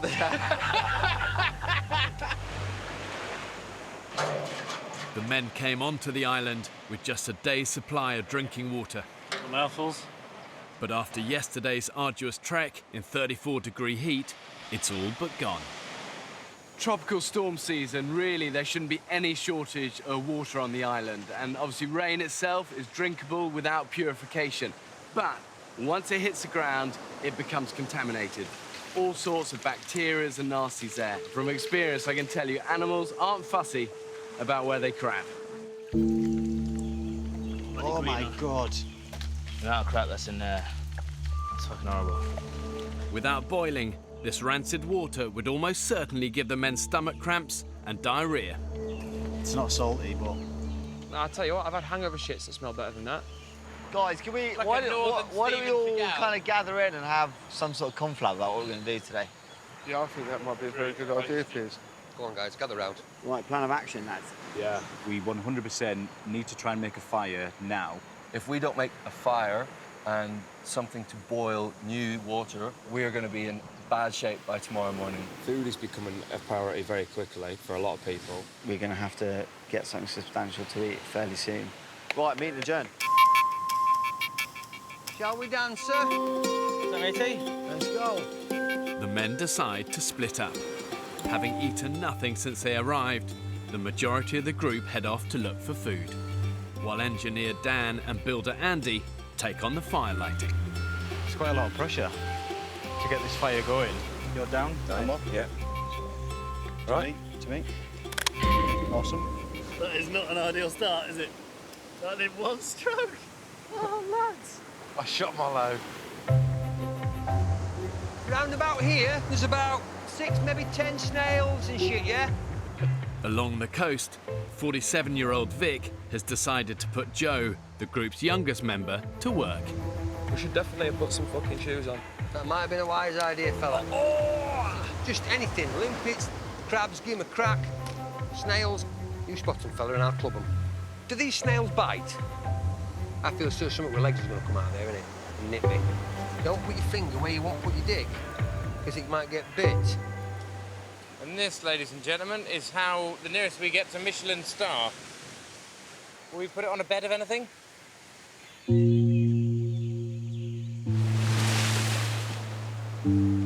One. A morning's hard graft provides nothing more than a handful of limpets.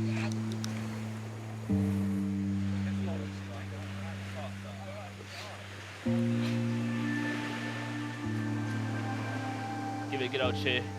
Fucking hell. Yeah. Yeah, tough. Limpets are horrendous. You don't buy them in supermarkets, do you? So they're not known for being very nice. I don't think they're very nice at all. For now, the men will have to go hungry. Stop. Who said there's no smoke without fire? Lying bastards. Fire's pissed me off a little bit. I just don't know what we're doing wrong. Lighting a fire has become an urgent priority. It's 34 degrees in the shade, and the men have had little to drink in the past 12 hours. We've got no water. None at all? None. I had a piss 20 minutes ago, and it was like pissing lion's golden syrup. I had to push it out.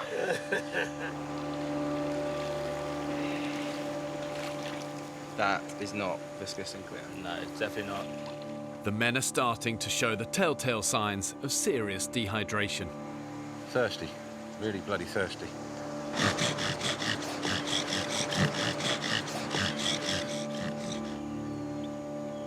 Gone out, hasn't it? Fuck all.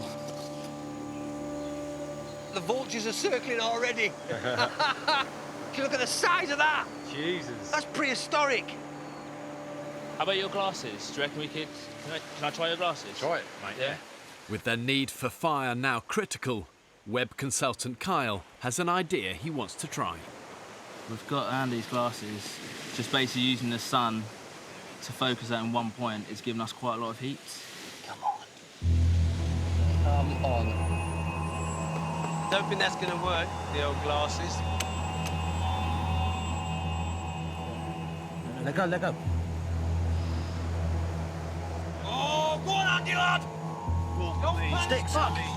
Get the little sticks. Preparation. Where's the next lot of sticks? Where's the rest of the shit? Where's the rest of the stuff? Sticks. Fucking sticks! Get up there. Get up there, get up there. And again, this way, right side, fellas. No, right, right, put it up, mate. Breathe it. Go on, Andy. Do we, are we going to walk in? Then go to burn his fingers. Blow hard, he'll go. Come on. Go on, Andy, big blows. That's it. Come on, it's nearly there. Keep going. Keep going, keep going, keep going. You got it, you got it, you got it. Everybody else. You got it, you got it, you got it! Twigs. Keep going! The little twigs. Yeah. Twigs. Behind you! Behind you! Twigs. Yeah! Bingo. Well done, you two. It was Kyle that started it. Good. Of course it was. He showed me the way and I followed through. That's it. We've done well. We got there. Absolutely brilliant and well done. What a dark horse, excuse the pun. We all take it back about the IT guy. Fucking yes! Well done, Kyle. After 8 hours of trying, the men finally have a fire on which to boil the stagnant water. I'm going to drink and drink and drink until my piss runs clear. And your verdict is? I mean, it's almost not normal water. There's a bit of sort of pond in there. That is top notch. It doesn't taste like piss, does it? It's like motorway tea. As long as the fire stays lit, the men will have a source of safe drinking water. Chuffed to that. Chuffed to that. What an achievement there. But keeping it alight during tropical storm season will be a huge challenge. Shit, look at that rain. So look, like right there, tropical paradise. Awesome. And then there. Shithole. Shithole. It's like Waitrose and Aldi all in one picture. What I'm worried about is everyone's off doing other things, and in a minute it's going to be pissing down with rain. I actually think it'd be quite important to build a shelter for the fire. I've not got the energy to build a shelter or anything at the moment. If I could, I would, I promise you. A little bit worried about Andy. He seems to separate himself from the group a little bit. When everybody's together, he walks off. He's now making a bed over there, which just seems a bit childish. Feels like he doesn't want to be part of the group. Hey ho, got a bed. All I want to do at the moment is get some sleep. Just some, you know? I think middle age has made me boring. I've got a beautiful wife, lovely house, nice job, etc. All the stuff that most people strive to get. And yet I'm still searching for something. Perhaps all men get like that, I don't know. Perhaps I'm at a midlife crisis. I don't like myself as much as I used to, put it that way. I think I need a new adventure to put that right.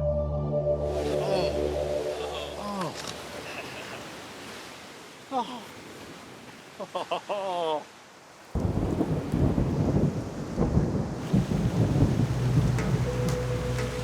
Let's get something just to cover this up, because it's going out already. An hour before sunset, The heavens have opened, as expected.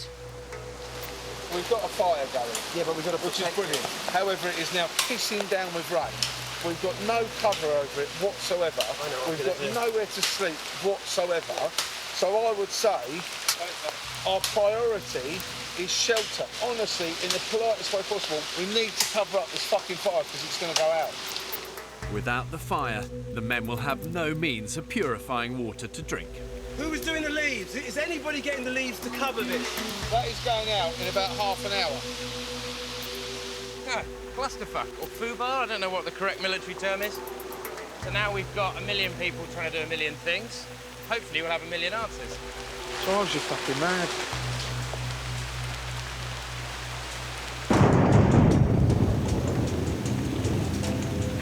This rain is absolutely unbelievable. You don't ever see rain like this in the UK. Absolutely, completely stoking. 8 p.m, the men are still desperately trying to make a watertight shelter to save their fire. Over and under, that's it. See if we can bend it, Barn. In this part of the Pacific, storms can last for days and dump inches of rain in an hour. It's a great night. Obviously, we're staying dry under the shelter that we've made. It's a good job we made it, otherwise we'd be absolutely saturated right now. The roof might need possibly a tweak or two. There is a minor bit of snagging before practical completion. It's just something simple, like perhaps taking the whole fucking thing down and redoing it. Has anyone checked on Andy? Oh, good goal. Andy! Andy! Andy! We've got a headlight, guys. Andy chose to not help the group in any way, shape or form and went off on his own. Andy's here. Vic, Andy's here under the tree. I think Andy needs to get a little bit more involved with us all, to be honest.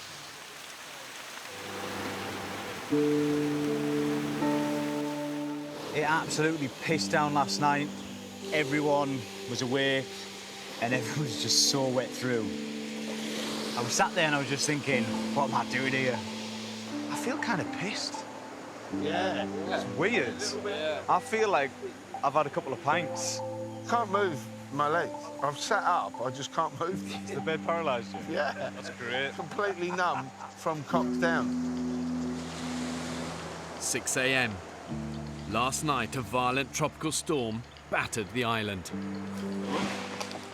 After a desperate struggle, the group managed to save their fire with a small temporary shelter. But the men themselves had no protection from the elements. Video diary. I don't know what day it is. I don't know if it's day 2, day 3. Still no sleep after getting on the island. I think I've had about, honestly, swear to God, an hour's sleep. I can't do it. I've got to think about myself now, you know? Yeah. I've been up all fucking night. I'm a mess because of it. Sleep really is critical to survival because it affects our physical and our mental health. When you get enough of it, it helps your body to recover, to heal, you process thoughts, process memories, but when you don't get enough of it, that's when you become careless, it affects your decision-making abilities, and it can even lead to depression. Young fella. What's up? No, I'm struggling a bit, I think. At the moment. With? The mentality of it all. You know what I mean? I think you got to get yourself in, like, in the zone, as it were. And I'm struggling to find the zone at the moment. I'm really worried about Joe. He's just kind of wandering around, sitting down, head in his hands. Kind of looks like he's feeling sorry for himself, really. And he's obviously missing home. What's her name? Charlotte. Maximum 3. You miss her, mate, don't you? So we made it in 2. Yeah. Best thing that happened to me, huh? How long have you been together? 5 years. For the first time ever since I met her that I've gone 24 hours without speaking to her, so... In fact, you might. Come on, dude, hug it out. You'll be fine, mate. You'll be absolutely fine. I promise you. You'll be fine. Honestly.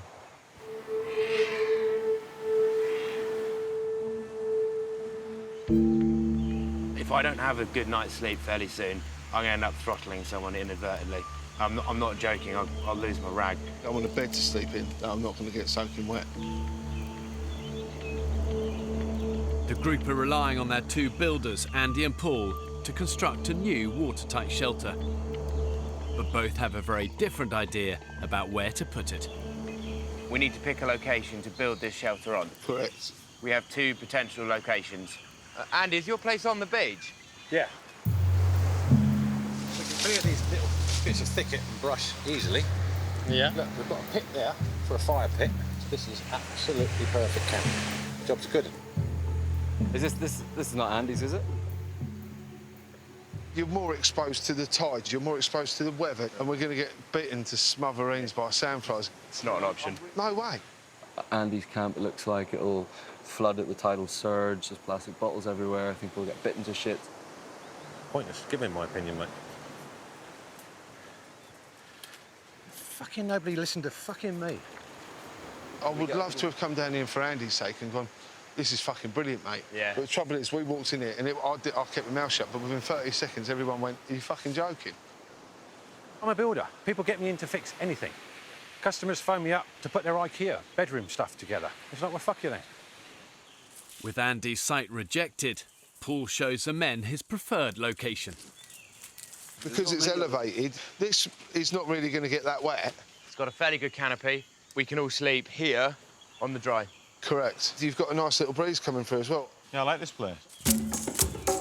Right, what do you want me to do, Paul? Well, what we need now, cross members. I've bitched about Paul being a volcanic rhinoceros, but you know what? He's single-minded, but he makes clear decisions and sticks by them. And he's been right more than he's been wrong so far. Ah! We're fucking saved. We'll be all right now.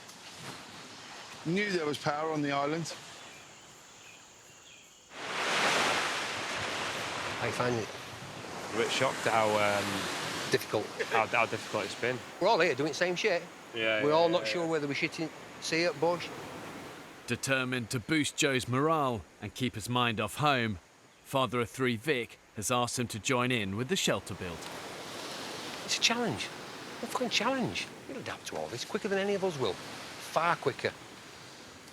It's a case of making sure everybody guides everybody else in the right direction. I do firmly believe we will become an excellent team to the point of becoming almost like a tribe. Let me just say, building camp at the top of a steep hill in the middle of rainy season is the stupidest idea ever had. A chain is only as strong as its weakest link. And I'm obviously the weakest link. Joe, you're not the weakest link, you're just missing home. It's a natural thing to feel. Yeah. I think some people do think I'm the weakest link, mate. I don't Do you think that? I don't think No, but I think you do. Do you think so? Yeah. Crikey, what's made you think that? Day one when I met you, you've been shouting orders at me from Have day I? dot. No. But we're carrying stuff in and out of a jungle, and I've got a really heavy rucksack on my back, and you're saying, Joe, I think it's a good idea if you do this. Joe, I think it's a good idea if you do that. Right, you've not been shouting orders at anyone else, but I think you feel that I'm the youngest, therefore, naturally, you've got some authority over me. And that's been grinding on me a little bit. Joe intimated that I'd been giving him a hard time, which I truly have only tried to be positive with everybody. I was devastated. You're being aggressive. Tell you what. You're being passive-aggressive, and that's not fair. All right? He just told me I'm being passive-aggressive when we're having a laugh.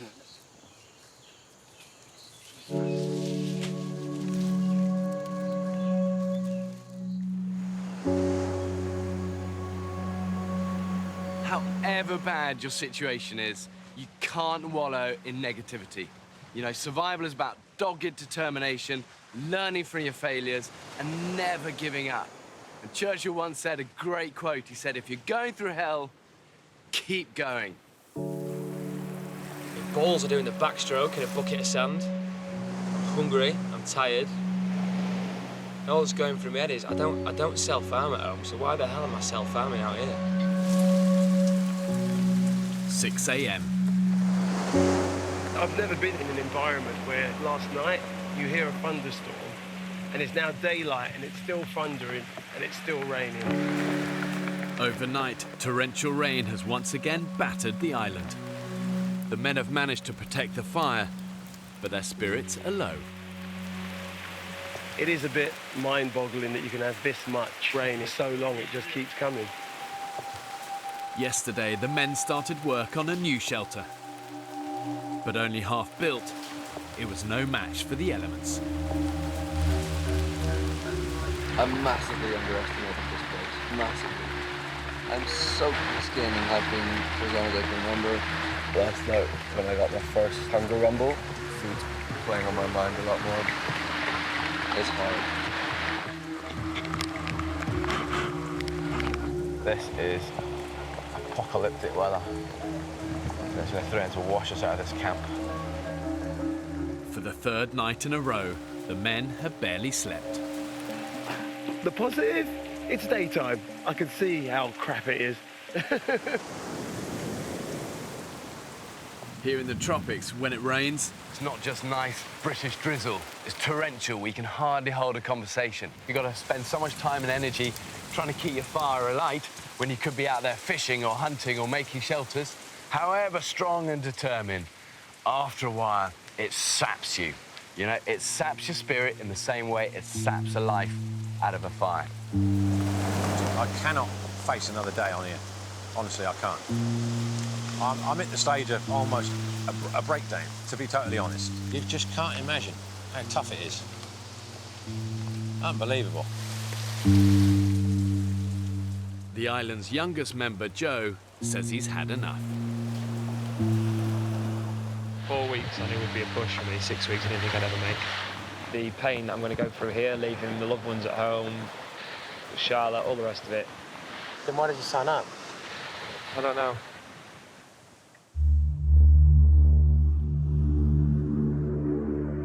At 10 a.m, the storm finally passes.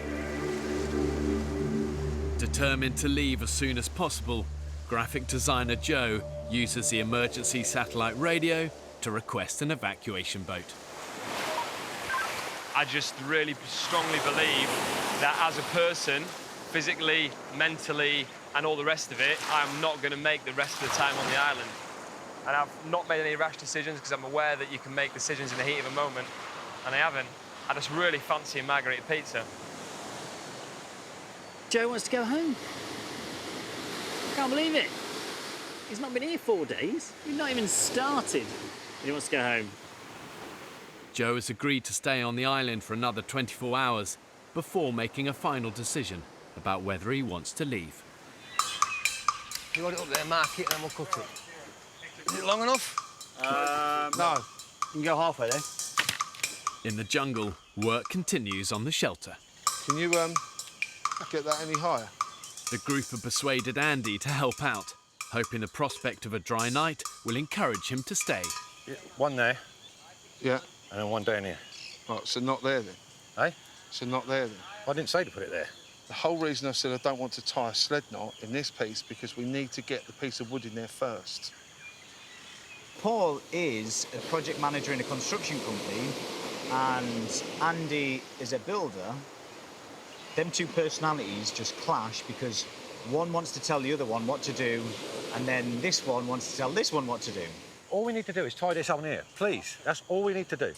Yeah, but where's the bit of wood? Because I'm not tying a fucking knot if there ain't a bit of wood in it. Look, that ain't going nowhere. That's the shape I want. Andy really has a massive problem with me. Everybody's been tiptoeing around him for the past 4 days. He's just being a fucking prick. But what can you do? Something's gonna explode at some point. Since yesterday, Andy has been hinting that he too might request evacuation from the island. Why are you threatening to go home, Andy? All sorts of reasons, mate. Come on, spit us out. No, I don't need to. Why are you so aggressive? I'm asking you a civil question. Yeah, you've asked me it 3 times. The Yeah, first tell us time what- then the second time, now you're asking a No, fourth they were time. different And then questions. you're calling me aggressive because I don't Yeah. want to answer a question that you've asked 4 times. I haven't asked it 4 times. You have. I said, why do you want to go home? You went, because I do. I went, well, give us a reason. You went, I'm not going to give you a reason. Exactly. I said, So tell then us you one. asked again, There and must then be you asked a again, reason. and then you asked again. I didn't ask again, Andy. You did. What is the fucking matter with you? Nothing the matter with me, son. At all. Do we wedge that there and then prop it up? Whatever Andy wants to do. I've had enough. Hang on. They need your expertise. I said, stop asking me. And he carried on asking me. Fucking unbelievable. With the camp's 2 builders walking off the job, construction of the shelter grinds to a halt. There's no doubt there's a lot of strong, pretty macho personalities on the men's island. And yeah, they're all trying to find their place in that pecking order. But the danger when you get these high-pressure situations like this is that the alpha males start to compete instead of cooperate. And then the danger is it blows a whole group apart. I'm used to being in control. I'm used to being organised, everything running efficiently. It's what I do. That ignorant twat wants to do it his way. Yeah. And he hasn't got a fucking clue. It makes your head, it's like it wants to implode. Seriously, my will is a punch to the throat. He's down, gone, finished. It's over with. I walk away. Happy days. I can't do that yet. Bang, done. Fat cunt. You know what I mean?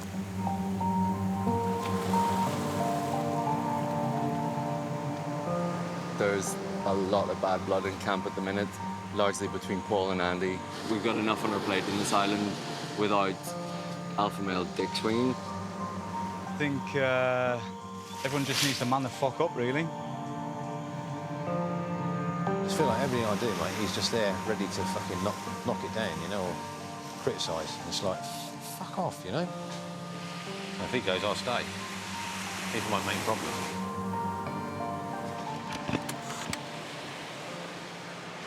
So, I overheard a conversation with Andy. His exact words were, if Paul leaves, that'd be good, because then I will stay. I'm not dealing with that sort of immaturity. He's supposed to be a grown man. I'm not being blackmailed. I don't need to be surrounded by this immaturity. I might just have to go. Are you thinking about fucking off? Can't be fucking bothered. Mate, you can't go, mate. You literally can't go. Do you think that you would regret it later on? You will regret it. I think I won't. Just suck it up, mate. Lift up your skirt. Wash the sand out of your vagina, mate. In a disastrous turn of events, 3 men, including the island's 2 builders, are now threatening to walk. Andy, Paul, and Joe all want to leave this island. I'm amazed that they've come this far and want to give up so early.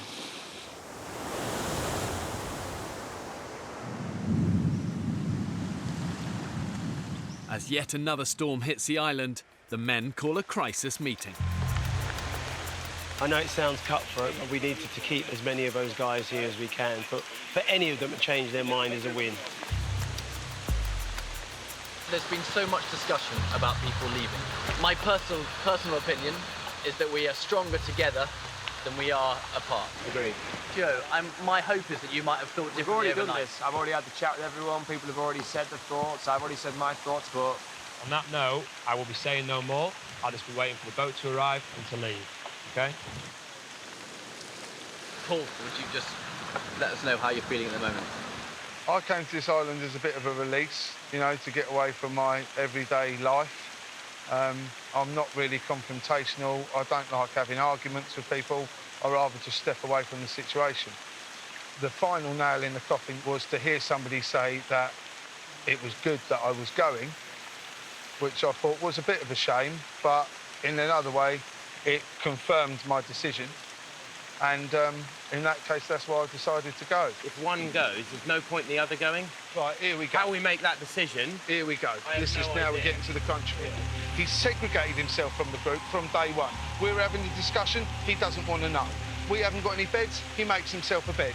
He goes off and sulks. Somehow that's my fault. I've had no sleep for 4 days. Neither has anybody. I've had nothing to eat. You've been sleeping. Sorry, mate, you've been sleeping. Andy, nobody's had any sleep. As a group, no one here has had enough sleep to give them the energy to do what they've had to do the next day. So you pointing the finger at me and saying, well, you've had sleep, fine, that's your problem. I've been having a laugh up until I heard one of my teammates say they wanted me to go. I was having a right crack. Now I'm not. In a community, not everyone gets on, and that is a fact of life, and we can't change that. So let's build our community. You and you, just keep your distance. At least we're together. We're 2 men up. We can build a shelter in a day rather than taking 2 days with 2 men down. The big strong man and the builder. You two fuck off, then we're fucked, aren't we? See, I don't want to lose 2 builders, regardless of your characters. We need you to stay. I'm going to walk away, and then that would hopefully Andy can. No, listen. So Andy can enjoy his experience and hopefully thrive. Then you're not losing 2 people, are you? You're losing 1.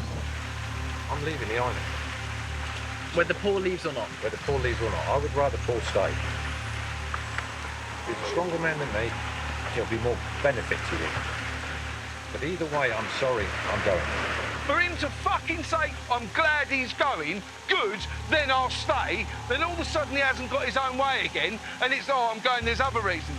It's fucking immaturity. It's sulking and it's attention-seeking. And you don't want to be scapegoat, I realise this. Bollocks. I'm not having it. I am going off this island because I'm not being held responsible for that. End of story. Next time on the Women's Island. What? A huge fucking snake came towards me! Fucking hell! At the minute, we are barely coping with the situation in which we find ourselves. Barely. Oh, shit, no, wait, sit forward. We have nothing to drink. We don't know where we are.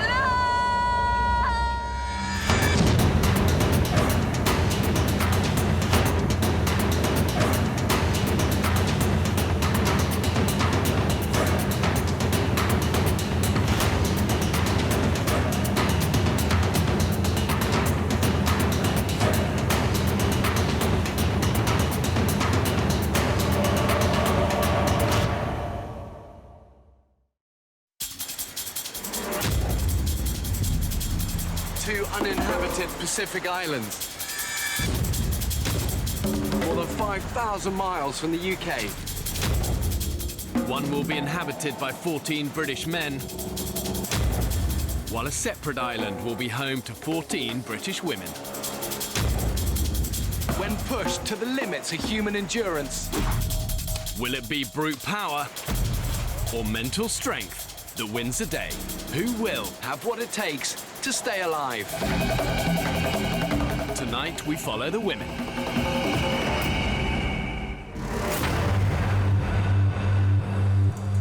In 21st century Britain, old-fashioned ideas about men and women have disappeared. And traditional gender roles have become blurred. Women are often expected to do it all, combining childcare with excelling at work. Don't let that happen again. I don't know who's doing it. It's really, really embarrassing and unprofessional. But if stripped of all of the advantages of modern life, are multitasking 21st century women better cut out for survival than men? To find out, I'm abandoning 14 ordinary women to fend for themselves on a remote desert island. A huge snake came towards me! It came right at me! They will be utterly alone, I need to be with my family. filming everything themselves. Right, you're filming me, filming you! That is the biggest shocker I've ever seen. They'll have to hunt for food, All right, you are. Oh! for water, Yeah, it's collecting water now. and for shelter. Oh, for f***'s sake. The women will be taken to the very edge of existence, living on the island for 6 weeks in the middle of tropical storm season. It's like a tornado. That is terrifying. We need a radio-in medic now. It's not a programme, it's ridiculous. Wow. Just remember to how you felt when you felt shit, OK? And leave it there. when pitted against the extremes of nature, have these modern-day women got what it takes to survive? Guys. That is a big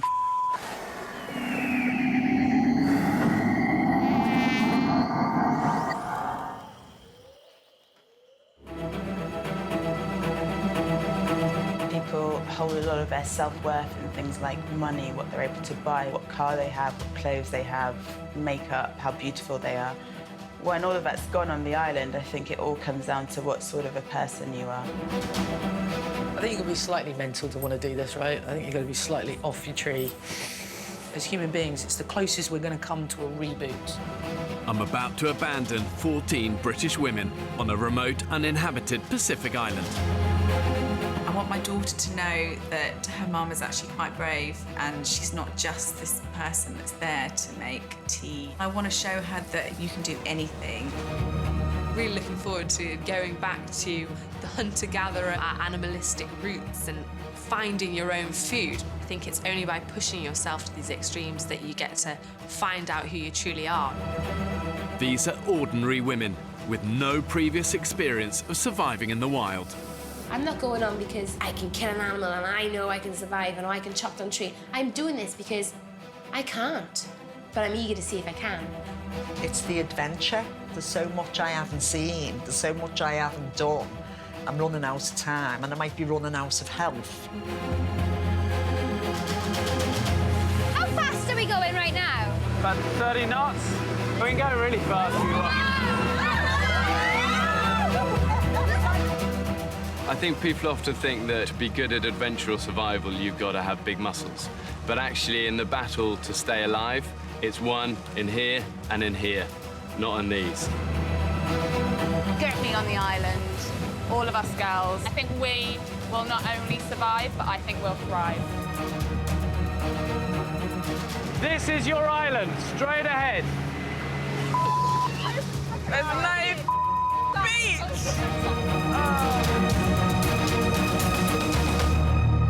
There are a lot of currents around this, okay? So I'm going to try and find these little areas, slack water, to get you in. Unpredictable riptides and hidden rocks make these waters treacherous. This is the closest I can get the boat to the shoreline. I'm not going to sugarcoat this for you guys. It is going to be hard. It's going to be hard physically. It's going to be hard emotionally. And the thing to remember is positivity, positivity, positivity. It's not the white beaches and the sun that we were daydreaming of. I was okay until I got to this point, and now I'm really panicking. How deep is that? You know, it is going to be out of your depth. There are rocks in there. Just be smart. To get to the island, the women have no choice but to swim to the shore in the clothes they're wearing. It's the thought of being all night, no dry clothes and no fire, because we have to make mistakes. Don't think about it. Don't think about it. Just one by one. It's gonna take. We'll just cuddle each other tonight. Yeah. Everyone's allowed the odd wind. Once we get you in the water, you'll be done with it. Yeah? Can't Then get it's anywhere, all, then it's all in front of you. It's all uphill from here. You'll be great. You'll be great. It's all uphill from here. Yeah. You're good to go.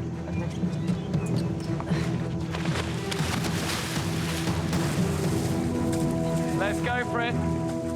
The women take with them bags and cases containing their filming equipment and medical supplies. This is Croc territory. Let's get you out of the water as fast as we can. Okay, let's go.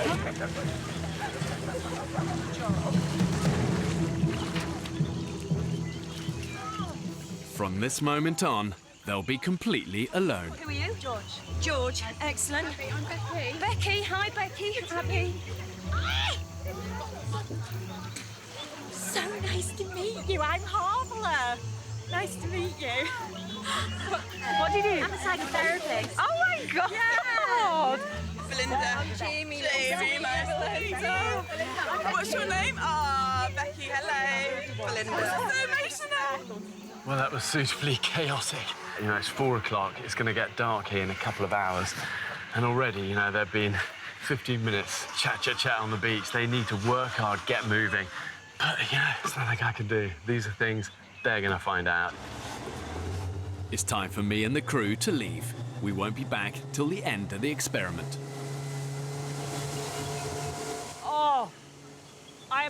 peeing. I'm peeing, I'm peeing, I'm peeing. Oh, I still need to pee. I don't know if I want to pee through my trousers. The women's home for the next 6 weeks is this remote, uninhabited Pacific island. To make sure they have a fighting chance of survival, I've ensured there is enough water, indigenous animals and vegetation to keep them alive. But only if they have the ingenuity to find it, catch it and kill it. I've dropped the group in the most inhospitable part of the island. There's unforgiving jungle and deadly creatures all around. Now just 2 hours before sunset, the group need to move away as quickly as they can. Are you still weeing, Jade? I'm weeing. I need to find that peaceful moment where I can actually wee. But the thing is, I'm weeing. And then I push more and I'm weeing more. I think it's because I've held it in for so long. Guys, it's really dense up here, so we need to get moving. We're just going to try and take all the kit up this slope, basically. Bring it up, because I think the tide's coming in, and then try and find somewhere to fucking sleep. Can you take this camera, of course? All of the women will be filming, but 4 of the group are trained and experienced camera operators. Hello again. They'll be living under exactly the same conditions as everyone else. Please, could you just push me at my back? No, it's my weight. I can't get it up. Here, wait. That's it. That's what I needed. The women have no food and just 1 day's supply of drinking water. We need a decent place to sleep tonight, because it's nearly dark. We're not going to have it here. We need to, we actually need to go. We really do. Right, who wants to carve the way? To stand any chance of surviving, they've been provided with 3 knives, 3 machetes and some basic fishing equipment. Anybody that's using a knife, just tell us. Don't whip it out. Guys, are we going right or straight? Guys, should we get together and have a chat? Because let's ask her. Let's come up, there's a clearing. With little daylight left, the group's priority must be to find a safe place to camp and quickly. We can't just come off a boat and stay in the same place. 100%. 100%. Do you want to lead the way? Make a decision. You lead the way. Anywhere you think it looks the clearest, we'll follow you. I'm not going that way, right? It's more dense and the light is through over here, so I want to go over here. Guys, be really careful when you come in on this trail. I'm still going up. Keep going, keep going. Need to get the fuck out. What? Oh. Right, stay still. We've got dinner. Oh my God. What is it? Snake. It's right near me. A huge fucking snake came towards me. I think what you need to do... Fucking hell. Right, it's going up the tree, girls. Shall I just chop its head off? It came right at me. What? What's head? And it came straight towards me. I nearly stood on it. That's why I ran away. Oh, fuck. I'm gonna fucking die on this You're all right. island. You're not gonna die. You are not going to die. It came right towards me like that. Just breathe slowly and walk up to me How now. am I gonna sleep in this island? Come on. What's her name? Jamie. Jamie, come to me. Oh my God. Just come to me. Right, I'll come to you. Oh. To be honest, I'm frightened of everything. Bogs and snakes and crocodiles and sharks. But I really, really want to overcome the fear. Materialistic things really shouldn't matter, but unfortunately they do matter a lot to me. I can't imagine what it's going to be like going back to complete and utter basics. It might change me into a new woman completely. I have no idea. Oh, I was on the island for 2 minutes and a snake attacked me. Fuck me. I don't want a snake coming towards me. Take a deep breath, please. Okay, Just okay. in. Just stand still and breathe in. Right, and breathe out. It's not going to get you. It looks like it's bloody It's bloody not. Stop fucking looking for it. So basically, the whole place is crawling with snakes. Go on, move on. Keep moving. I want to get out of here. When you're pushing through dense jungle into the unknown, everything is a potential threat. You've got caiman crocodiles, you've got snakes, you've got wild pigs, all of which are most likely to attack when they're surprised. You let your guard down, the wild is going to bite you on the backside hard. I feel like everything's crawling. It's not. You've got to try and just take your mind away and just pretend you're walking through some lovely area of a botanical garden. Oh, shit, they're yucca. Oh, where? Right in front of us. Look. We got a yucca. Guys, we need to get our priorities straight. It's an early win. They've identified a valuable source of carbohydrate. We're getting too excited about yucca. I'm actually quite concerned about sleeping, not yucca. This is nuts. I didn't know places like this existed. Oh, my hair. It's caught on a bike. Okay, more spikes. Guys, there's spikes on this that you can't even see. We're getting denser. Is everybody happy to continue through this? Well, I think we need to think about how much sunlight we have left. If I have to, I'll walk through the dark because I am not sleeping here because of that snake. I'm with you on that one. I don't know what else is here. With light running out fast, the women are no closer to finding a beach to set up camp. Guys, where we just stopped, where there is quite a big open space, this might be a good place to just base. Let's do it. Right. I really, really do feel like I want to get out of this area because I feel like we've made absolutely zero progress. Let's get out of here. It's really making me quite anxious and stressing me out. 14 British women have been abandoned on a remote Pacific island with nothing but the closest stand-up-in and a few basic tools. Sorry, tree. What I want to find out is, has all of this cushioning that civilization has experienced, has it made us totally lose touch with that survival instinct that I believe is deep within us all?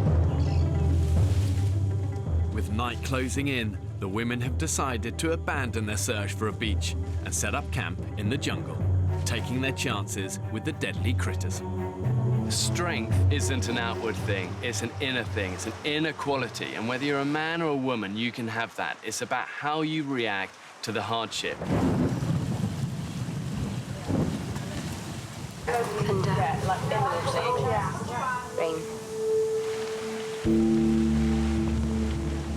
Rain, rain, go away, come again. When we get off this island. Just got changed and now it's raining. So I've only got my normal pants. If the women are to survive, they'll need to live through 6 weeks of the tropical storm season. At its worst, the torrential rain can dump up to an inch of water in an hour. My current knickers and trousers are wet through, so I feel like I've wet myself a bit. I'm wearing a shitty nappy. I have dry socks though, which are in my bra, keeping even drier. Yeah, that's a good idea. Without shelter, the only protection the women have from the elements is their raincoats and ponchos. It's absolutely hideous. It's going to get dark soon. And that will mean that there's no heat at all. So we will go to bed cold and damp. And we'll have to sleep on a cold and damp jungle floor. Look at my fucking hands. I'm a hairdresser. And, like, I can't afford this.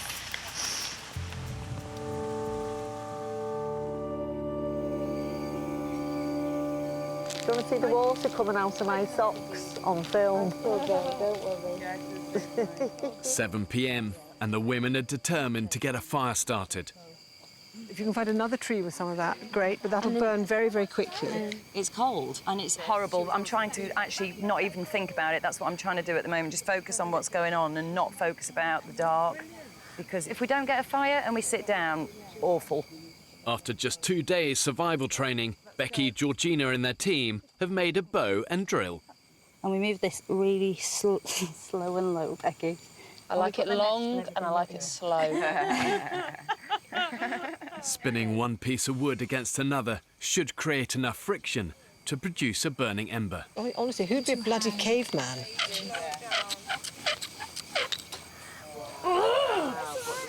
We've done it once, we'll do it again. We can do this, girls. We can do it. We can do it. Right back in. We're all so desperate to make fire, and the conditions are just so wet. I just have a feeling we're going to stay up all night and try and make fire. Any smoke coming from there at all?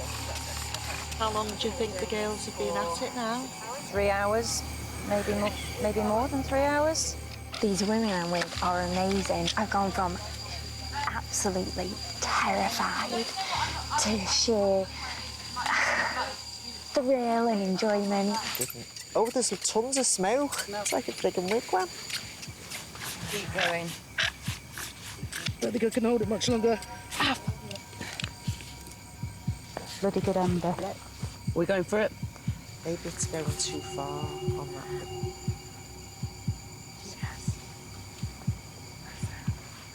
Very nearly there. Here we go! Oh my God! Wow! Let it get just pull me out! Oh my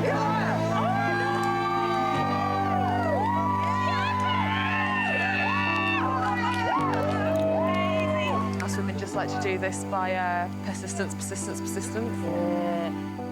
Becky and her team's determination has paid off. Not even a little fire. Fucking giant one! After just 5 hours of trying, these women have achieved what took mankind hundreds of thousands of years. Guys, how are we actually feeling about the fire? But almost more importantly, what it does for the women is going to give them a sense that they're gaining control of their environment. Is everyone stripping off? Oh. Just got my dress stuck in my knickers. I don't want to sound too cocky too early. No, I don't think we should. I don't think we should at all. No. But right now, we're winning.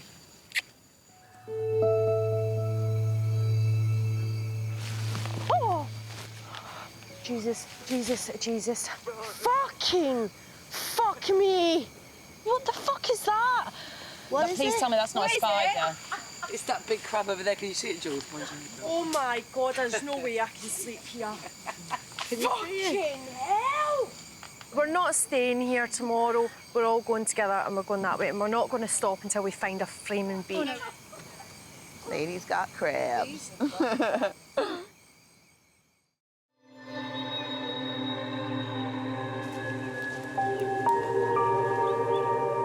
The women have had a restless first night on the damp jungle floor. I tried to have some sleep, but the noises in the night and the crabs that were creeping up on us, I just couldn't. I just sat up all the time with the torch, the head torch like that. I did. I woke everybody up with my farts. You did about 5 or 6 big loud ones. Yeah, well, no, they weren't loud. Oh, no. You just decided to sleep where I party. This is that yucca, and it's a bit like a potato. Despite lack of sleep, Julie's playing mum and has rustled up a little breakfast. We're very excited. We've got our first foods. Oh, hang on. Oh my God. Not as nice as normal food. When we're actually starving, it'll be absolutely amazing. The group may have found food. Add to the collection. Oh, it's swollen. But during the night, it's the women themselves that are featured on the island menu. Look at my back. I've got like a full face of spots. I can't even like wipe my eyes because my hands are dirty. Look at my nails. Basically, I can't be dealing with this. One side of me is like, I want to do this, I love nature, I am one with nature. And the other side of me is just like, look at my fucking face. You're shitting me. You know, what the fuck, like? You always look gorgeous when you're young, you do. Don't they? Exactly. You know. We're all young. Your boobs are better than mine. Well, mine are false. The urgent priority for the group is to find a safe place to camp, away from the jungle creatures and near a sustainable water source. There's only going to be, what, about 20 litres of water, and that's not lasting us 14 people for very long. As nice as this camp is, we want to... I am trying to be nice. Go and find beach. Yeah. So one group's going to go look, and one group's going to stay here. Who's in the go group? Me. Can I come? Yeah. Have you got your whistles? and Yes, your we're whistled bandages? up. Hold on a minute. You think that you can walk right round this island? We in the don't water? know anything. It's trial and error, isn't it? I think this decision has been made a little too quickly, and I just think we need to plan. Why don't we just stay here for another few hours thinking about it? Or we could go. Are you not coming now? Yeah, I am. Off your butt, then. We're off. I've done the children, I've been mum, I've done my business. I'm at this age now where I need to do something for me. When I was younger, I did want to do certain things, but I never had actually either the balls or the friends to do it with me, and I didn't have enough balls to do it on my own. And now I want to see if I can cope. So do you see if we go to the end of that bit there and see what's around the corner? I wish I had water with me. With nothing to carry it in, Abby and Fran's group set off with no water. I'm really hoping we find a beach because last night was not fun. My body does not like this at all. I hope there's paradise beyond these rocks. Finding a good camp is a key priority. They'll need a base with vital resources close at hand. The sea for food, the materials to build a shelter, and a plentiful water source. Let that be a beach, please. Oh my God, it's grim. I have a feeling when the tide is high, that disappears. Yeah. What, the whole of that? I agree. And that's a mangrove there. Yeah. This whole thing's been futile around this side, then. This is shit. What do you want to do? I need to have a drink. So we have a good trek to get back to Drink Town. I'm like shattered. We can't let this island take its toll on us on the second day. It's hot, we don't have water. Just even trekking is a risk right now. The women have left themselves exposed in oppressive 30-degree heat with nothing to drink. I'm sick. I'll have to sit down in a minute, I'm going to collapse. It's a long way back to their temporary camp. Guys, we've had a fall. Oh, fuck. Okay, don't panic. Shit, no, don't. Are you all right? Moment. Oh, shit, no, wait. Sit forward. Sit forward. Got to sit forward. Okay, there we go. Just put your head down low. Low. Don't headbutt anything. So sorry. I know. Do stop apologising. In temperatures like this, the women have got to drink a lot, between 2 and 4 litres of water a day. If they don't, they're finished. Come on, friend. Do a little walk. My parents were Iranian, like, very overprotective, and I have literally lived such a sheltered life. All of the decisions in my life have been made for me. All they ever see is just study and get married.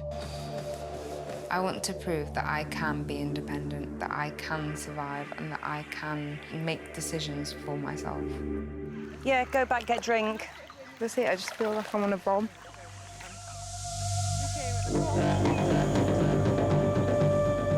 I actually just thought we'd find some idyllic beach within 24 hours, but actually the reality is we're actually only something like, oh God, a few hundred metres away from where we jumped out the stupid boat. So right now I feel a bit of a failure. I can't believe we can't get out of here. The whole notion of surviving on a tropical island may sound idyllic, but the reality behind the picture postcard fantasy is brutal. And it may look like paradise, but trying to survive on an island like that really can be hell on earth. I've been trying to keep these tears in all along. Stop it, Jade. Just try and stop. Just try and stop, because it'll make you feel worse by crying. It's not great. It's not great, I'm not gonna lie. Day 3 on the island. The women have been forced to spend another night of misery in the jungle after failing to find a safe place to camp with a water source. Everybody just needs to find that bloody beach, because I'm not staying here again tonight. No way. Stop with the tears, because it isn't going to do anything. It's not going to change anything. I think Jade's really struggling with just getting used to, like, island life, as we all are. I know that sounds really harsh, and I'm not being a bastard. I'm trying not to be, it's the but truth, yeah, I get you. I understand what you mean. I sometimes, with my children, have to just say, shut up. Do you know what I mean? To pull them round. Or can't you channel your anger through somewhere else? Yeah, I'm angry with Bear Grylls. Yeah. Go with that thought. Yes. Just go with that thought. Yeah, I'm really angry with Bear Grylls.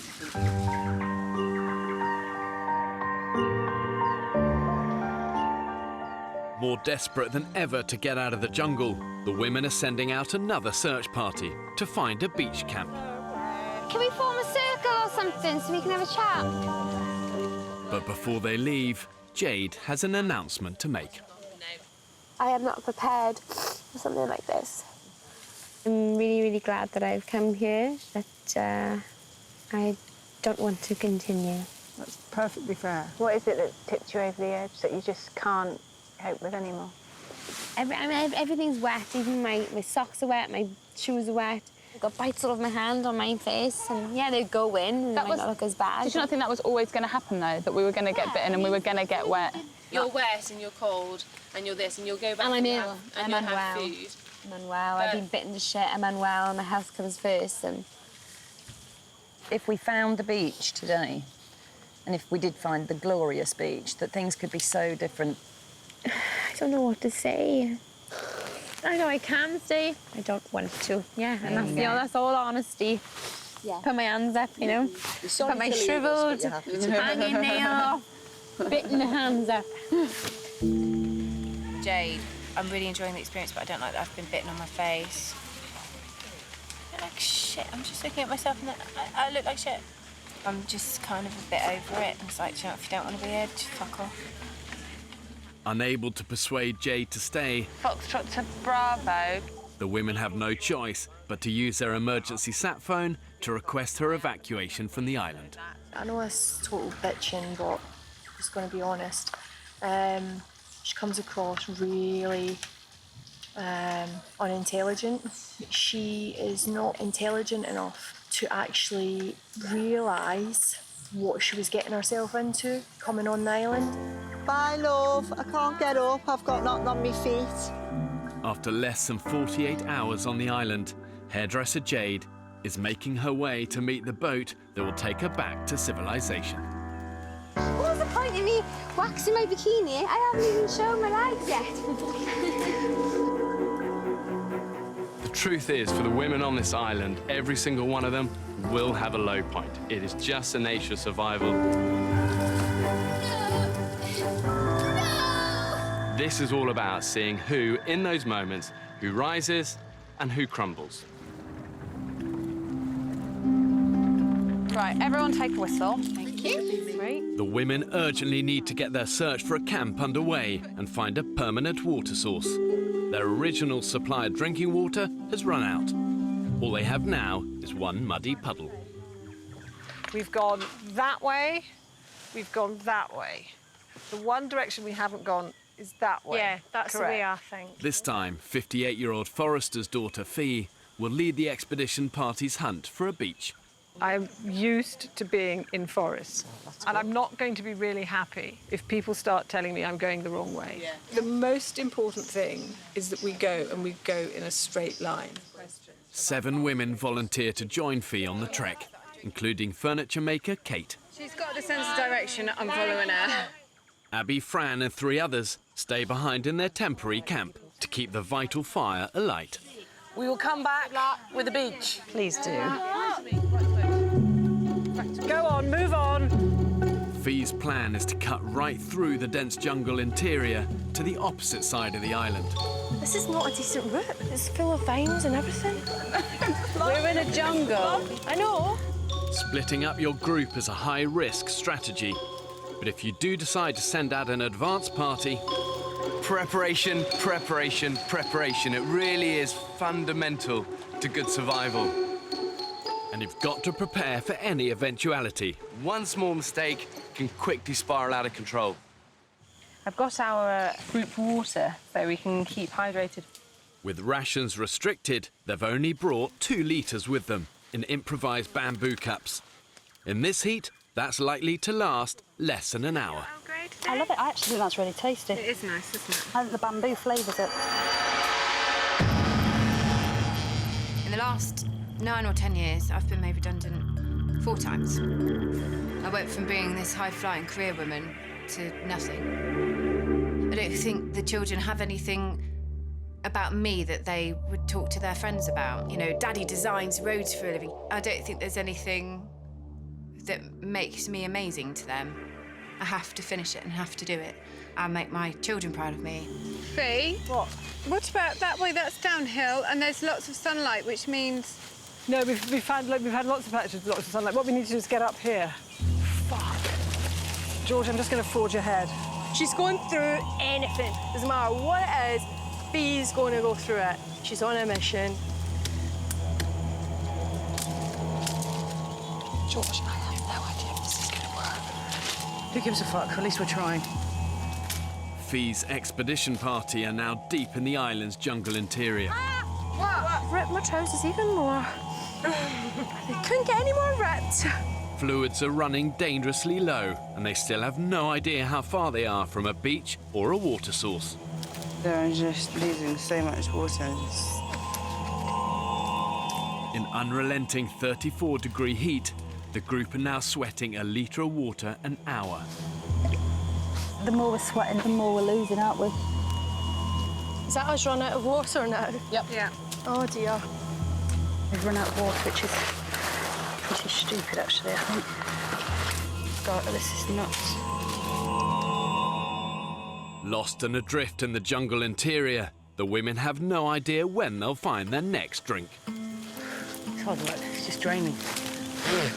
Like being in a spider's web. Is there any way to get fucking through?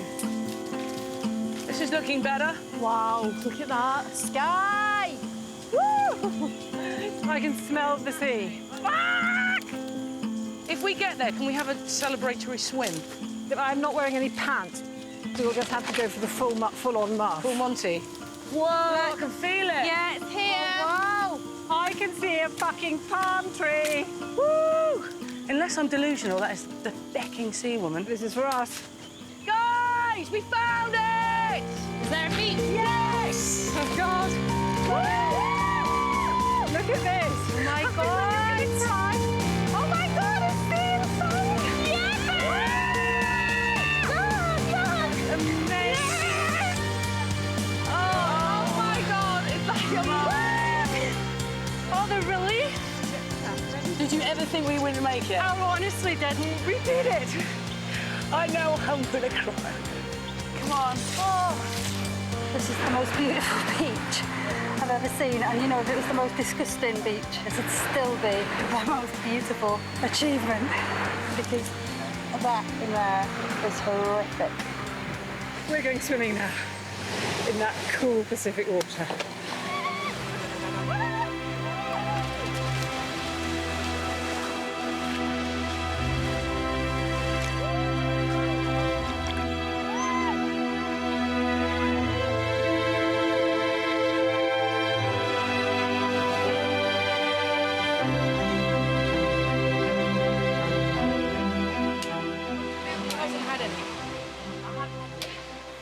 With the discovery of the beach comes a lifeline for the women.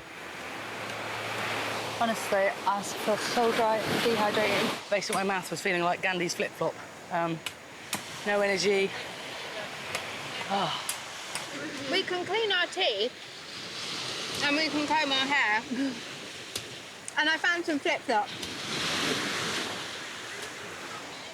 The expedition party have discovered a beach, but they're yet to find a permanent water source. It looks like it might rain. So we might actually be showered on all night tonight. Shit. Going down dark, we have no water, we have no fire, the sand flies everywhere. So, you know, there is potential for it to be amazing, but right now I'm just thinking, oh my God, how are we going to get through the night? With night drawing in, the women have no choice but to sleep here. and return to collect the others in the morning. I can actually smell myself. Yeah. I completely hum. Yeah. My armpits. The worst thing is our feet. With no shelter, the group will have to take their chances with the elements. And the frustrating thing for me is we all bloody knew to go be prepared. Oh my God. 3 a.m. and the heavens have opened. Shivering, freezing cold. I don't like this. The women's expedition party discovered a beach to base their camp, but haven't yet found the key to their survival, a sustainable water source. We huddled under about, well, all of the palm fronds that we found for our bed. They're soaked through, stranded and dehydrated. What the good thing is about getting this wet is that we can wring out our shirts and suck them, and I'm really not joking. At the minute, we are barely coping with the situation in which we find ourselves. Barely. Are we? Hardly, actually. Barely. Because we didn't prepare properly. No. That is the bottom line. And now we're sitting in the fucking rain again. Incredible. In the height of storm season, the weather can literally change in the blink of an eye. You know, 1 minute you're going to have scorching sunshine, the next thunder, lightning, torrential rain. And in these sort of extreme conditions, even the thickest jungle canopy is going to give you precious little protection.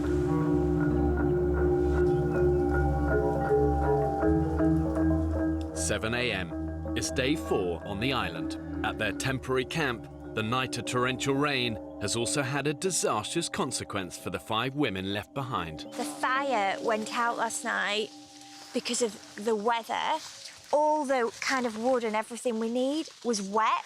So when we put it on the fire, it just made the fire die. It's just gone out. The situation is critical. Without fire, the group have lost their only means of purifying the water from the muddy puddle. They're now down to capturing rainwater in Beth's poncho.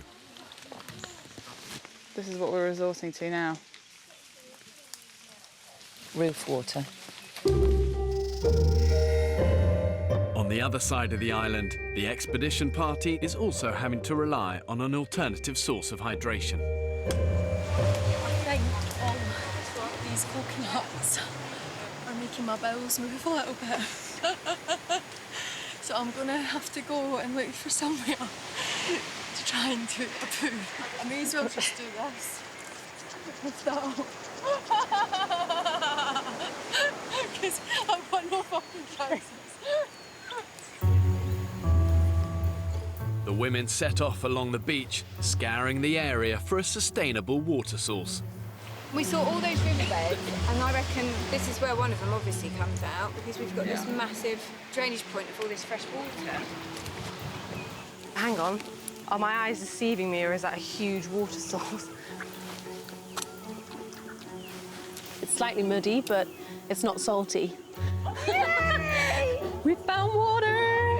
We just need to find a container now to boil it in and fire. The discovery of the water source means the women can use this beach as their permanent base. Right, let's get going.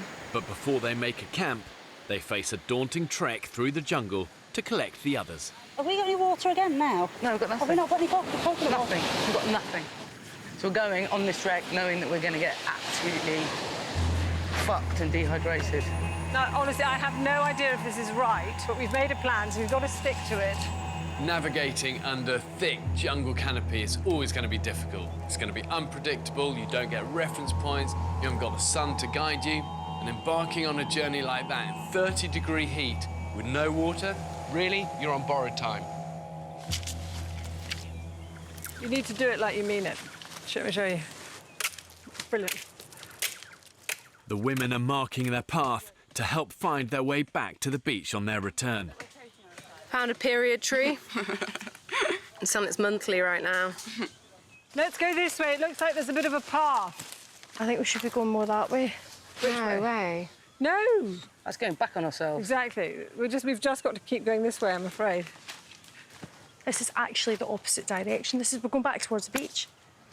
What the fuck is this? The expedition party are deep in the jungle interior and have mistakenly headed north in the wrong direction from their temporary camp. Now completely lost, they're doubling back on themselves. you know, you have to ask yourself the reason they haven't come. Do you think they're not coming? Well, they've got to come back. Abby and the others have been unable to relight their fire and have run out of drinking water. They are now desperate for the other women to return. I'm really fed up. Thursday, Friday, Saturday, Sunday, 4 days, 100 metres from being dropped off. It's crazy. Which way do you think our current base is? Well, I think it... Oh, fuck. I'm so confused, I don't know. The expedition party remain lost and dangerously dehydrated.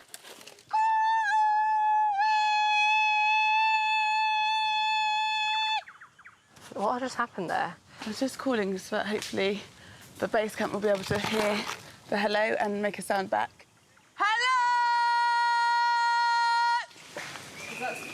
Listen. Hang on. Shush, shush. Blow again. It was a one-whistle response. Yeah, that way. They definitely whistled. I wouldn't be surprised if they couldn't find a whistle at the other camp, and that's why they didn't reply.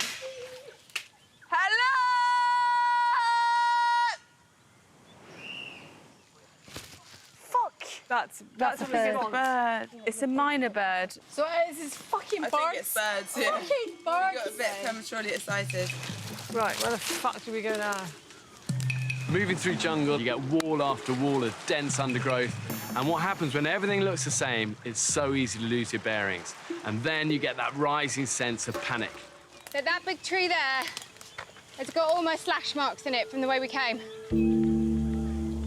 I think you're getting really confused with the directions, because if you go up that hill, that is where we just came from. Except we came up from a beach there. We did not come from there, Fee, because I've been marking trees all along that route there. I tell you, no, there's a much clearer way of saying it. The ocean... All I will say, Fee, at the moment is that your way of saying it is that I'm right and everybody else is wrong. You're the one who's confident to say, I've got a great sense of direction, but you're not taking anything from anybody else. There's another slash mark here. Oh, no. We have nothing to drink. We don't know where we are. Let's do my din. Can't remember the time I felt this thirsty. How critical do you think our situation is now? I'm absolutely crapping my pants now. All I hear about is water. That is all I hear about, water. It's more than 24 hours since the expedition party left their temporary camp and are now further away than ever. Back at base, the situation is critical too. Well, they're not coming for us today, are they? Happy fucking Mondays. The women left behind are struggling to find dry wood to relight the fire, and without this, they can't purify the remaining water in the puddle. And they've barely eaten for 4 days. You think we should start a fire? Yes. Do you want to start clearing all that shite off the fire, Fran? I can't, my heart's beating like that. Well, so's everybody's, Fran. We're all in the same boat. What for now? Let's not be bitchy, please. People can manage and people can't, and we'll have our ups and downs, but let's not bitch. I'm sorry. No, come and sit here. Don't talk. Just come and sit here. Come and sit on the comfy chair. And sit there.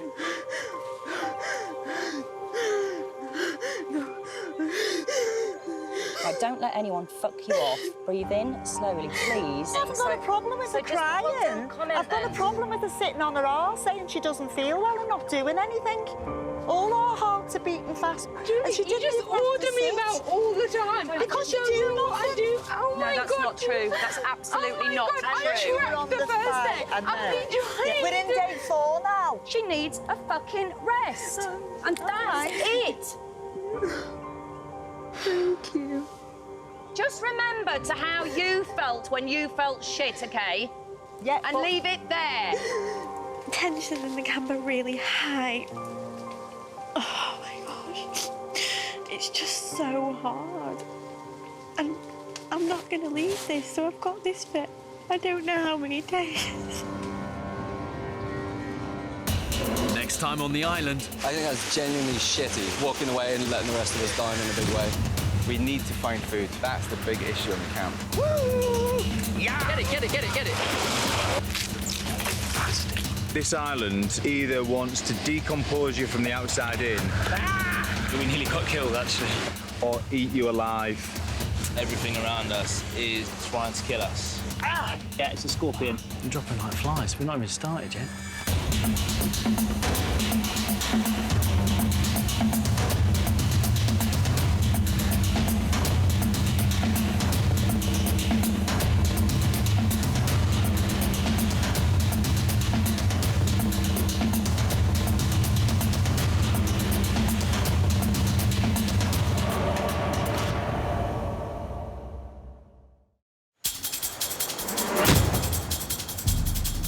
Two uninhabited Pacific islands.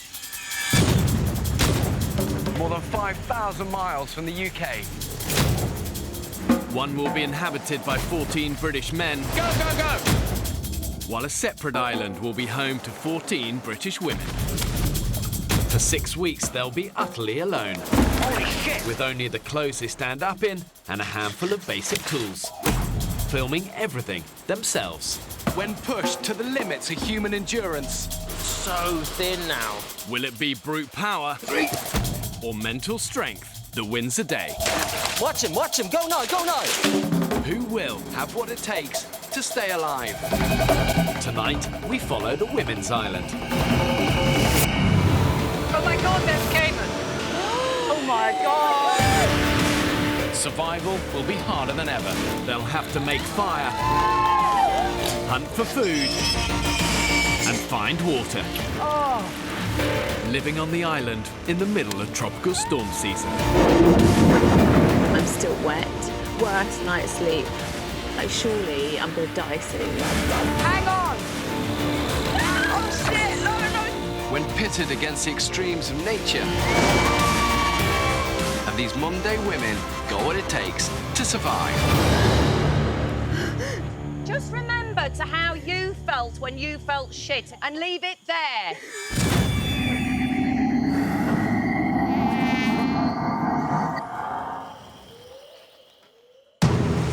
It's been 7 days since 14 British women were marooned on a remote Pacific island. What? A huge snake came towards me. Brutal conditions have already claimed 2 victims. I need to go. I need to be with my family. And the group paid the price when they split to find a sustainable water source. We cannot walk anywhere on this island without getting lost. Radio in now. Medic now. Hello! Finally reunited after 3 days apart, I can't believe it. the women find themselves on the northern tip of the island. They have no water source, and many haven't had a drop to drink for 2 days. Yo, dudes. Hi. It's sunny. Sun is blaring. So hot. There is no outside input, and it is up to us to survive and thrive. That is a heck of a challenge. Oh my gosh. Despite the oppressive 30-degree heat, there's something to celebrate for one of the party.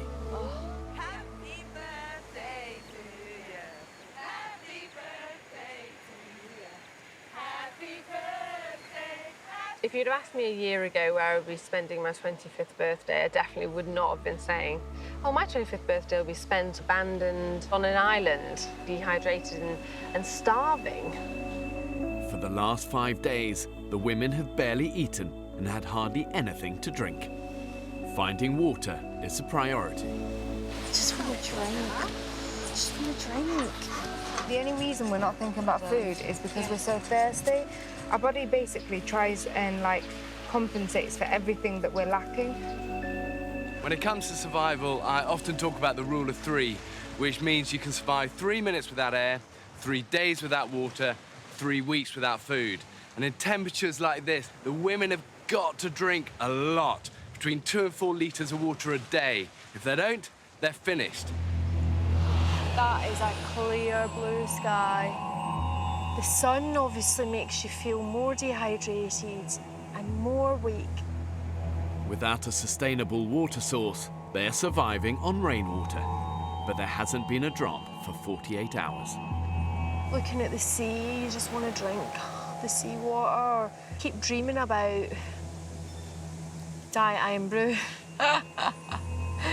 Cold, freezing cold Diet Iron Brew with ice.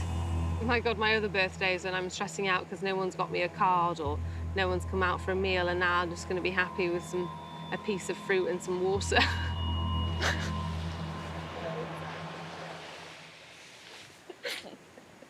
I think a bogey just came out of my nose. Eat it, eat it, eat it! Waste nothing! I've always loved adventure. In December 2013, I set off on transatlantic rowing race, 3,000 miles across to Antigua. The 30th of January, and we have just had a capsize. I have split my head open.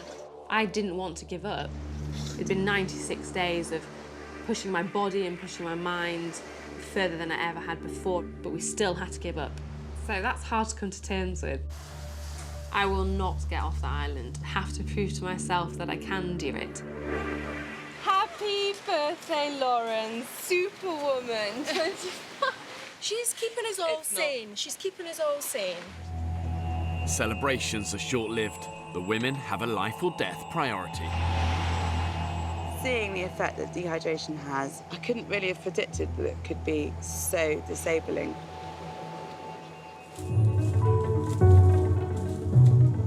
We ain't coming back until we found water. Georgie leads a group on a scouting mission into the thick jungle. There are no pools, which is what we're after. I've made sure that the island's got enough water, indigenous animals and vegetation on it to keep them alive, but only if they've got the ingenuity to find it, catch it and kill it. That's quite a deep pool, it's empty. It's just the same shit. If we don't find water, we're screwed. What is that? Oh my God, there's 2 piglets. Oh my God! Oh my God. Be careful, because if Mum's near... I can actually see Mum over here. Oh, careful, come away. If Mum thinks the kids are threatened, that's when they get really aggressive. She's lying down. Come away, sweetheart. She's massive. She's enormous. She's like... really near. The piglets, the first thing I thought of was crackling, to be honest. I am hungry. I don't think I could look into his little piggy eyes and then kill him. I'm not ready for that yet. But then again, by the time I come home, I'll probably be a full-blown fucking, I don't know, cannibal. The pigs are given a reprieve. Right now, everyone's lives depend on finding water. What are we gonna do? You can sit down.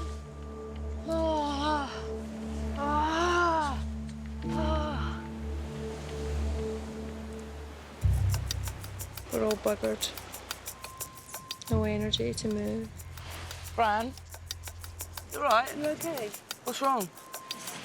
Whenever I stand up, I just see all black. It's such crap feeling.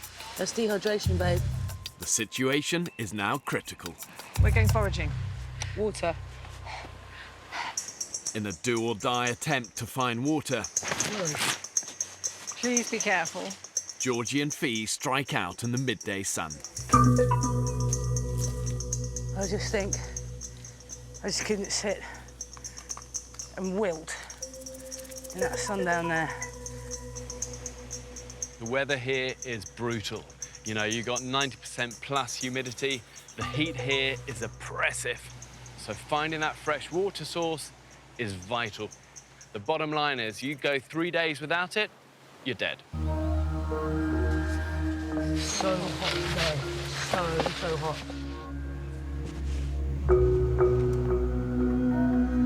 Like him being in a microwave.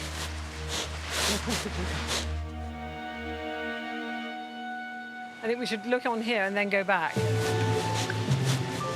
Hot eating really fast. Ooh. Hard work. It's water. Ah! This looks good. Jesus Christ! We did it! Oh, yeah, baby. I don't give a fuck where that came from. Do you? We're drinking it. Oh! Amazing. So we hit the jackpot. Pick this out. OK, it's not over yet. You know what? If I die, I don't care. At least I don't die thirsty.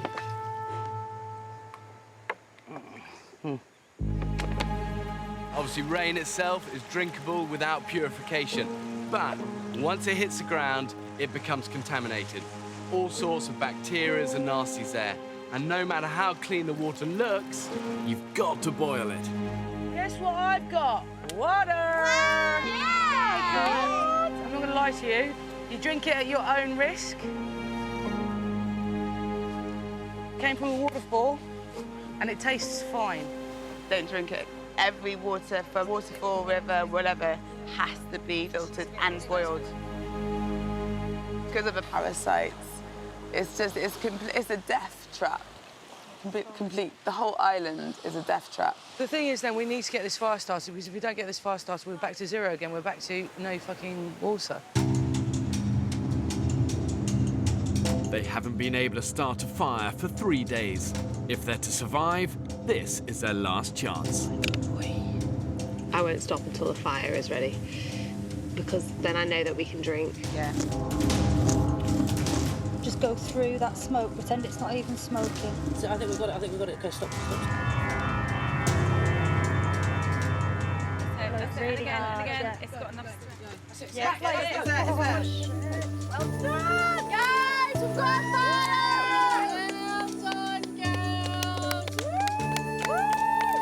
We just taste the water. Ah, look. Look at that fire. The water won't be safe to drink until it has boiled some 3 hours later. Meanwhile, Lauren's keeping the fire going. The fire is so hot, it's burning through everything. The birthday girl is doing all the hard work and she's exhausted. I'd say that Lauren and Beth are always first in there to help. But also they think of things. Oh, shit! Lauren, come this way! Go into the sea now! Fucking hell! Shit. She opened the lid and it just exploded in our face. Oh, fuck. Right in there, babe. Get her right immersed in the sea. Jesus. Oh, fuck.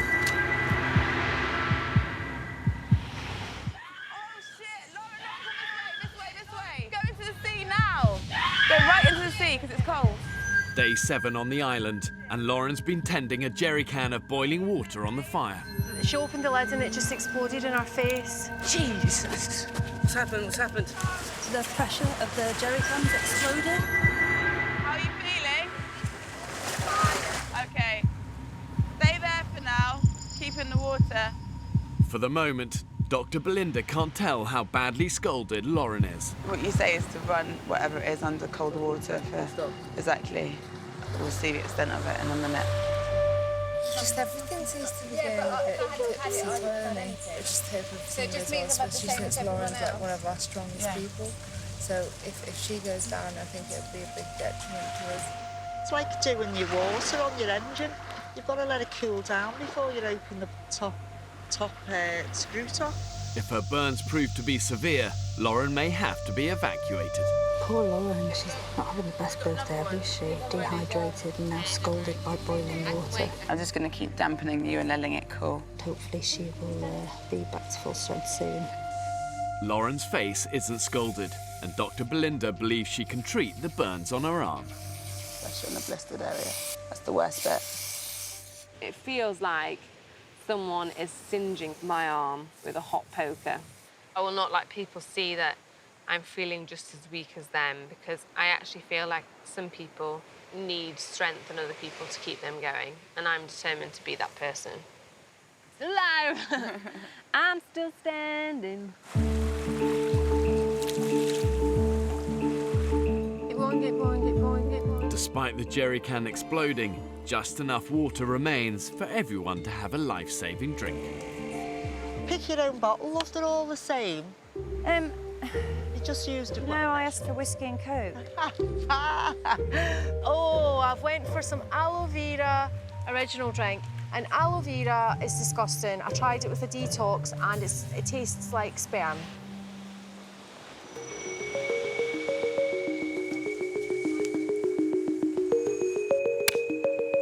There's a pig there. Oh, yeah. Now they have a water source, food should be the women's big priority. Piggies.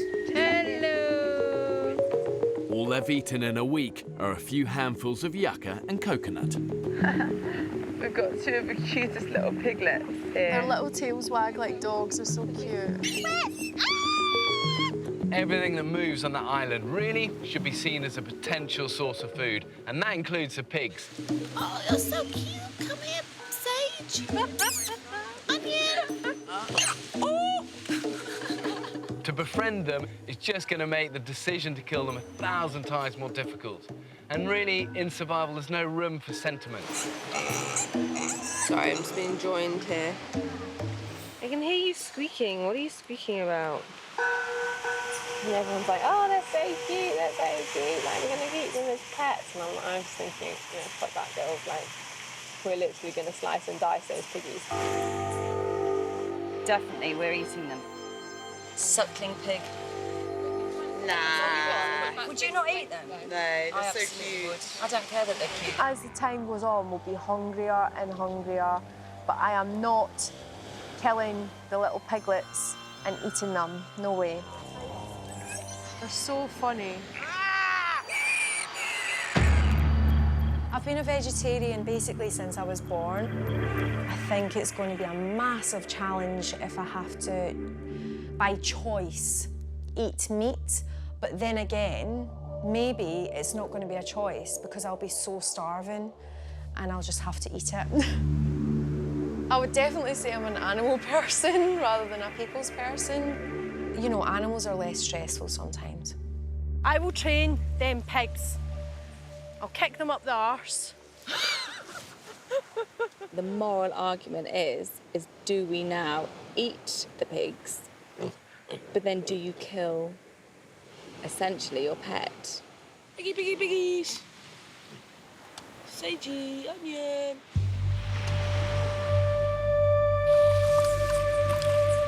That's it, I think, and left. With water running low, Careful, these rocks are uber fucking slippy. an expedition party makes the hazardous journey back to the waterfall. That's it, guys, we're nearly there. Jamie, hang on. Oh! Shit. I saved the camera! Good job.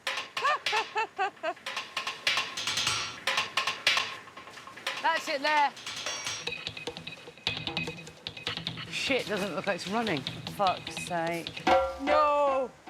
I don't understand. This was pouring with water the other day. And it's dry. Totally.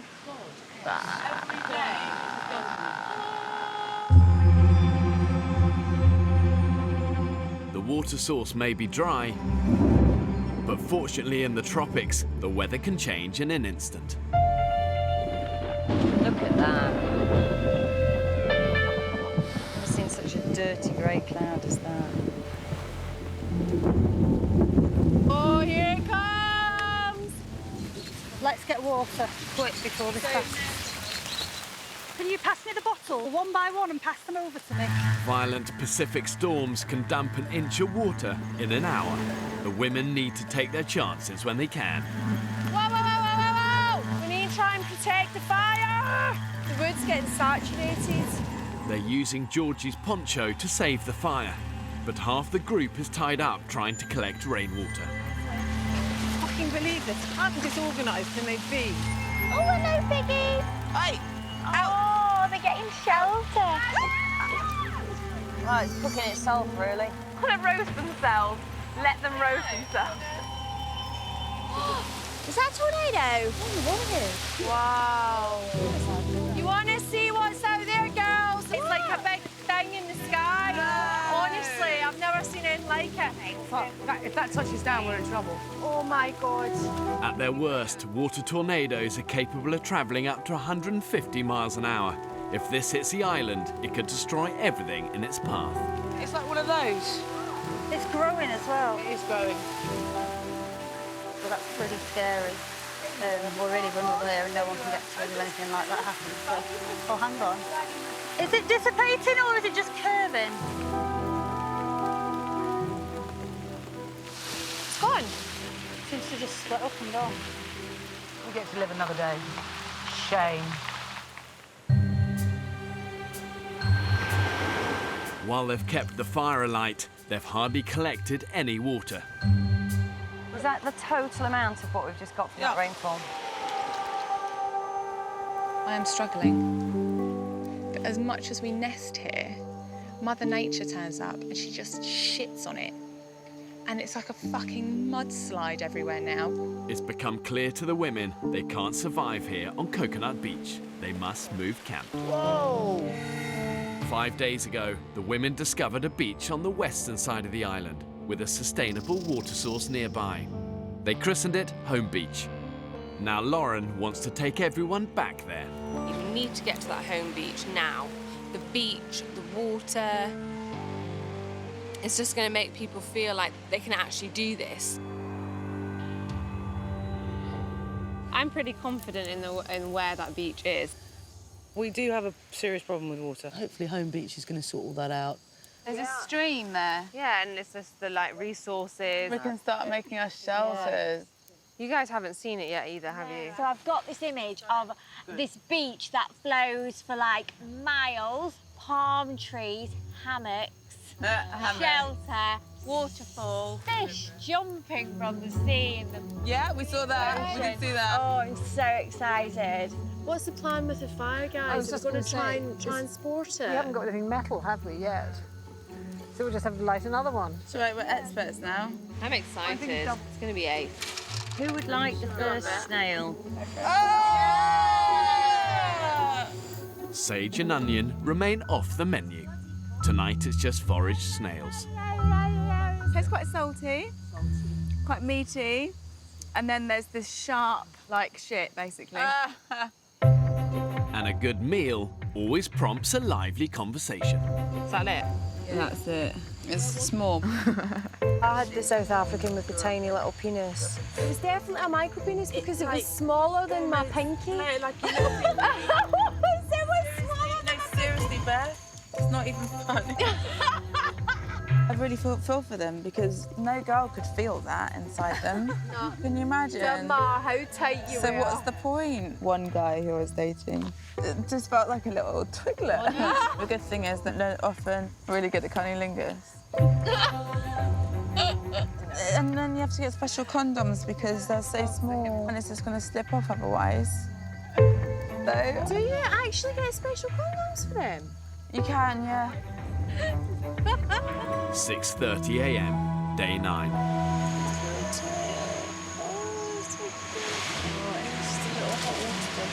All night, honestly adorable. I'm saying this about a pig. Oh, and they're very cute. It's just made me happy. Today the women face an arduous trek, seeking the beach where they want to build a permanent camp. What do you think, Jamie? What? Is it worth cracking these open to get a mouthful of coconut before we set off? No, no, it's too heavy. There's loads there. Oh, I really want a coconut. I'm so hungry. I'm so hungry, but someone's just said no. I want you to just take your backpack off. I'm going to give it to Jamie. It's a hard walk, and you will find it difficult. With very little water for the trek, Abby and Belinda are especially concerned about PhD student Fran. I know she's not well, but she doesn't want to really say. tricky, She doesn't isn't want to it? make a fuss, and she doesn't want to stop leave the this. island. 5 days ago, she collapsed and received emergency medical treatment. I'm really worried about Fran. Every time she tries to do something, she's feeling lightheaded and dizzy. She's already passed that once due to low blood sugar.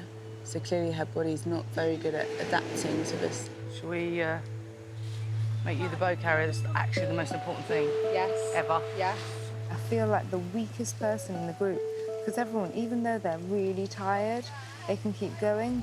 As I've said before, I just feel like another mouth to feed. Oh, no! No! No, it's not. Harvela is reluctant to leave Sage and Onion behind. Oh, no, it's tangled on them. No, we're okay. We'll just grab The wild animals, they just need to be left alone. I wanted to try. We can't take the pig. Guys, we're going to home beach. Bye, Sage. Bye, Onion. Bye dinner, bye lunch. Look at us, we look like savannahs.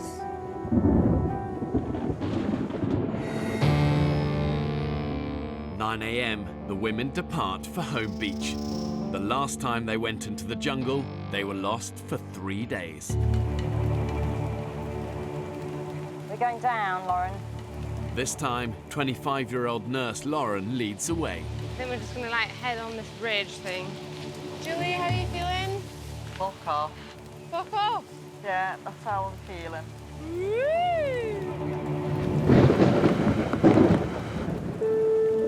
After just half an hour, Becky's in trouble.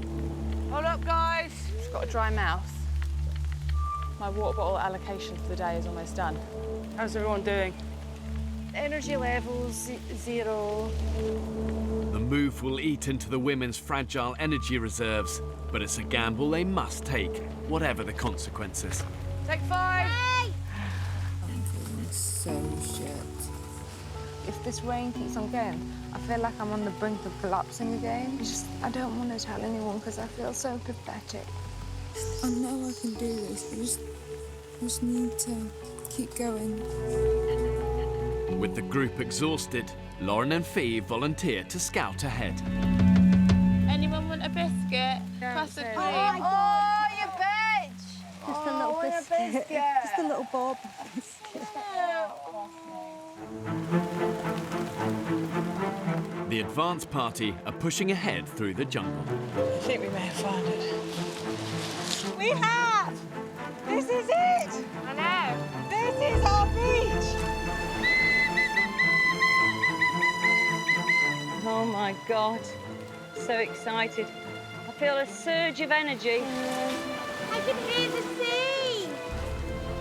Oh, wow, that is amazing.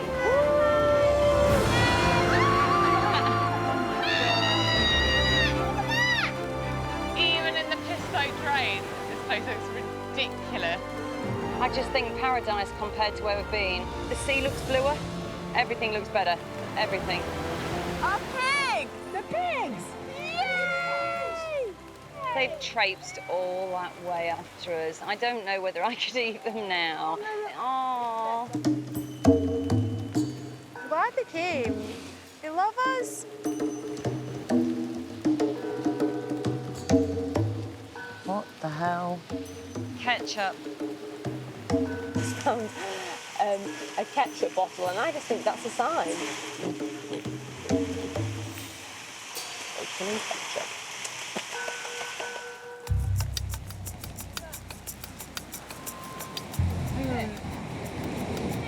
The journey has beaten Fran. This beach is extra cold because it's kind of like open. I don't feel like I can do anything in this weather because I can't move. It's a little bit damp. Oh, thank you so much, Abby. Oh, I love you. Coming through the jungle again today in pouring rain has tipped her over the edge. She's been proper poorly. She's cold all the time. And so when we're cold, it's for her, it's like bloody hypothermia. When you're wet, you're malnourished, your body temperature just is going to drop. And it only takes a 2-degree drop to take you right bang into that danger zone for hypothermia. So the women have an uphill struggle getting Fran warm. I am on firewood duty. We need to get dry firewood. Nothing is dry. There's just no dry standing wood. It's not a little bit wet. Honestly, the place is just sodden with water. I don't feel that I could cope with another rainstorm. I don't think I'm medically fit for this. It really is torture for Fran. She clearly is not a well person. I don't even have any sort of rescue meds, so if she were to collapse, it would take a while to get any further medical help to us. What's up, Bravo? This is Bravo 1, go ahead, over. Fran now feels she has no option. My body can't take it anymore. Over. Do you then want to take off the island? Yes, please. Over. I hope you feel so much better, honey. I think you might have died if you stayed. And I'm serious. Oh no, thank you. I think I would as well. I am absolutely gutted. I absolutely love Fran. She's ace. She's our little baby. It was going to be my first challenge ever that I myself did, and I'm really gutted that I couldn't complete it. It's kind of heartbreaking. I tried so hard. Fran, bye, my darling. We love you. We love you. Another one down. Now we need to go and anchor the others to trees and make sure none of the others are thinking of leaving. To lose another team member, it's so demoralising, and you can just feel the atmosphere in camp at the minute is just on tenterhooks, and everyone's thinking, I don't know how long I can keep going like this.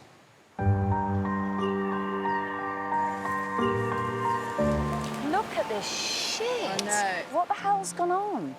The storm and an extreme high tide have washed up a potential treasure trove. Like Paradise Beach, no longer. Oh, false alarm, half a hair clip. Ta-da! Not only is it a can, it's a can with a lid. I think one of the real unsung heroes in the survivor's arsenal is resourcefulness. What's that? Is that iron brew? Oh my God.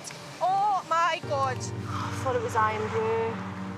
Oh my God. Here, hold that. I thought it was iron brew. Oh my God. Wait, check the sell-by date. I don't care.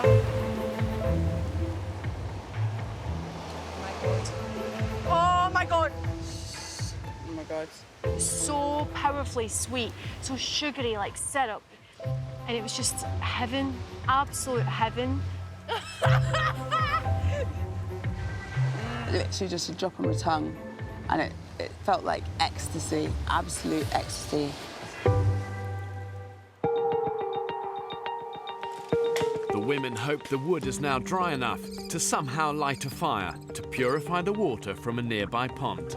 This is filled up good. Yeah, Thank it's God for that. amazing. Thank God. Oh my God. Oh my God.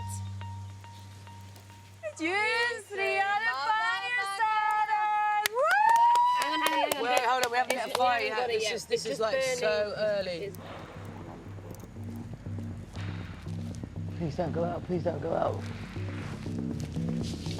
It's too fucking wet. Shit, what are we gonna do? Good work, Georgie.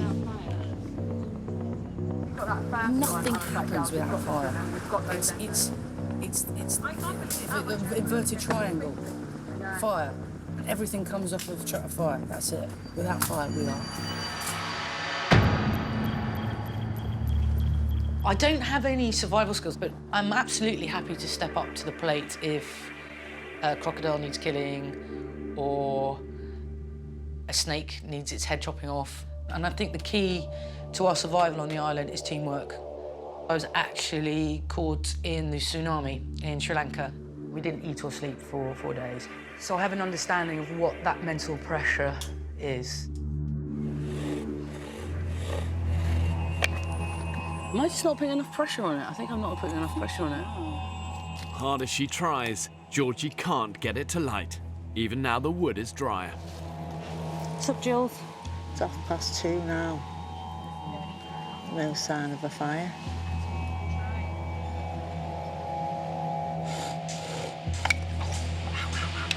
There's hardly any spindle left, is there? I know, that's the thing. That's probably why it's flicking off. Just give it another go.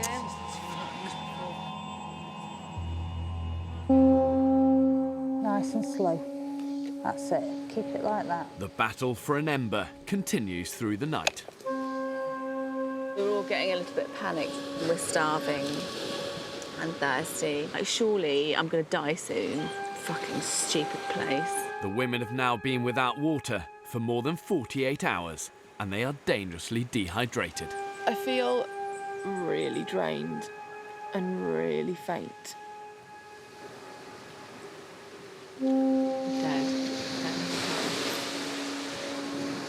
Okay, to you, Lauren. Me, you, me. Fuck her! It wasn't right that time, that's for sure.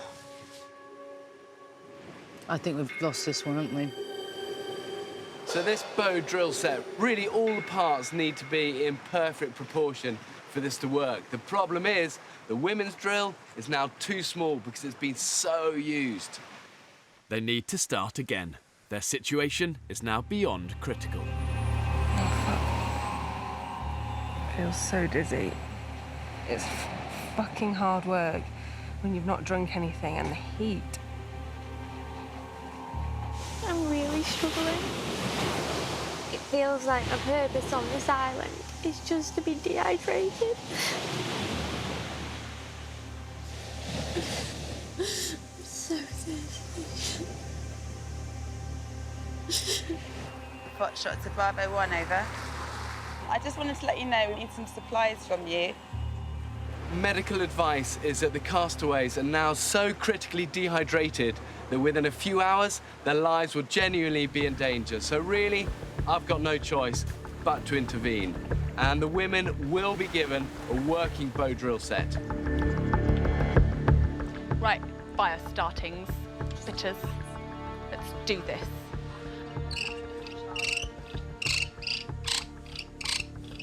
Purring, ladies, it's purring action. Run, stay.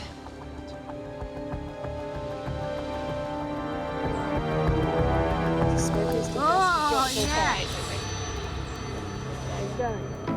Guys, well done!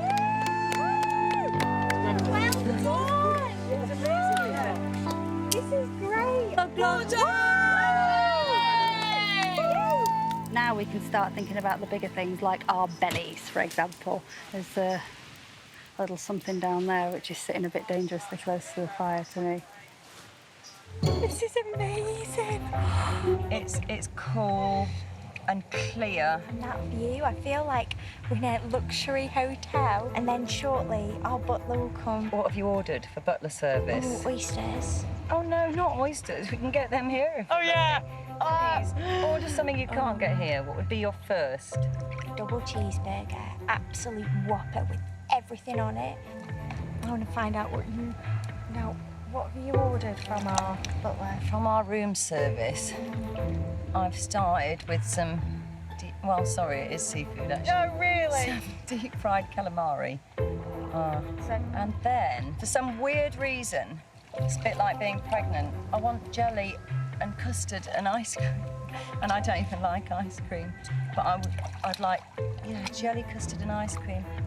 And then a kids' buffet. Oh, kids' buffet, I'm with you with that. Until I vomit.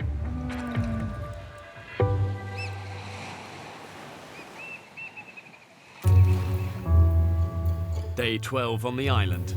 The women now have fire and plenty of drinking water, but they're barely surviving on just 50 calories a day. It's took me, I don't know how many hours to get that many almonds. It's going to be one almond, if we're lucky. After almost 2 weeks without a meal, the group is at the point of starvation. If they don't eat soon, there's a genuine risk their organs will start to shut down. I'm fucking hungry. My tummy has gone away. I literally have no tummy, look. It's flat, flat, flat, flat, flat. My stomach's great. I'm gonna have to eat myself. Is that not the cutest thing you've ever seen? Hi, Sage and Onion. The fate of Sage and Onion hangs in the balance. The women have befriended them and now can't agree whether or not to eat them. I keep looking at those gorgeous pigs as bits of food. They're too cute. I can't. Now, imagine this. Barbecue sauce over the ribs, right? Barbecue sauce, barbecue sauce, barbecue sauce, right? Even the tail, really good, really chewy. I'd still eat it. I think we should spit roast it. Put a steak up through its bum, not through its mouth, after it's dead, of course. Obviously, I've got a completely different point of view to the rest of the girls because I don't eat meat, but Sage and Onion, the little piglets, I'm definitely not eating them. We've got 2 pigs, Sage and Onion, which have become our pet pigs. They followed us all the way from Coconut Beach here, which is a long walk for little legs.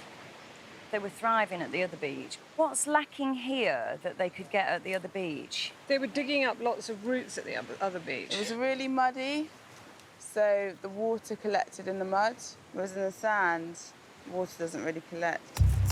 We have to set a limit to how much we do that compromises our resources over the pigs. Over the past few days, people have been laid down with double vision, retching and not being able to walk. Yeah.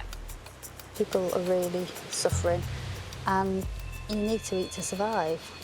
Nobody wants to kill anything, but we need to eat.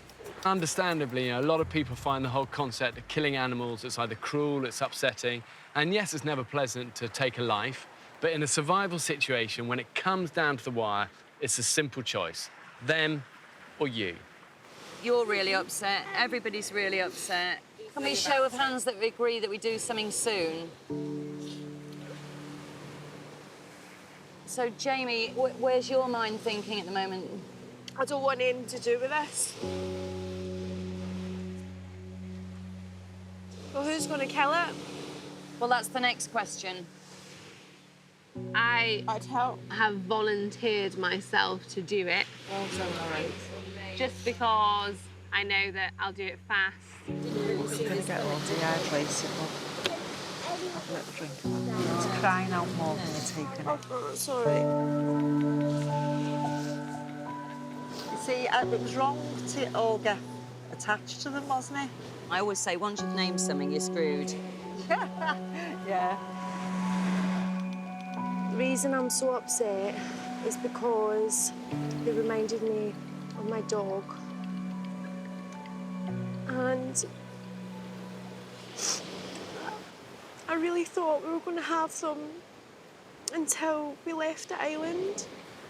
It makes everything real. It makes everything, like, raw.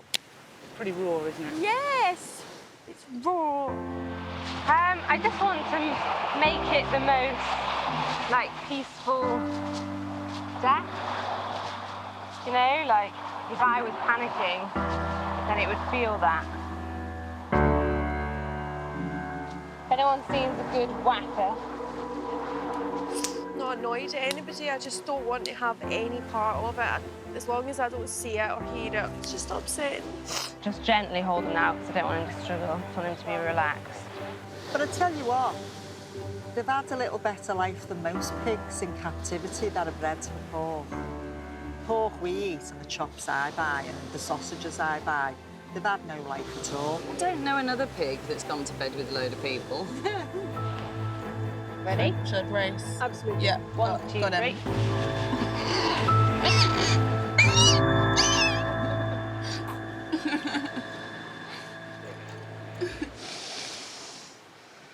Well, Lauren, absolutely amazingly well done.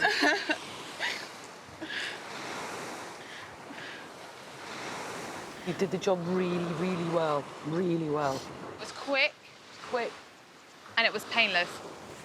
That was pretty emotional, wasn't it? It's really horrible. It's never easy to take a life, but having learned from this first kill, they actually dispatched the second animal swiftly, cleanly, no hesitation. Yeah, I'm glad it wasn't distress. Should we get it back and get it on the barbecue? I've never, ever killed an animal before, especially as a girl as well, is that I don't think we're designed to want to kill anything, and that's what has been a huge learning curve for me. You know, it's reality. That's what it is. It's brutal reality that if you want to eat, then you are going to have to kill something. Gosh, Lauren, she's the first to volunteer for the pig. She's very matter-of-fact, very hard-working. Actually, if I could channel a little bit of Lauren, I'd be very happy, because she's very impressive.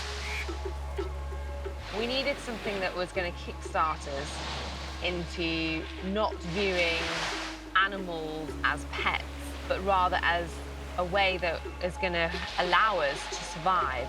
You know, it's going to give us the energy that we need to get hunting, get finding water, to find wood, because that is all exhausting work.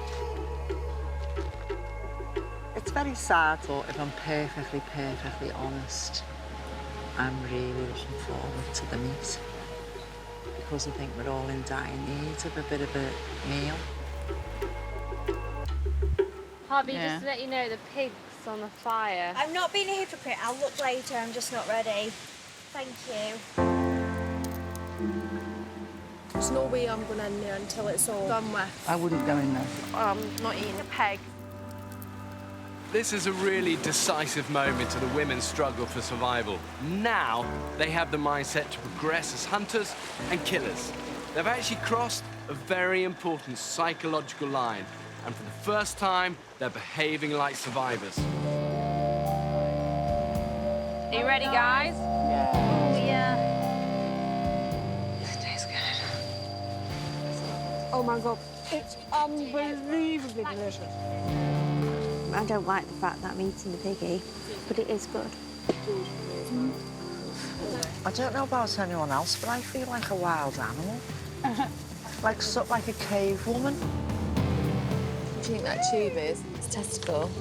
I quite like things like that. Do you know what I mean? It's quite savage. We needed that. I'm not gonna lie, it was gorgeous. I could have ate it all myself. It's all good. That's it for now. Over and out. Next time on the island. You lazy bunch of bone idle bastards! We're not even halfway through, and tensions are beginning to fray. We're not all just grand to bash on bits of wood. To some would look like you didn't want to do a harder job. I would say fuck you to that person. Fucking calm down, eh? There is absolutely no food in this camp. This island is infested. Roundy boy! Yay!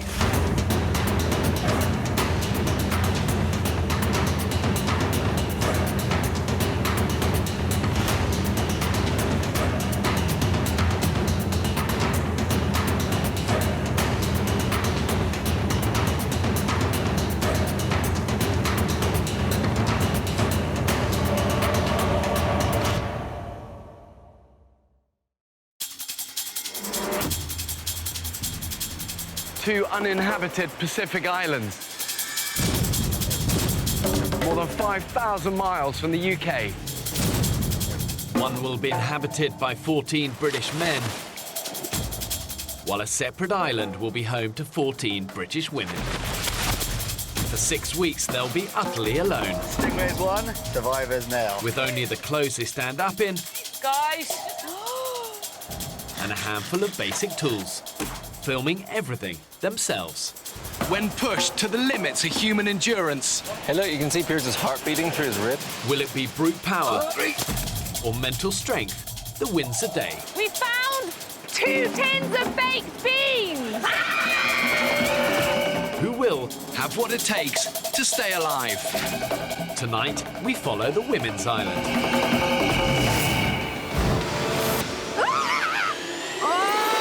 Survival will be harder than ever. They'll have to find water and hunt for their own food. That is the biggest shaka I've ever seen. Living on the island in the middle of tropical storm season. How on earth are we expected to survive in this? When pitted against the extremes of nature, have these modern-day women got what it takes to survive? Guys, come back here really slowly. There.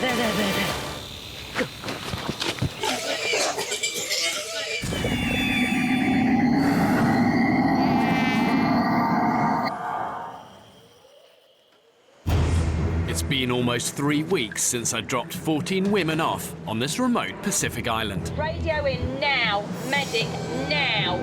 They're 3 people down. I thought we should hang on in there. And with fewer women to hunt and food running dangerously low, Surely I'm going to die soon. Spa owner Abby, one of the oldest of the women, has kept the group together. Do you not eat them? No, they're so cute. I don't care that they're cute. She encouraged the others to make a difficult but necessary survival choice. to eat their pet pigs. I don't know about anyone else, but I feel like a wild animal.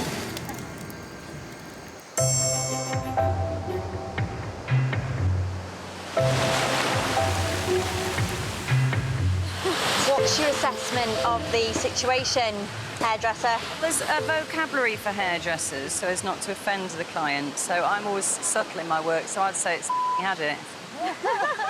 After weeks on the island, stripped of all luxuries, Abby is improvising in her island salon with a novel blue rinse. It's probably permanent boat paint or something.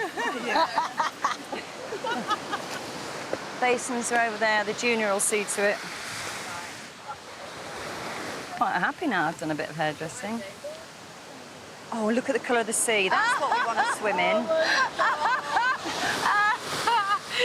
In a group like this, when you're really starving and struggling, all you need is that one person to kind of shine a little beacon of light and say something really witty and funny. And Abby is that person. It's £95, please.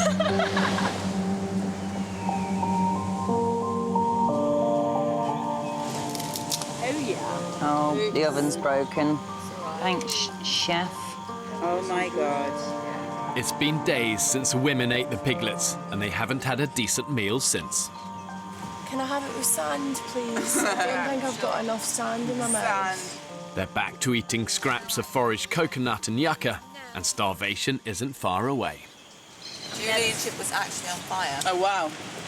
That's a really burnt one, George. Do you want a different one, darling? Yeah, I'll try this, love. With some eating as little as a dangerously low 200 calories a day. Any stores they started off with have basically gone. So the women need to go all out to increase their food intake, and their lives are going to depend on that. I'm sorry, I've got to spit that out.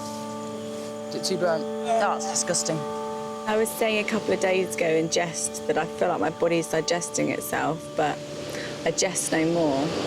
I am eating myself from the inside.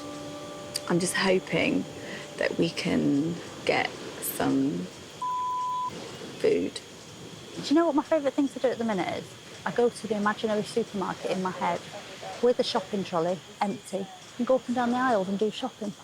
I spent about 10 minutes in the jam and condiments section yesterday. Did you? Mm-hmm. What did you get? Well, I went through I bought marmalade. I got shredded and smooth in the end because I didn't know what to do.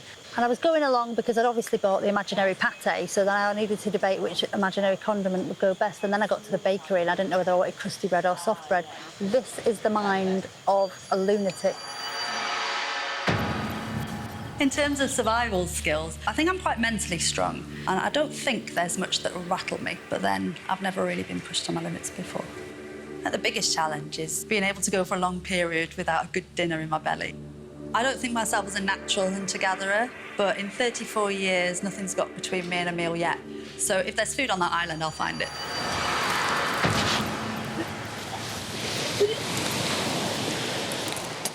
Unable to digest yucca, the women's breakfast is not agreeing with Georgina.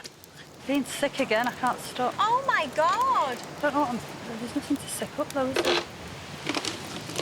Are you drinking enough? Yeah, I've just tried to drink a load more. It's driving me mad. Camp Dr. Belinda is concerned about Georgina's condition. George literally exists on a couple of limpets a day and maybe a couple of snails. She does not eat more than about that much tiny square of coconut a day. So she's probably consuming under 20 calories per day, and it's just not sustainable. Georgina's inability to digest their limited diet means she could be putting her vital organs at risk. It had some retching, yeah. Yeah, well, this is one of the major reasons why I'm worried about your kidneys. So we'll just get your temperature. I mean, I can literally feel my muscles within my body wasting away. You might have just heard that was my stomach rumbling. I just need to get some food, just something. Because if I don't, then it could be any game for me, really, with regards to being on the island.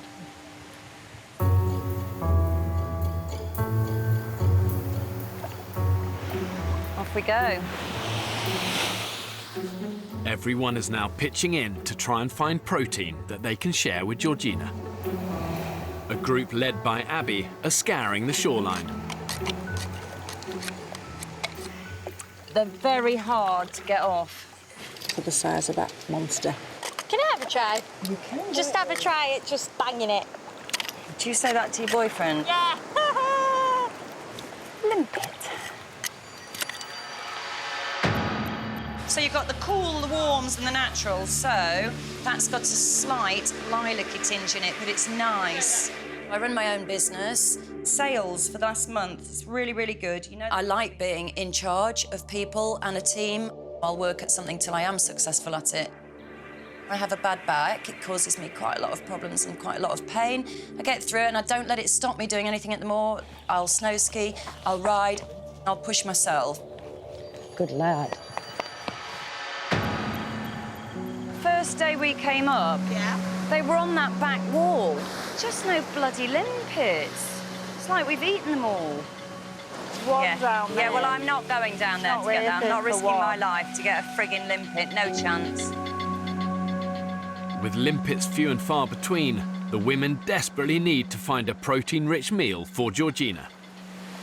Get the knife! Get the knife! What is it? Get the machete! Where's the machete? Just get the fucking machete. Georgia spotted a stingray in the shallows.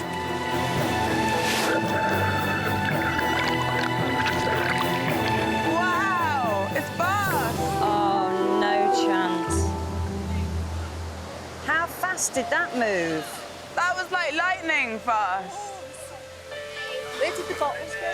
The miss has cost them a potential 4,000-calorie meal.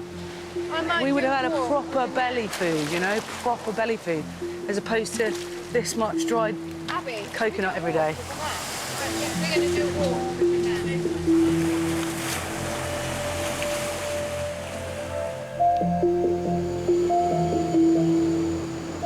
Georgina must once again go to bed hungry. But she's not the only one who's suffering. I've got pants as my pillow and smelly socks. 47-year-old Abby has been dealing with back pain since a horse riding accident in her teens. Oh, God. Abby's not happy. She's in pain. So I hope she's okay. Since arriving on the island, she's been sleeping on the hard ground.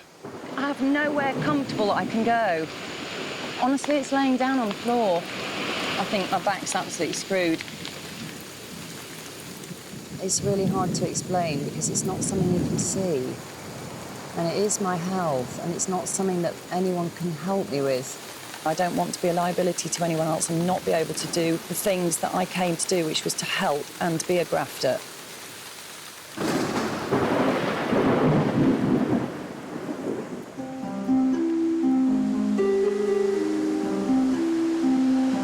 So I've got the scales here.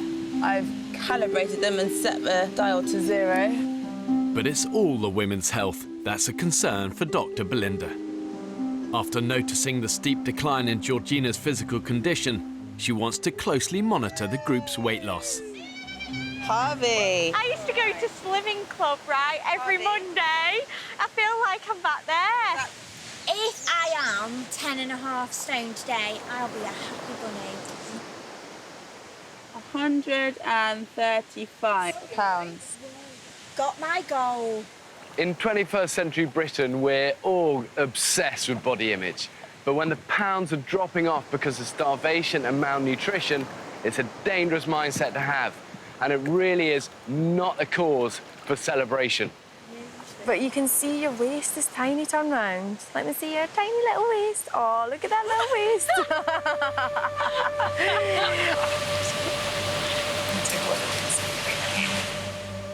George.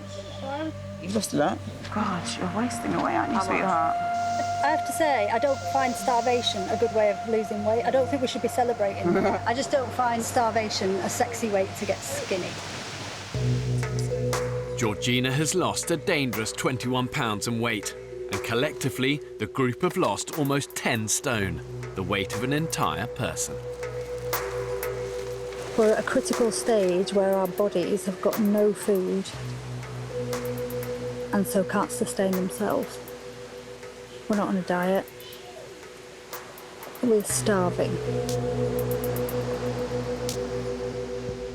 Concerned about their dramatic weight loss, Georgina calls a group together. I do feel like I may have nosedived in terms of food deprivation a lot quicker than the rest of you. I can see that I've been a lot weaker than the rest of you. And I really do think that food still needs to be #1 priority. I just don't know how long we can sustain 5 limpets. I don't think we can. I think we're all a little bit in denial about how critical it is that we start finding food.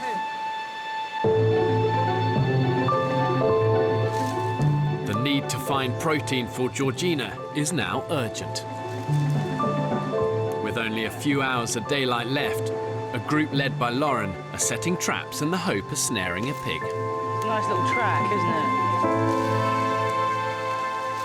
Unless you're wanting to survive off shredded old bits of coconut and the older yucca plant, then it's time to face up to the facts that I'm going to have to maybe, you know, get a bit brutal. Okay, you ready?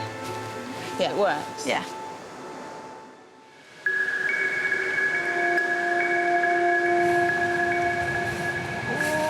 Rise and shine, beautiful. It's a glorious day.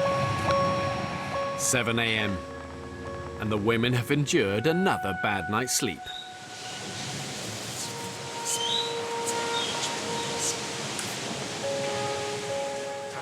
Bloody hell.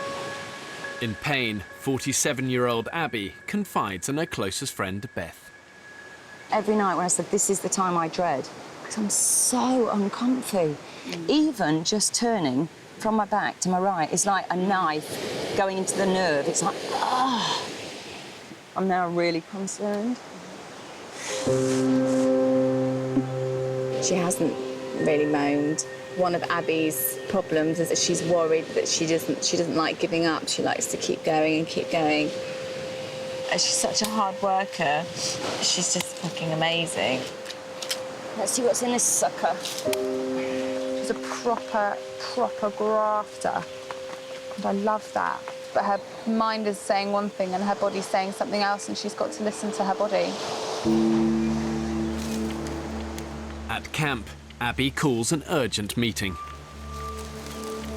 Over the last few days, my back's gone downhill massively, to the point where I'm in a lot of pain, and it's now worse than it's ever been. I know certain people here kind of said, do less. I wouldn't be happy doing less. But the fact is, I have to get off the island because I'm not helpful to you anymore. I'm really sorry, and I feel like a shit.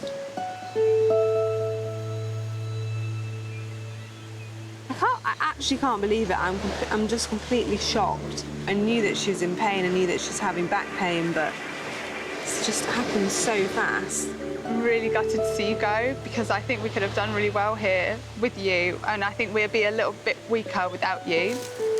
I would be lying if I said there wasn't a part of me now that is completely terrified, because there is only 10 of us. Just everything now is going to be completely harder. And I can't imagine how we're going to get through and we're going to feed ourselves. I think hunger's going to become such a problem. And me busy mate.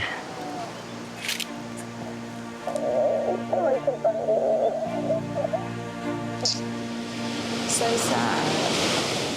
I'm annoyed for her that she had to go because of her back. And then I'm annoyed for me that I'm gonna have to stay out here.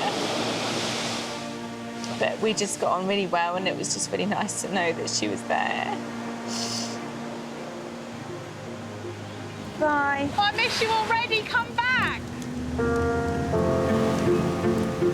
I don't know about you, but I feel thoroughly fed up.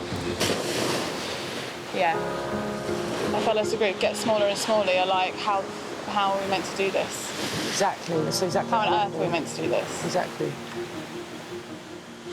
Yeah, it's shit. It's really shit.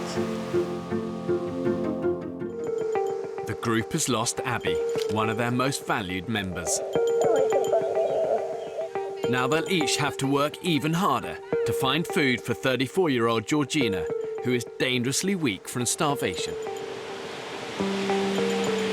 I don't have the patience for that, Lauren. Neither do I, really, but I really want to eat something. The women haven't caught a single fish since they first stepped foot on the island. They're attempting to set nets for the first time. I'm literally solely focused on getting through the days and getting food. And I'm going to go after it, and I'm going to get it. And I'm going to get it for the other girls as well, you know. I feel sorry for George because he's just been absolutely nailed by illness. And so failure is not an option. Whoa! That's not even stable at all. On a desert island, one of your best sources of food is obviously going to come from the sea. But none of the women are experienced in sea fishing, so the reality is it's going to take them hours and hours of painstaking trial and error, being patient, if they're going to hone their skills. It's as sturdy as we're going to get it. Who knows? Could be fish tonight.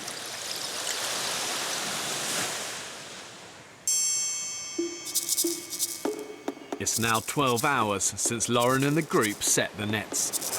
I'm hoping that we've got about 10 fish in our net. Come on, net, do us good, do us good. Their last hope of feeding Georgina tonight rests on a decent haul. There's one of our floats. Don't know, maybe. Here. Is it? Is there a fish in it? No. Ah, bastard. That's such a shame.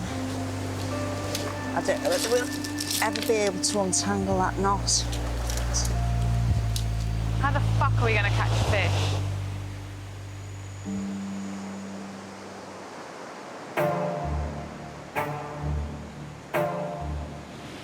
I feel pathetic today. No. Honestly, I haven't been able to function at all today. With no fish and Georgina's health hanging in the balance, it's a race against time to find food. To make sure these women have a fighting chance of survival, I've made sure that the island's got enough water, indigenous animals and vegetation on it to keep them alive, but only if they've got the ingenuity to find it, catch it and kill it. Fingers crossed. Yesterday, Lauren and Beth set animal traps in the island's jungle interior. They're going back to see if they've been successful. Something has eaten the bait, but not set off the trap. Got the knife. It's not a game, and it's a long time without food, and we can't survive without food. I think it's about time that, you know, we get out there and start hunting some animals. One of my main things that's pushing me for this challenge is finding out who I am. Can I survive? Can I hunt for my own food? We don't do that nowadays. Super cheesy lasagna. Cheesy dip. Johnson cheesy dip. Put some tomatoes. Just think it's getting back to our animalistic roots and what happens if you have to go hunting for it, kill it yourself, skin it or whatever, and then cook it. It's been set off. It has. Oh my God, Lauren. Oh my gosh.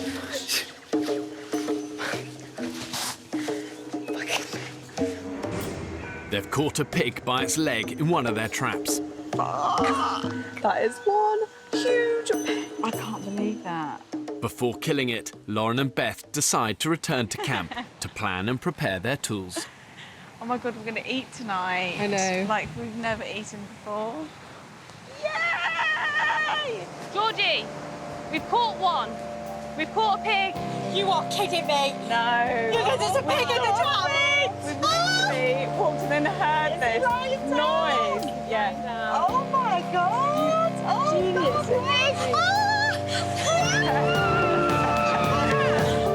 Everybody needs that food, but I recognise that I really need that food. It's a little bit of a mental feeling. And who knew that a pig in a snare would feel like such an emotional thing. We're just going to have to absolutely throw our bodies at it. Don't look at it in the eye, don't have your eyes wide and looking at it, so don't show any of your teeth, approach it really quietly. Okay. And so once we've got it on the ground, you need to tie its hooves together, and we also need to noose its neck, so someone will have to be pulling on its neck. Does anyone else want to kill the pig? I don't feel confident that I could. I don't know enough. If you need help at any stage, I'm more than happy to help. Okay. At the minute, I'm the only one in the group that could actually physically kill an animal because no one else wants to do it. And so I feel that's a responsibility as well. I don't see them as an animal anymore, which is so strange for me. I love animals to pieces, but I just feel completely detached from that now. It's been over an hour since Lauren and Beth found the pig in the trap. A decisive kill is now crucial to the whole group. I'm going to go for the head, then with the legs, and be ready to come in with the noose and hold the other side of the leg. So we've got it. Get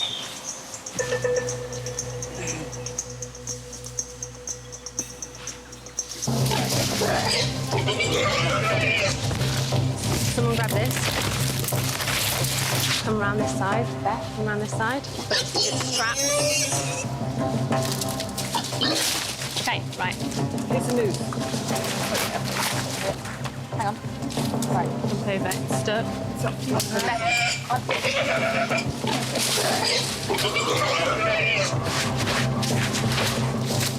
Try and...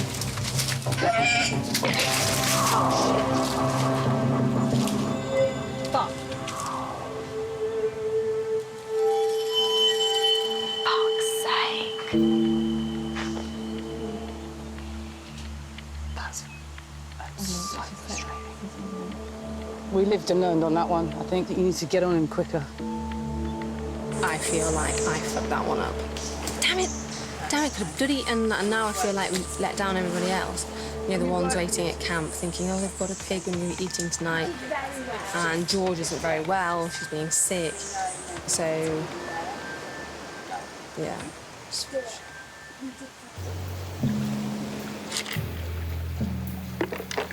all right. How much we got? Not enough. Could do with a bit more of everything.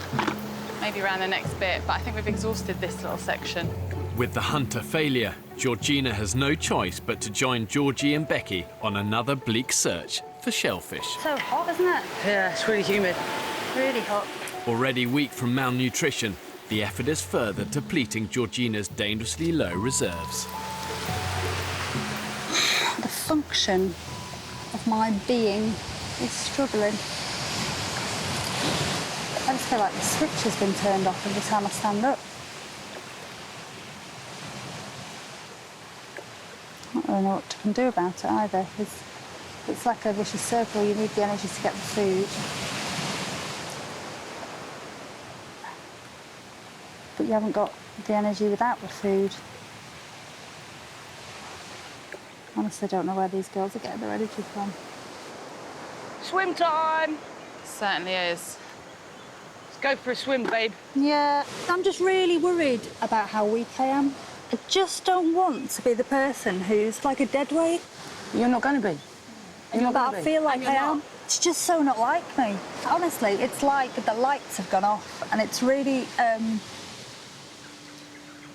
quite alarming.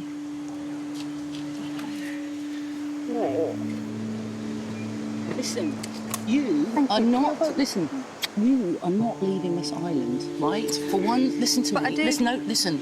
You are not leaving this island to the fucking end game, right? I don't care if I have to carry you on my fucking back, and nor does she. And you would. And I would. And I would.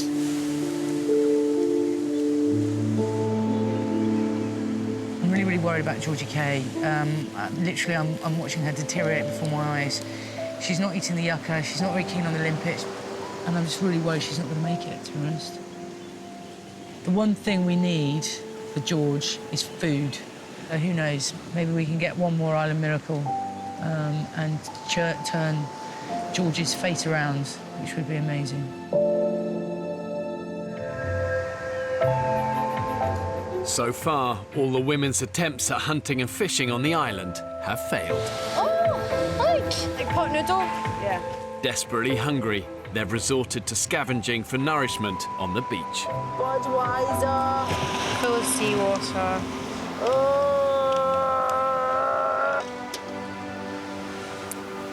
What's that?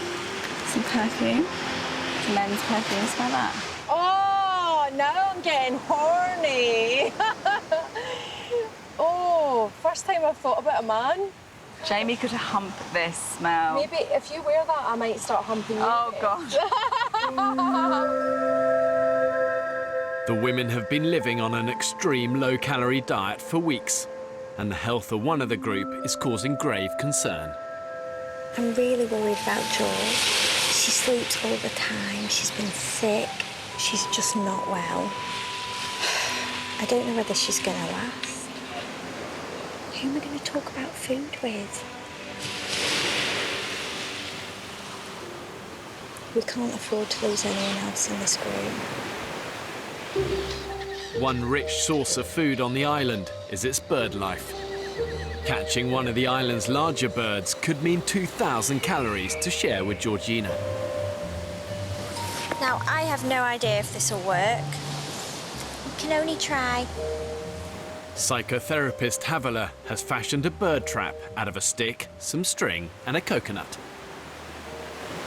I'm going to put my trap in here. This is quite good territory. Birds are often flocking here. We don't want to get nice, pretty birds. But to lure her prey, she's going to need bait. Where's the hermit crab? I don't want to do this. Not very good at machetes. Hello, beautiful. Go on, go to Daddy. 1, 2, 3. My dad has been a pigeon racer from a young age, so I understand birds. I know how to handle them. I know what to do. And if it comes to it, I'll kill one. No.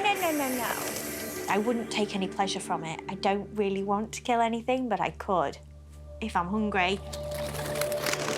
In those situations, what needs to be done needs to be done.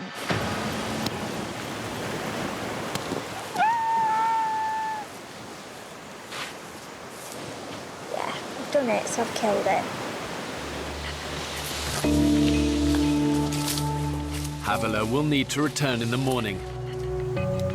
So dinner tonight will be once again a handful of limpets at around 7 calories a pop.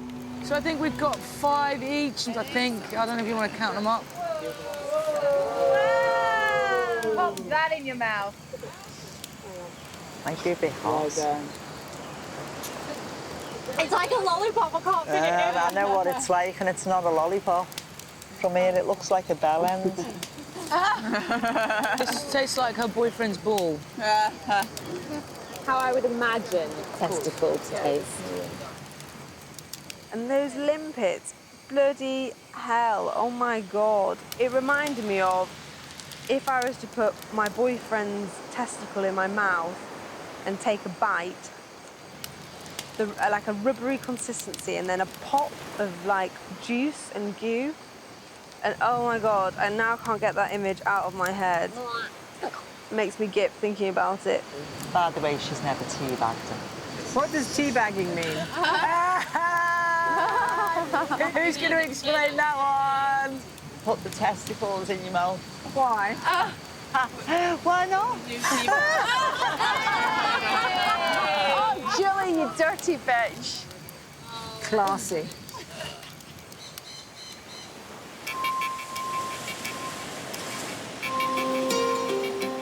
Another day, and once again, no breakfast. Who'd like some pancakes and bacon? Oh, Pancakes, bacon, maple syrup, stack. George, can I get you anything? Ravaged by hunger, Georgina is too frail to leave camp. Sick again. I'm absolutely floored by what I can only presume is malnutrition. I don't want to be the one who's ill or sickly because I'm not that person at home. There's enough people need feeding and drinking without just having a dead weight to carry. Okay. not nice, but if there is a birdie there, I need to take a knife. Haviler's bird trap, if successful, could provide a much-needed meal.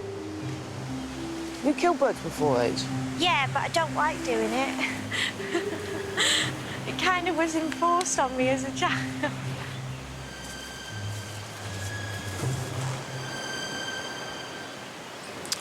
Insects have eaten me bait. Trial and error, Georgie, trial and error. But I need to go away and rethink it. I think we are actually starving, you know. You'd never sit at home and think, oh, I'll just have one limpet today, or I won't eat today. I'll eat in 3 weeks. It just doesn't happen.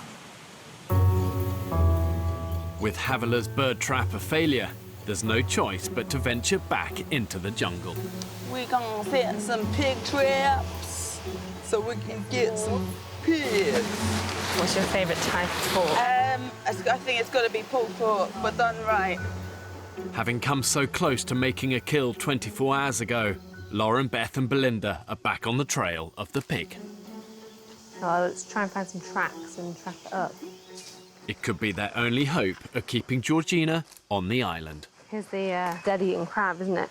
It's been here snuffling. Stop. On that branch right in front of you, darling, is a boa. Massive boa. Yeah. Whoa. See just this branch here? Look at the top.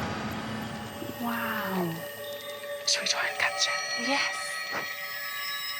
I'm happy to go for him. The boa constrictor snake is a formidable foe. This guy will kill its prey by biting, grabbing, then wrapping and suffocating, and then swallow it whole.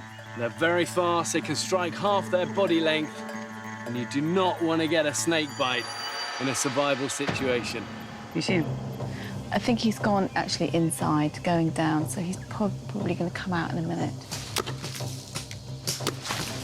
Well, he's out. He's coming down! Sorry. He's out. Okay, now he's in striking mode.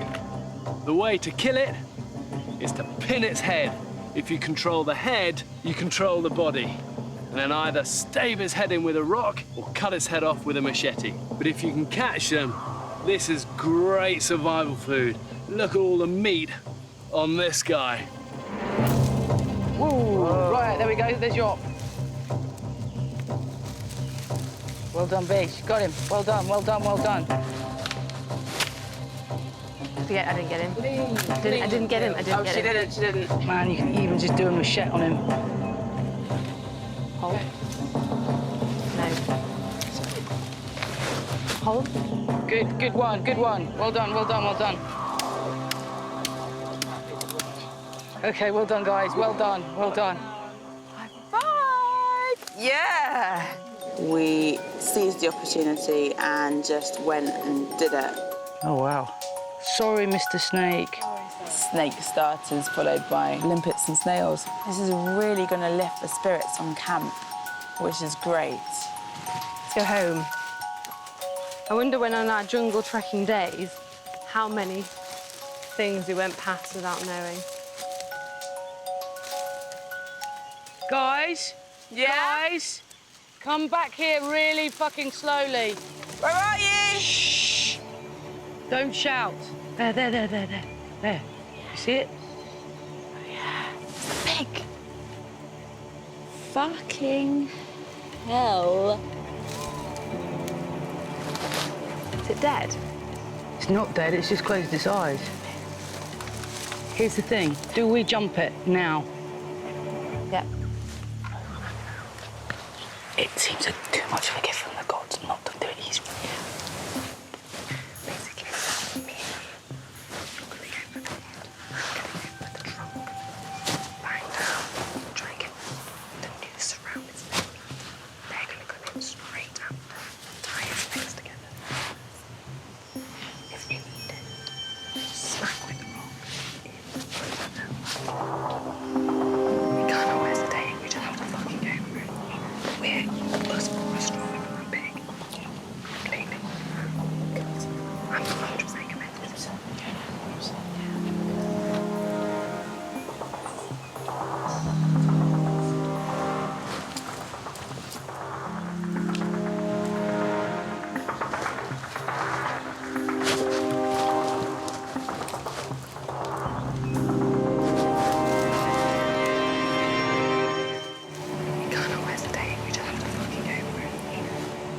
hunting party led by Lauren has stumbled across a sleeping pig in the middle of the jungle.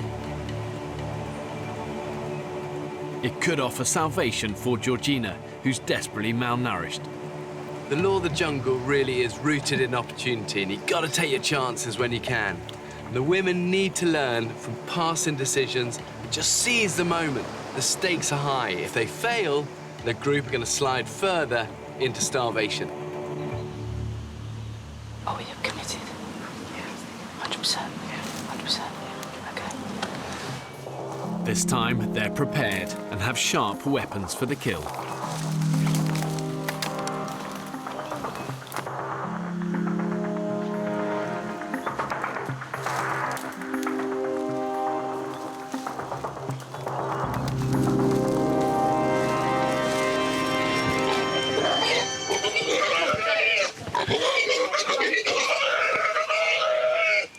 Yeah, got both legs. Well done. All right, everybody. Okay, hold on. Take five.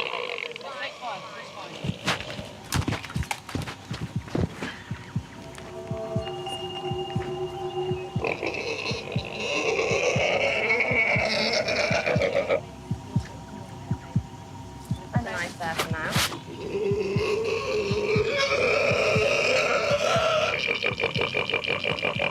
Then what I'm going to do is I'm just going like that and down. Now, do you remember you've got to do the double hand? Ready? 1, 2, 3. Okay, everyone? Everyone okay? Yeah. Yeah? Good. You okay, Beth? Yeah. Okay, I'm just going to put the knife to the side, out of the way. And we'll just wait. Just wait. Gosh, that's horrible, isn't it? You're amazing, Lauren. Amazing what happens. Fucked up. I don't know why I'm laughing. I'm nervous. It's complete adrenaline. Oh. Wow. Good work, team. It's quite amazing, wasn't it, really? I'll never forget this. What a day.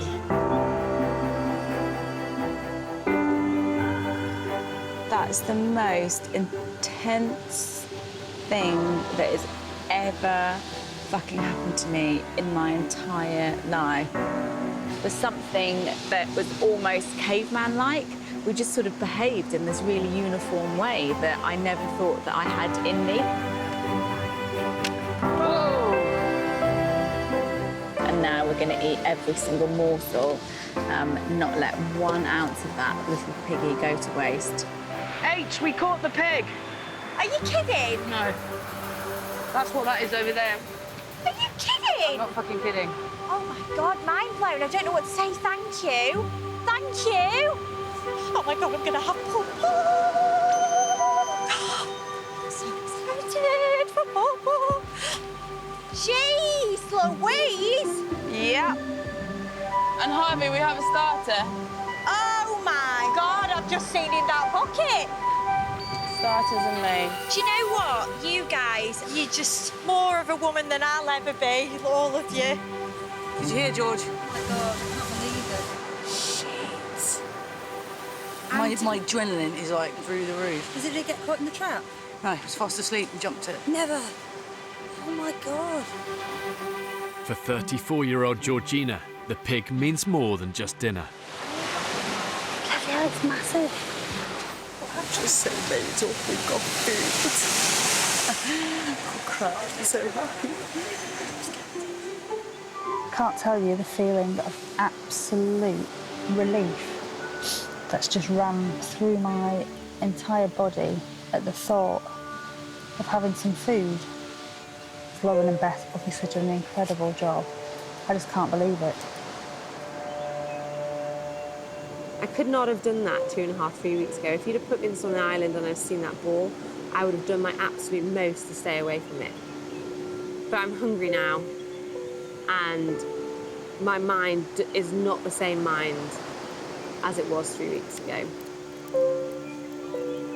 The fire's all toasty and ready for it. Even the vegetarian in the group, Jamie, is relieved for Georgina. I love it. It's brilliant.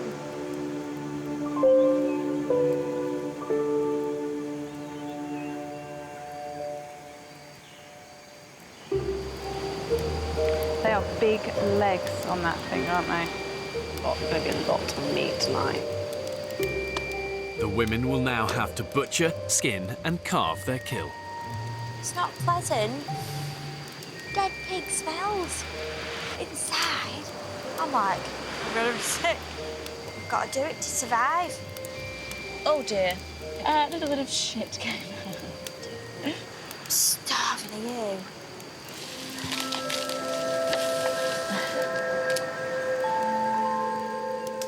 The pig will provide the women with roughly 50,000 calories. Some fat, if anyone wants some fat. For the first time, they have more food than they can possibly eat in one sitting. How is it, Jules? Cool. We've not eaten like this for like over 3 weeks, and my God, it's been a long time coming. Could you buy that in a restaurant? That fresh, that's a rib. It's literally get the meat in my mouth now and don't take it away. It's absolutely delicious. Harvey, I can see you eating that with your eyes closed. Are you having an orgasm while you're eating it? Do you know what? I've never experienced this in my life. I feel like a savage. I've had so little calories in me every day, and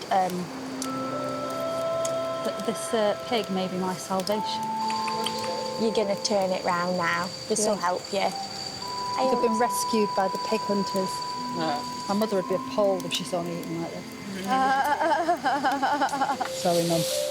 The pork's providing the women with a valuable source of protein, fat, vitamins, minerals, but more importantly, it's giving them what I call the golden window of opportunity. The women have about 3 days to capitalize on that win. This is their chance to improve their quality of life and use that energy to regroup and hunt again. Hello, Mr. Snake. Hello, Mr. Snake. Look at that. Now for the second course. How you feeling, Harvey? You want to do it? I'm going to do it. Come on, mate. Go for it.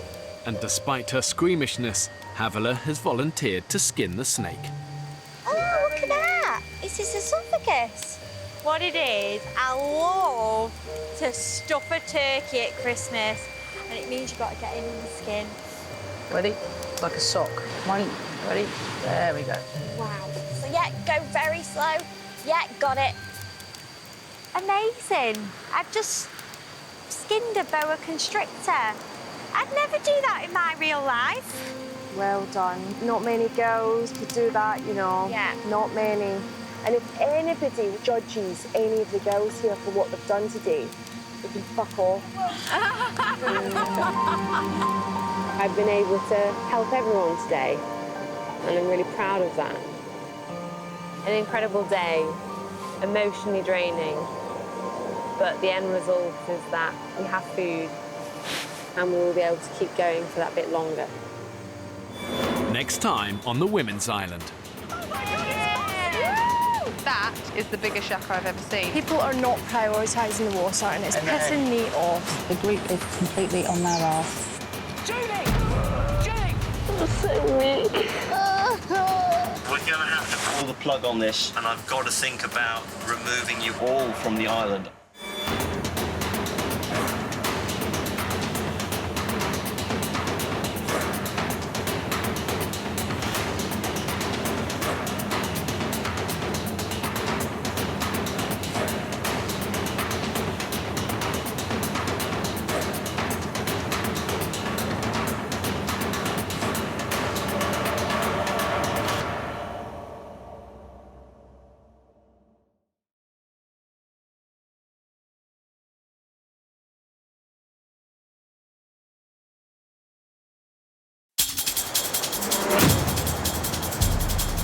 Two uninhabited Pacific islands. More than 5,000 miles from the UK. One will be inhabited by 14 British men, while a separate island will be home to 14 British women. For 6 weeks, they will be utterly alone, with only the clothes they stand up in, and a handful of basic tools and fishing equipment. How many fishing lines have you hooked up before, Phil? None. Filming everything themselves. When pushed to the limits of human endurance, will it be brute power 1, 2, 3. or mental strength that wins the day? Who will have what it takes to stay alive? Tonight, we follow the men's island. You dick us every single time. It's little old me. So unfortunately, I don't trust you. Survival will be harder than ever. They'll have to endure the height of the harsh tropical storm season. It's the death trap round here. They'll have to find their own water and hunt for their own food. You bastard! Took the hook and the lot. Have these modern-day men got what it takes to survive? Holy shit!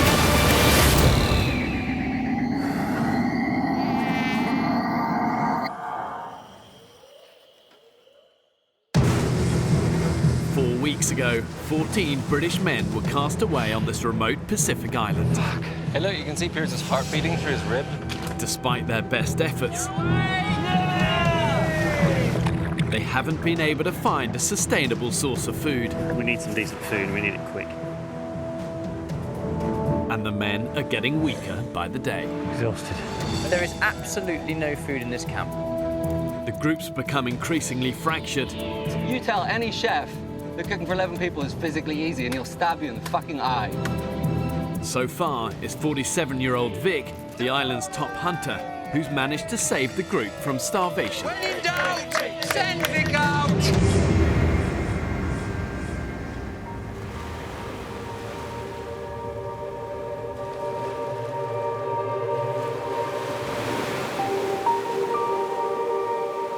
If I laid back a little bit further into the sun, it would feel like I was on holiday. Apart from the fact that later on I'm going to have to walk half a mile for water, fish until we can eat, and chop a load of firewood. Potentially the shittest holiday anyone will ever go on.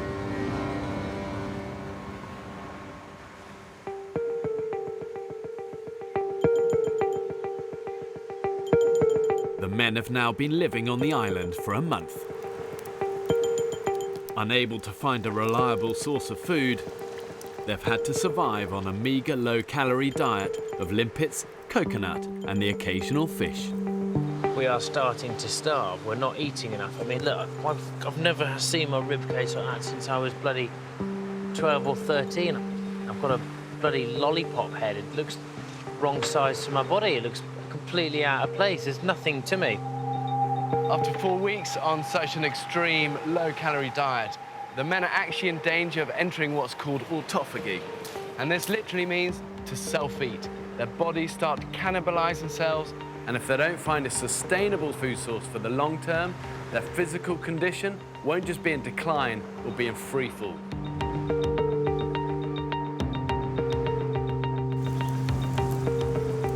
So starting with Charlie, what are you doing? Camp building. Phil? I'm doing water and wood and then chipping in for whatever needs doing. Good man. For the exhausted men, the morning meeting has become a vital way of sharing out their daily chores. Trapping assistant. Good man. Vic's going to do water, wood and help anybody else doing whatever they need doing. Sam? The hunting is the thing that I'm probably the most excited by. For a personal level, I don't think I've quite achieved my personal ambition yet. My personal ambition would be to catch a vulture or something like that. It's a lot of effort to do, isn't it? So will you be doing wood then? Well, when I get back, I can do wood, but... You've got a master skill at avoiding that wood job, haven't you? If you don't bust a gut getting wood, we're going to run out and everybody's going to know you were on wood, you were a lazy bastard. The group has given Sam his orders for the day, but he's not convinced. Collecting fire was important, and I'll do my bit, definitely. But I'd love to do a bit more hunting. And, you know, it's that man against beast thing that I really enjoy.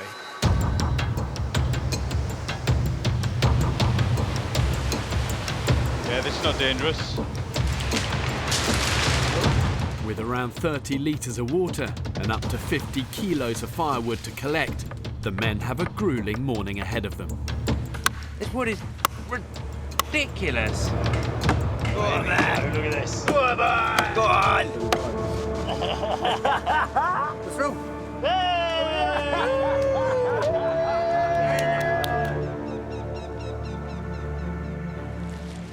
Against the express wishes of the group, Sam has decided to spend the morning bird trapping instead of chopping wood. It's quite exciting. So I'm under a little hide. Not the best hide in the world, but a hide. And I've got this little cord here. And hopefully, the vulture's going to come down, grab the meat, and I'll pull this rope, and we'll be in business. Let's just wait and see. I work on foreign news stories. The problem with news is you always go to some of the nastiest places in the world.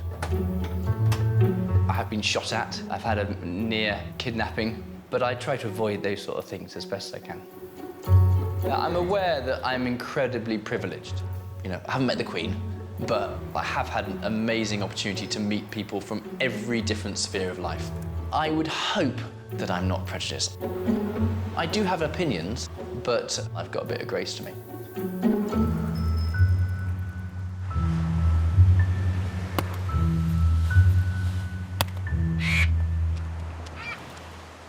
Dad, I'm hiding for a vulture. And you're slightly spoiling it. Where are you? I'm hiding here, ready for a vulture. Oh, for fuck's sake. The whole point of the morning meeting is to dedicate tasks. If he's got a task, he needs to complete the task before he moves on to something else. Softly's not working anymore, so we just need to be a bit more firm with people, I think. Sam, we need to stick to our tasks, otherwise we're not going to get shit done. It's like nearly 11 o'clock and you haven't done any wood today. I'm heading there now, and it's going coconut for the... I'm doing trap as well. But you're not doing traps, we're doing traps. You're not doing traps, are you? You just concentrate on what you're supposed to be doing. If you've got a task, stick to it, complete it, finish it. Right. Good. I don't know. Bloke talk's a good, nice, posh game, but failing to deliver in my book, and an island where manual graft is king. We all have to work and sweat. And up to now, he ain't done jack shit.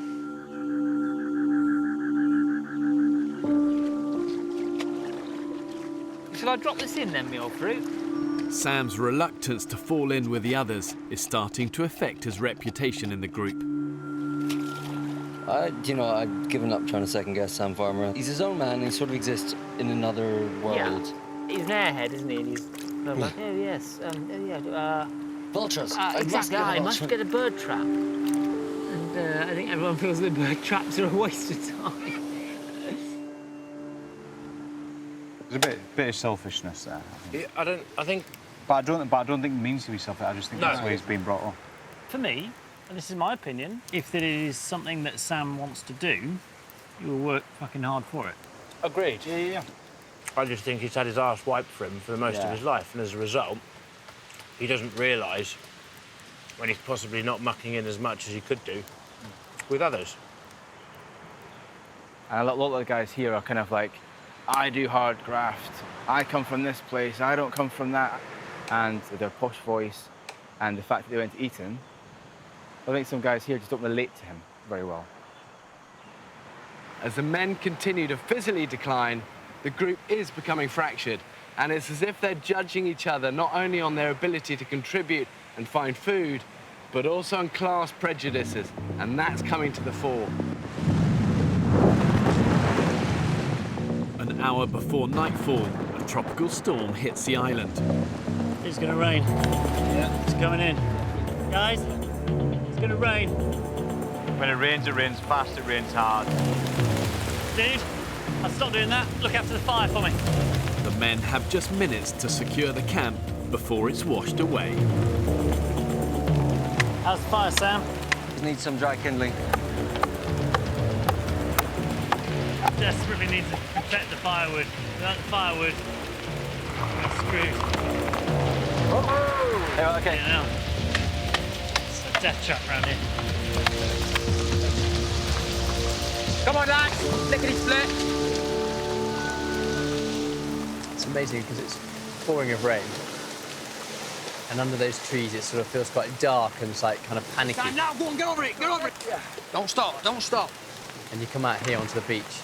There's an incredible sunset over there. And it's just glistening on the water. The sun's just glistening on the water. And it just feels really quite peaceful, actually. Really quite a peaceful moment. Split some bamboo and we can make a drain pipe to carry it down to the beach.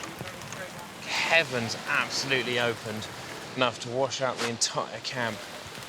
All hands to the deck. There are certain times when some people need to pull their finger out and start working. Ooh. I have had some monster fucking bogies off this island. Bogies? Monsters. Have you? That must be one of the biggest bogies I've ever had in my life. Eat it. No. Calories. You dirty bastard. I mean, you're quite welcome to it, fella, if you want it. I'm absolutely fine, thanks, Vic. I'm not that hungry yet, mate. It's very tasty. After last night's vicious storm, the men's shelter is in urgent need of repair. I feel like a Shire horse. I see, that might work, yeah. So that one never changes. Piers Dan and Sam Farmer have been assigned the job of weaving new palms for the roof. That looks pretty good. That's not right. It's not. You're bending in the wrong way to start with. But Sam's struggling. It's hard work now. Vic? Yes, sir? I don't want to abandon my duty, but I'm actually really crap at this weaving. No one's good at it. Everyone's shit as each other. I can't actually get to work, though. I spent 45 minutes practicing, and I'm obviously doing something wrong. You need a lot more determination, Sam. Just crack on with it. Just stay with it. I've got to play to my strengths, and one of my strengths isn't plaiting. But fucking stick with it. We need to sort it out. The man the fuck up. Anyone fishing now? Too rough. Sam Farmer is shirking some of the harder tasks, and it's been noticed by a lot of members of the group. I think some people in this group are working harder than others. I don't want to point any fingers, but Sam. I do have a bit of an issue with Sam Farmer at the minute, yeah. He's getting under my skin. He just seems to potter about the place as if he's looking for his butler. Sensing the group is starting to turn against him, Sam decides to approach one of his critics. I hate tension, and when you can feel that someone's not quite at ease with you, I think it's worth nipping things in the bud early. Sam, can I have a quick word? I feel that you're a bit frustrated with me, and I don't want to make a big deal. A little bit, man, I am. What, Can why? we talk about it later? I'm busy. Well, actually, Mate, Sam, let's talk about it later, OK? I'm working. Well, there'll be plenty of time, OK? I'd rather talk it out now, because it's in the air, and quite a few people mention it to me. Not now, OK? Not now. Please. Let me finish this later on when we're having 5 some minutes? food. No. Let me get this tree down and maybe, OK? Not highly successful. Never mind. It's not happening. People are having a bit of a go at Sam Farmer, and I'm finding it a bit mean, really. Sam works really, really hard, but he works really hard on things he wants to do. He's getting a bit sidetracked in that regard.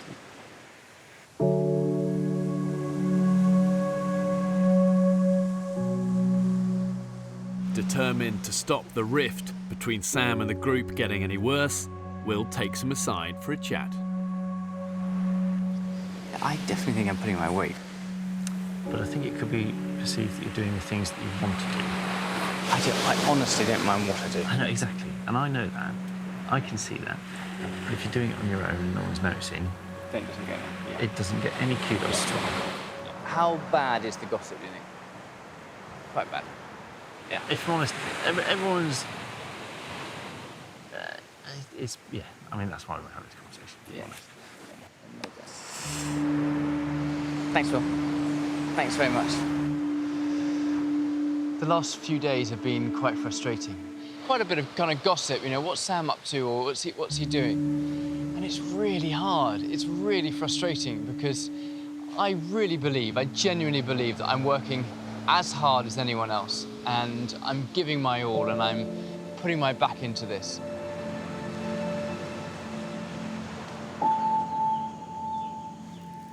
Wanting to explain himself to the group, Sam calls a meeting. I've actually found the last 3 weeks quite hard. I found the physical exhaustion that comes with a lack of food really hard, really, really, really hard.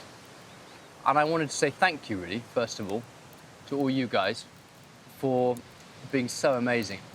And also for bearing with me. I haven't sort of almost been myself, actually, as much as I wanted to be myself. Back in the big smoke, I dare say that bloke's king of the hill. No two ways about it, how he talks, walks and conducts himself. The great mind's fantastic, but we don't need great minds here. We're cavemen. We need your sweat, blood and guts. And if you're not, then it stands out like a blind cobbler's thumb, doesn't it? Determined to prove his worth to the others, Sam has decided to resurrect the group's old fishing nets. We have not caught one fish in a net yet. If we can get these nets out, I feel that the sea is our larder. But having failed with the nets several times already, the others aren't convinced by Sam's latest idea. These fucking nets waste more energy than anything else. The amount of calories and energy people have expended with no return is unbelievable. I mean, it's just nuts.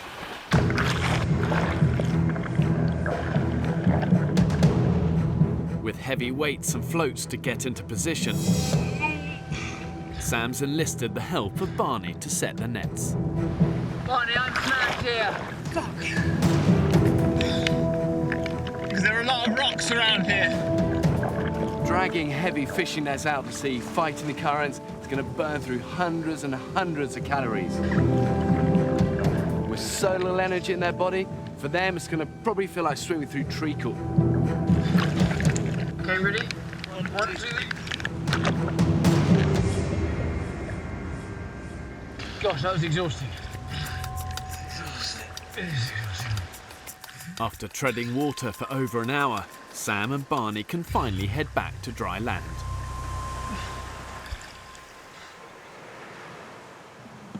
How you going, lads? Where you got, chaps? Absolutely. It was absolutely just shattering. We really, really need to have 5 minutes or 10 minutes lie down. Hip, dip, do. I've caught some fish for you. There he is. The island's top fisherman, Vic, is returning to camp after another successful outing with his line and pole. Go more! Oh, god damn, boys. You got 3 in a puffer? I have. Oh my god, you hero. Yorkshire, born and bred, kid. Man's a hero. Back. Right here, champ. Is that okay with you, sir? Yeah, lovely. Just leave him there. Kaboom! That's what we're having. Yeah? Can I take these horrible fish off my exceptionally good fishing pole? Yeah, stick him on that. Thank you. Oh, dear me. Isn't it nice feeling, eh? To know you're going to actually feel some food in your belly. How's the old nets good, Tiger?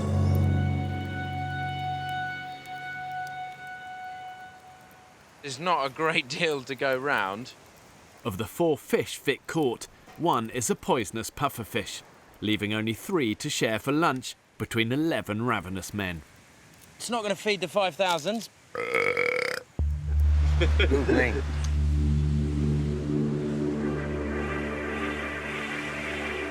Sam is convinced his nets are the group's best chance of breaking the famine. But he can't man them alone. I actually came out here to grab Barney for the nets. There's wood to be got, and it's not fair to leave 2 or 3 lads doing it. But I thought it was a 20-minute job. What, the wood? Shit! What made you think that? Have you done a full day on wood yet? No, I haven't. That's why you think it's a 20-minute job. And you know what I think you've done?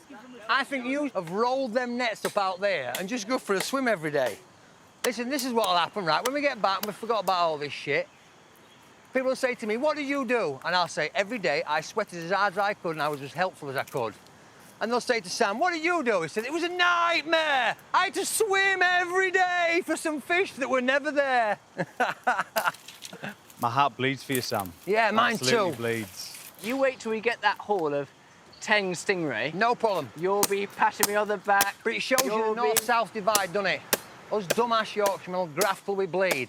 And you brains down south will work every inch of blood out of us. Joking. And you'll smile when you do it.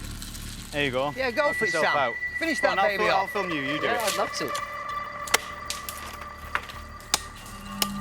Man's not got a day's graft in him. Not a freaking day's graft in him.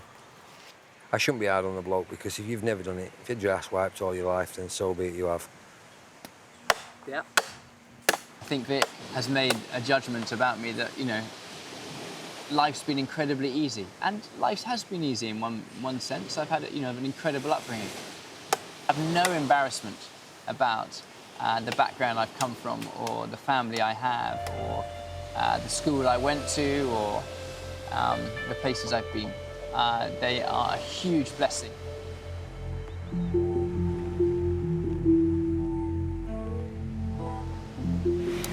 Oh yeah, that's disgusting. After just a few mouthfuls of fish for lunch, tonight's dinner is looking even more bleak. Limpets. There is probably 15 each, you'll be pleased to know. And you'll all fucking eat your 15 as well. It's fucking horrible. We're eating barely enough to survive. We really need a haul of something, a big catch to come in or an animal to catch. It's so sapping here, and I'm not quite sure how long we can struggle on for without a decent feed.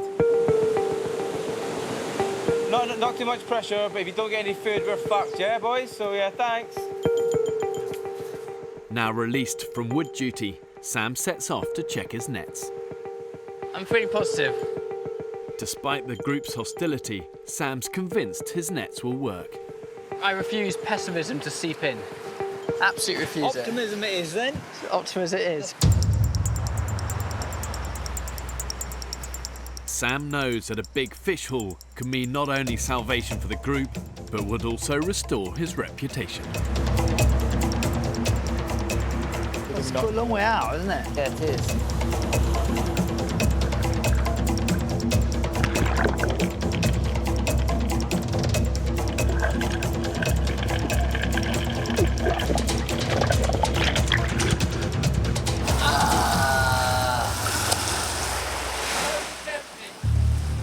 Nothing.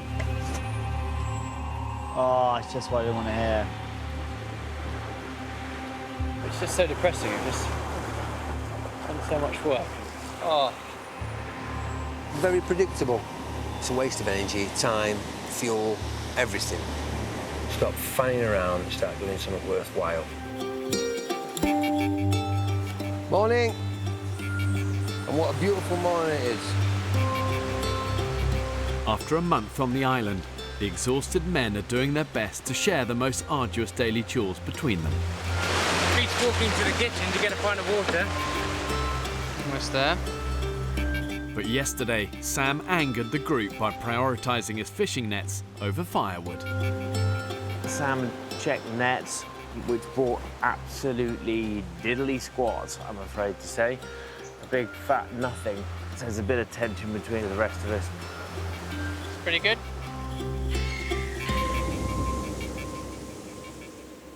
OK, let's start off the day. Who's doing what this morning?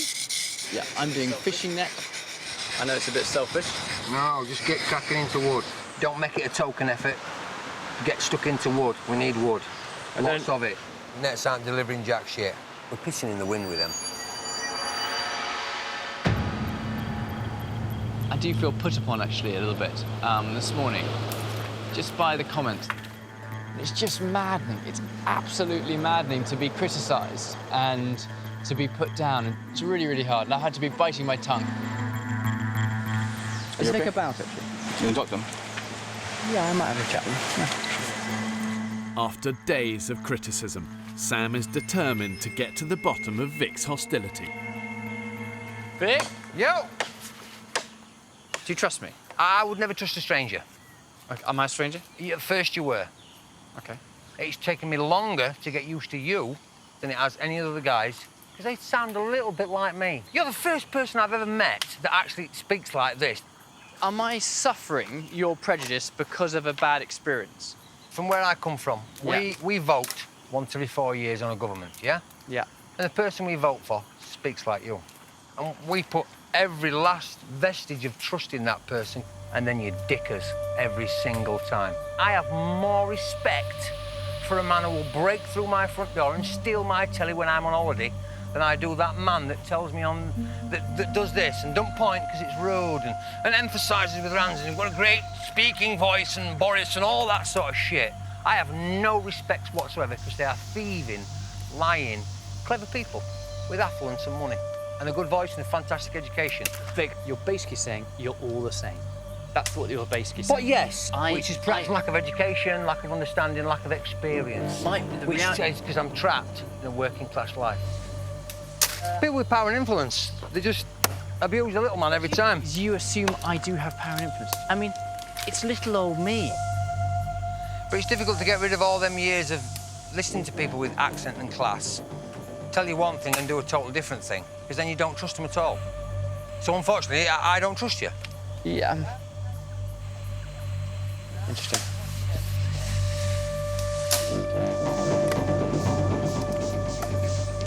It was hard to hear.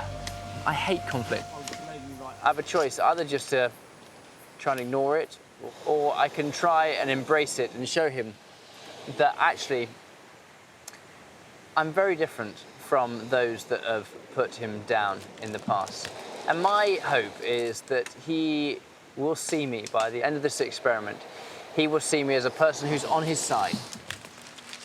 For centuries, the British have been totally class-driven, almost class-obsessed. And it's like a pathological disorder where people get fixated on where they feel they stand in that pecking order. Are they lower, middle, or upper classes? But if the men are going to survive here, they've got to put aside those prejudices and work as a team.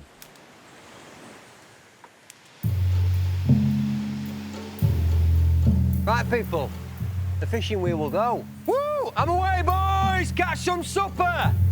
Let's have some fish. We can all have a decent meal. With nothing to eat in camp, the starving men have decided to use their last reserves of energy on one big concerted effort to find food. Jesus Christ. Where? Oh, fuck, yes! Get him. Get him. Got him, got him, got him, got him. Okay. Oh, his tail snapped off. Didn't know a bloody snake could do that. Despite opposition from the rest of the group, Sam has decided to persevere with his nets. You just have to keep trying, keep trying, keep trying. Sometimes you fail, and sometimes you're successful.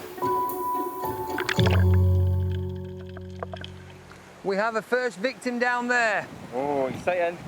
Being the top fish catcher... Pressure's on. Yeah, the pressure is on. But I also think the mark of a man is him rising to pressures. We still haven't got anything.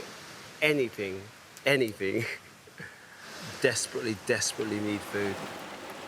After 5 exhausting hours, the men have found nothing for dinner. Jesus Christ, look at the fucking... You bastard! Took the hook and the lot. That's bad. Fuck all. Even the island's top fisherman, Vic, has had to admit defeat. Son of a bitch. I'm gutted. I really wanted to bring in a nice haul for guys tonight to eat, do you know what I mean? Fuck. Exhausted, starving, hungry, and despondent, the men gather back in camp. So what's the plan, guys? Try not to slash my wrists. Without a single scrap of food to show for a day's hunting, the group are out of options. Save one unlikely potential saviour. What would you feel about all of us getting the net in today? Let's say after this meeting, we all troop down there. I mean, I'm being a bit hopeful. How do we empty the nets? You've got to bring them in. Gonna have to pull them in. Ooh, fuck it, I'm fine. I think it'd be quite good if we could pull together and get these things done. Yeah, fuck it, count me in. Should we crack on? Fair enough. Yes, I'll come in the water and pull a net. Brilliant. Yeah? Brilliant. Sounds good to me. Yep. Yeah? Sounds good. Ready to go? Come on, boys. Bring home the bacon. Bring on the fish. Got some fishies. In desperation, the men agree to give Sam's nets a final chance. He don't give up, I'll give him that, bless him. But they are now making a dangerous gamble with their last reserves of energy. Please be fishing this net. Okay, you ready? Ready, ready? 1, 2.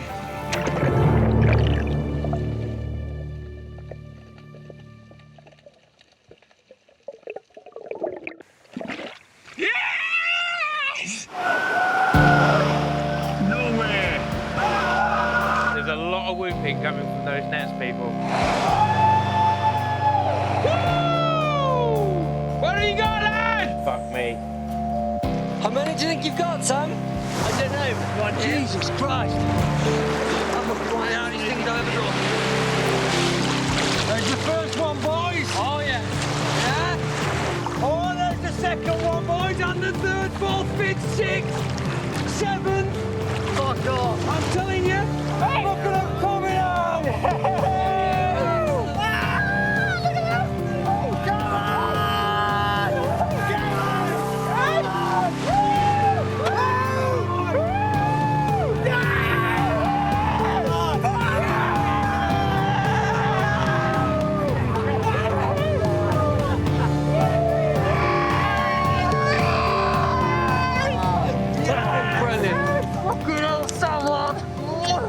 That's well a good thing, that fella.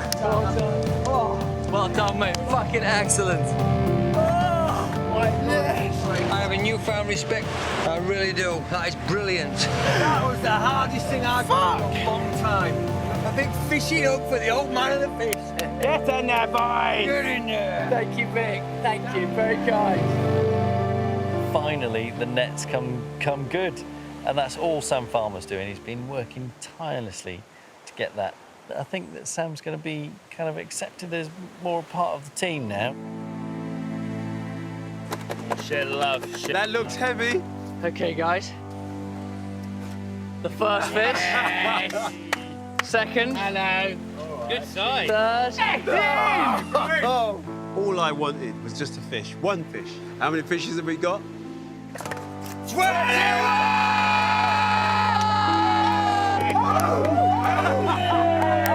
Gentlemen of the nets. Through well done then, guys. 21 little fishies for the dishes. Dinner's ready, boys. Nice.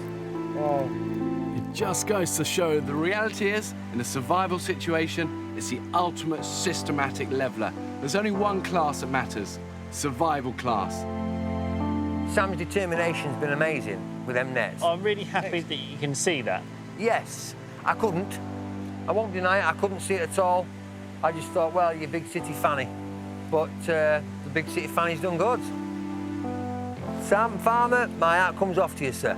Well done you for having the balls and the determination to fix them every time, because that certainly weren't my cup of tea, at all.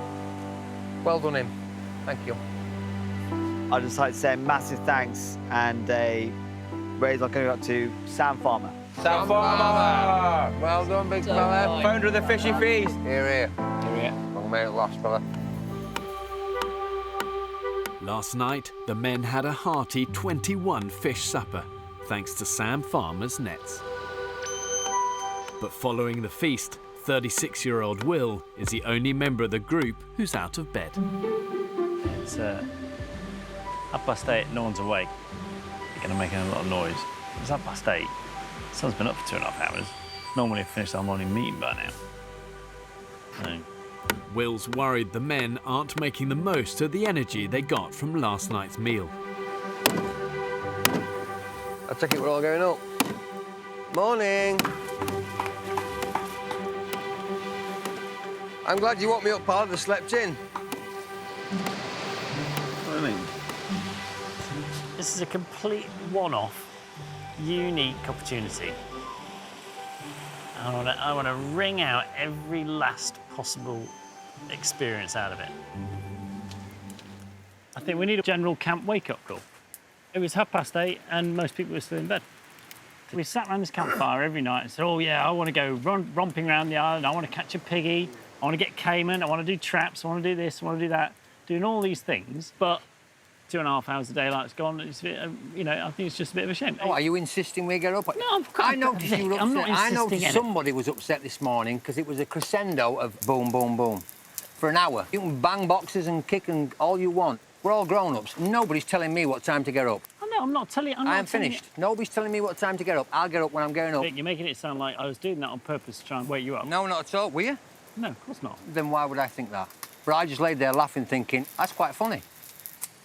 You'd be making noises, you'd be wanting us to wake up. We want us to wake up at about 8:30. You were banging boxes and making crashing and banging, and I was laughing to myself. I'm going to stay in bed and prove a point. Bit childish. How old are you? 11 a.m. The men finally crack on with the day's business. We got a fish! Woo! Having been out overnight, Sam Farmer's nets are continuing to bear fruit. What's another fish below you as well? Oh my God, this is awesome. I'll tell you what, we've got enough fish to eat tonight, so that's good. How was it? Awesome, absolutely awesome. They're both grinning like Cheshire cats. It's got to be good news. The bag is full. Bit of a tiddler, sorry. Yeah! The yellow for the bag! I love tuna! I love tuna. That net's working treats, isn't it? Big tuna. Oh, another different type of tuna. Yeah. 18. 18. Right, filleting. The key indicator of these tuna is the firmness of the flesh, see? Yeah, see that's gone. Sorry, boys. That is gone. The men are paying a heavy price for their late start to the day. Oh, look at that. We have wasted a lot of fish today because we have got pulleys in too late. Yeah, we didn't. A lot of fish. In this one as well. At the moment, I'm having a real problem with fish getting caught in the net, going rotten. You put the nets overnight, fish could have been caught at 1 in the morning, it could have been caught at 11 last night. All of a sudden, you get to 10 o'clock this morning, you've been sat in a net for 12 hours going off. It's 11 o'clock and we've only just pulled the fish in. I think we need to get out of bed. Faster. Get out of bed earlier, yeah. I think we just have a morning call. Go, right, 7:30, everyone up. I don't want to waste any more fish because we can't be bothered getting out of bed and now checking the nets.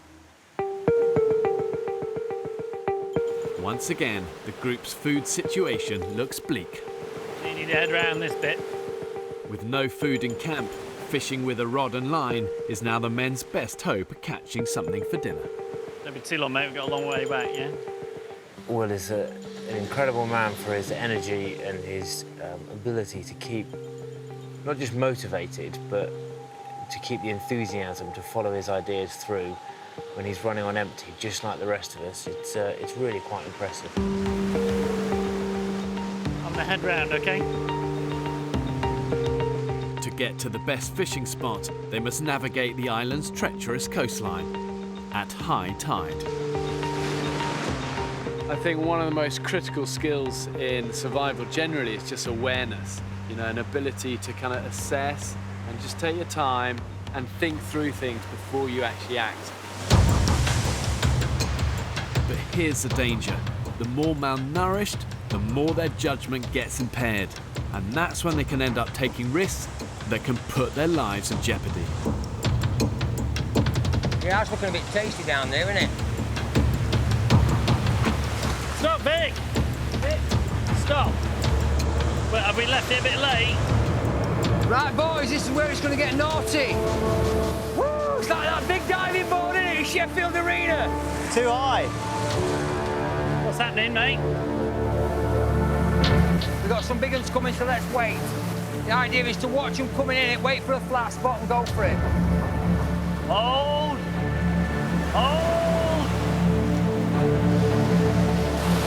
There we go! Ah! Oh, shit!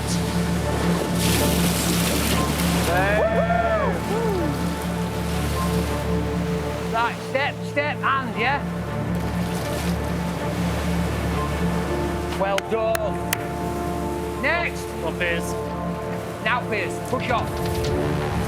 Push off, push off, push off.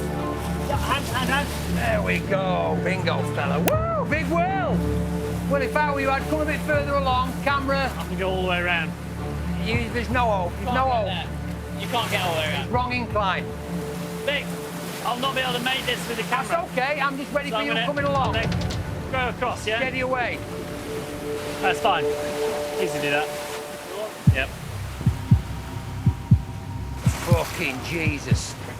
Be careful. Turn round, face the rock.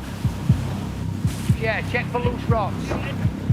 Right, aim for the hand, aim for the hand. Keep hold, keep hold, keep hold. Let go, let go, let go. Holy shit!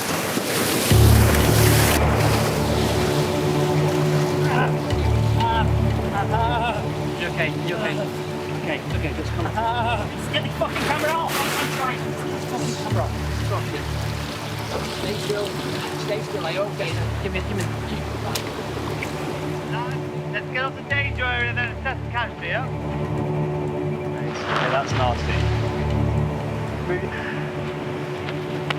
Will is losing blood and is in a state of shock. Let's move on before we get stuck again, okay? Yep. Dr. Piers needs to get him back to camp urgently so he can examine the injury properly. Son of a bitch. I tell you what, that was a massive fall. Totally unexpected. To see that cut was pretty scary. Okay, well. Well, dude. It's actually quite serious. Yeah, nice. Nice. Oh, shit. Dr. Piers can finally make a proper assessment. What is that you can see underneath it? Is that muscle or is that bone? I think he's severed one of his tendons. It's bad. I mean, I wouldn't be happy just to patch that up here. That needs a surgical exploration in an operating theatre.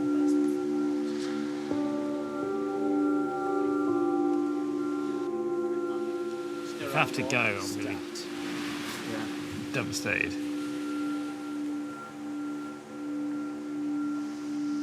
And at the end of the day, Will, remember you're right-handed. It's your livelihood. And we've got to be sensible and realistic. Fuck. Not good at all, this. Okay, guys. Just give me a minute, yeah? Give a minute, lads. He's such a valued part of our team. If he leaves, I would totally feel gutted. So I'm desperate for him to stay with us. Knowing Will's injury is serious, Dr. Piers has no option but to call the emergency paramedic team for a second opinion. You think he's going off your hands? I do, yeah. I want him to go, in fact. It's something that can't be dealt with on the island, okay? You need a surgeon that's trained, you need a sterile operating theatre. It's a real no-brainer.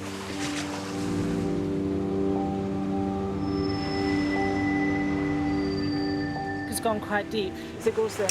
Okay. Injury is muscular and not just superficial, so he needs to be evacuated. Okay, I'm on board ASAP. Over. Right. Get your stuff together, okay? Yeah. All right, fantastic. Keep Brilliant. those for you guys. After 5 weeks on the island, Will's time is over. Smallest things. It's a simple fall like that, and it's cut my experience off.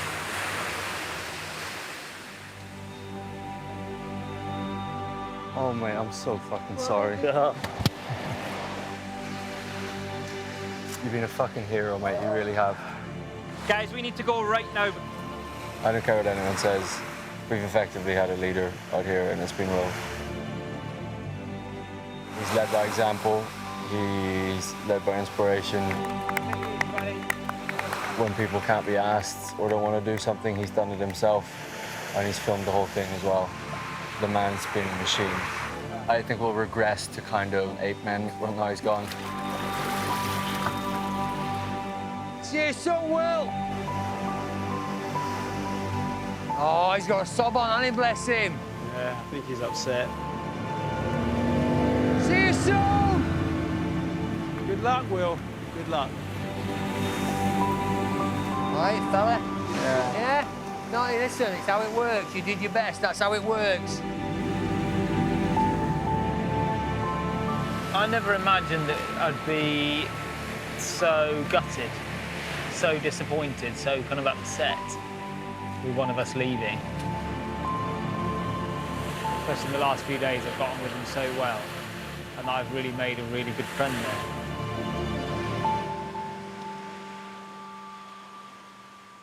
Next time on the final instalment of The Women's Island. No supper for us tonight.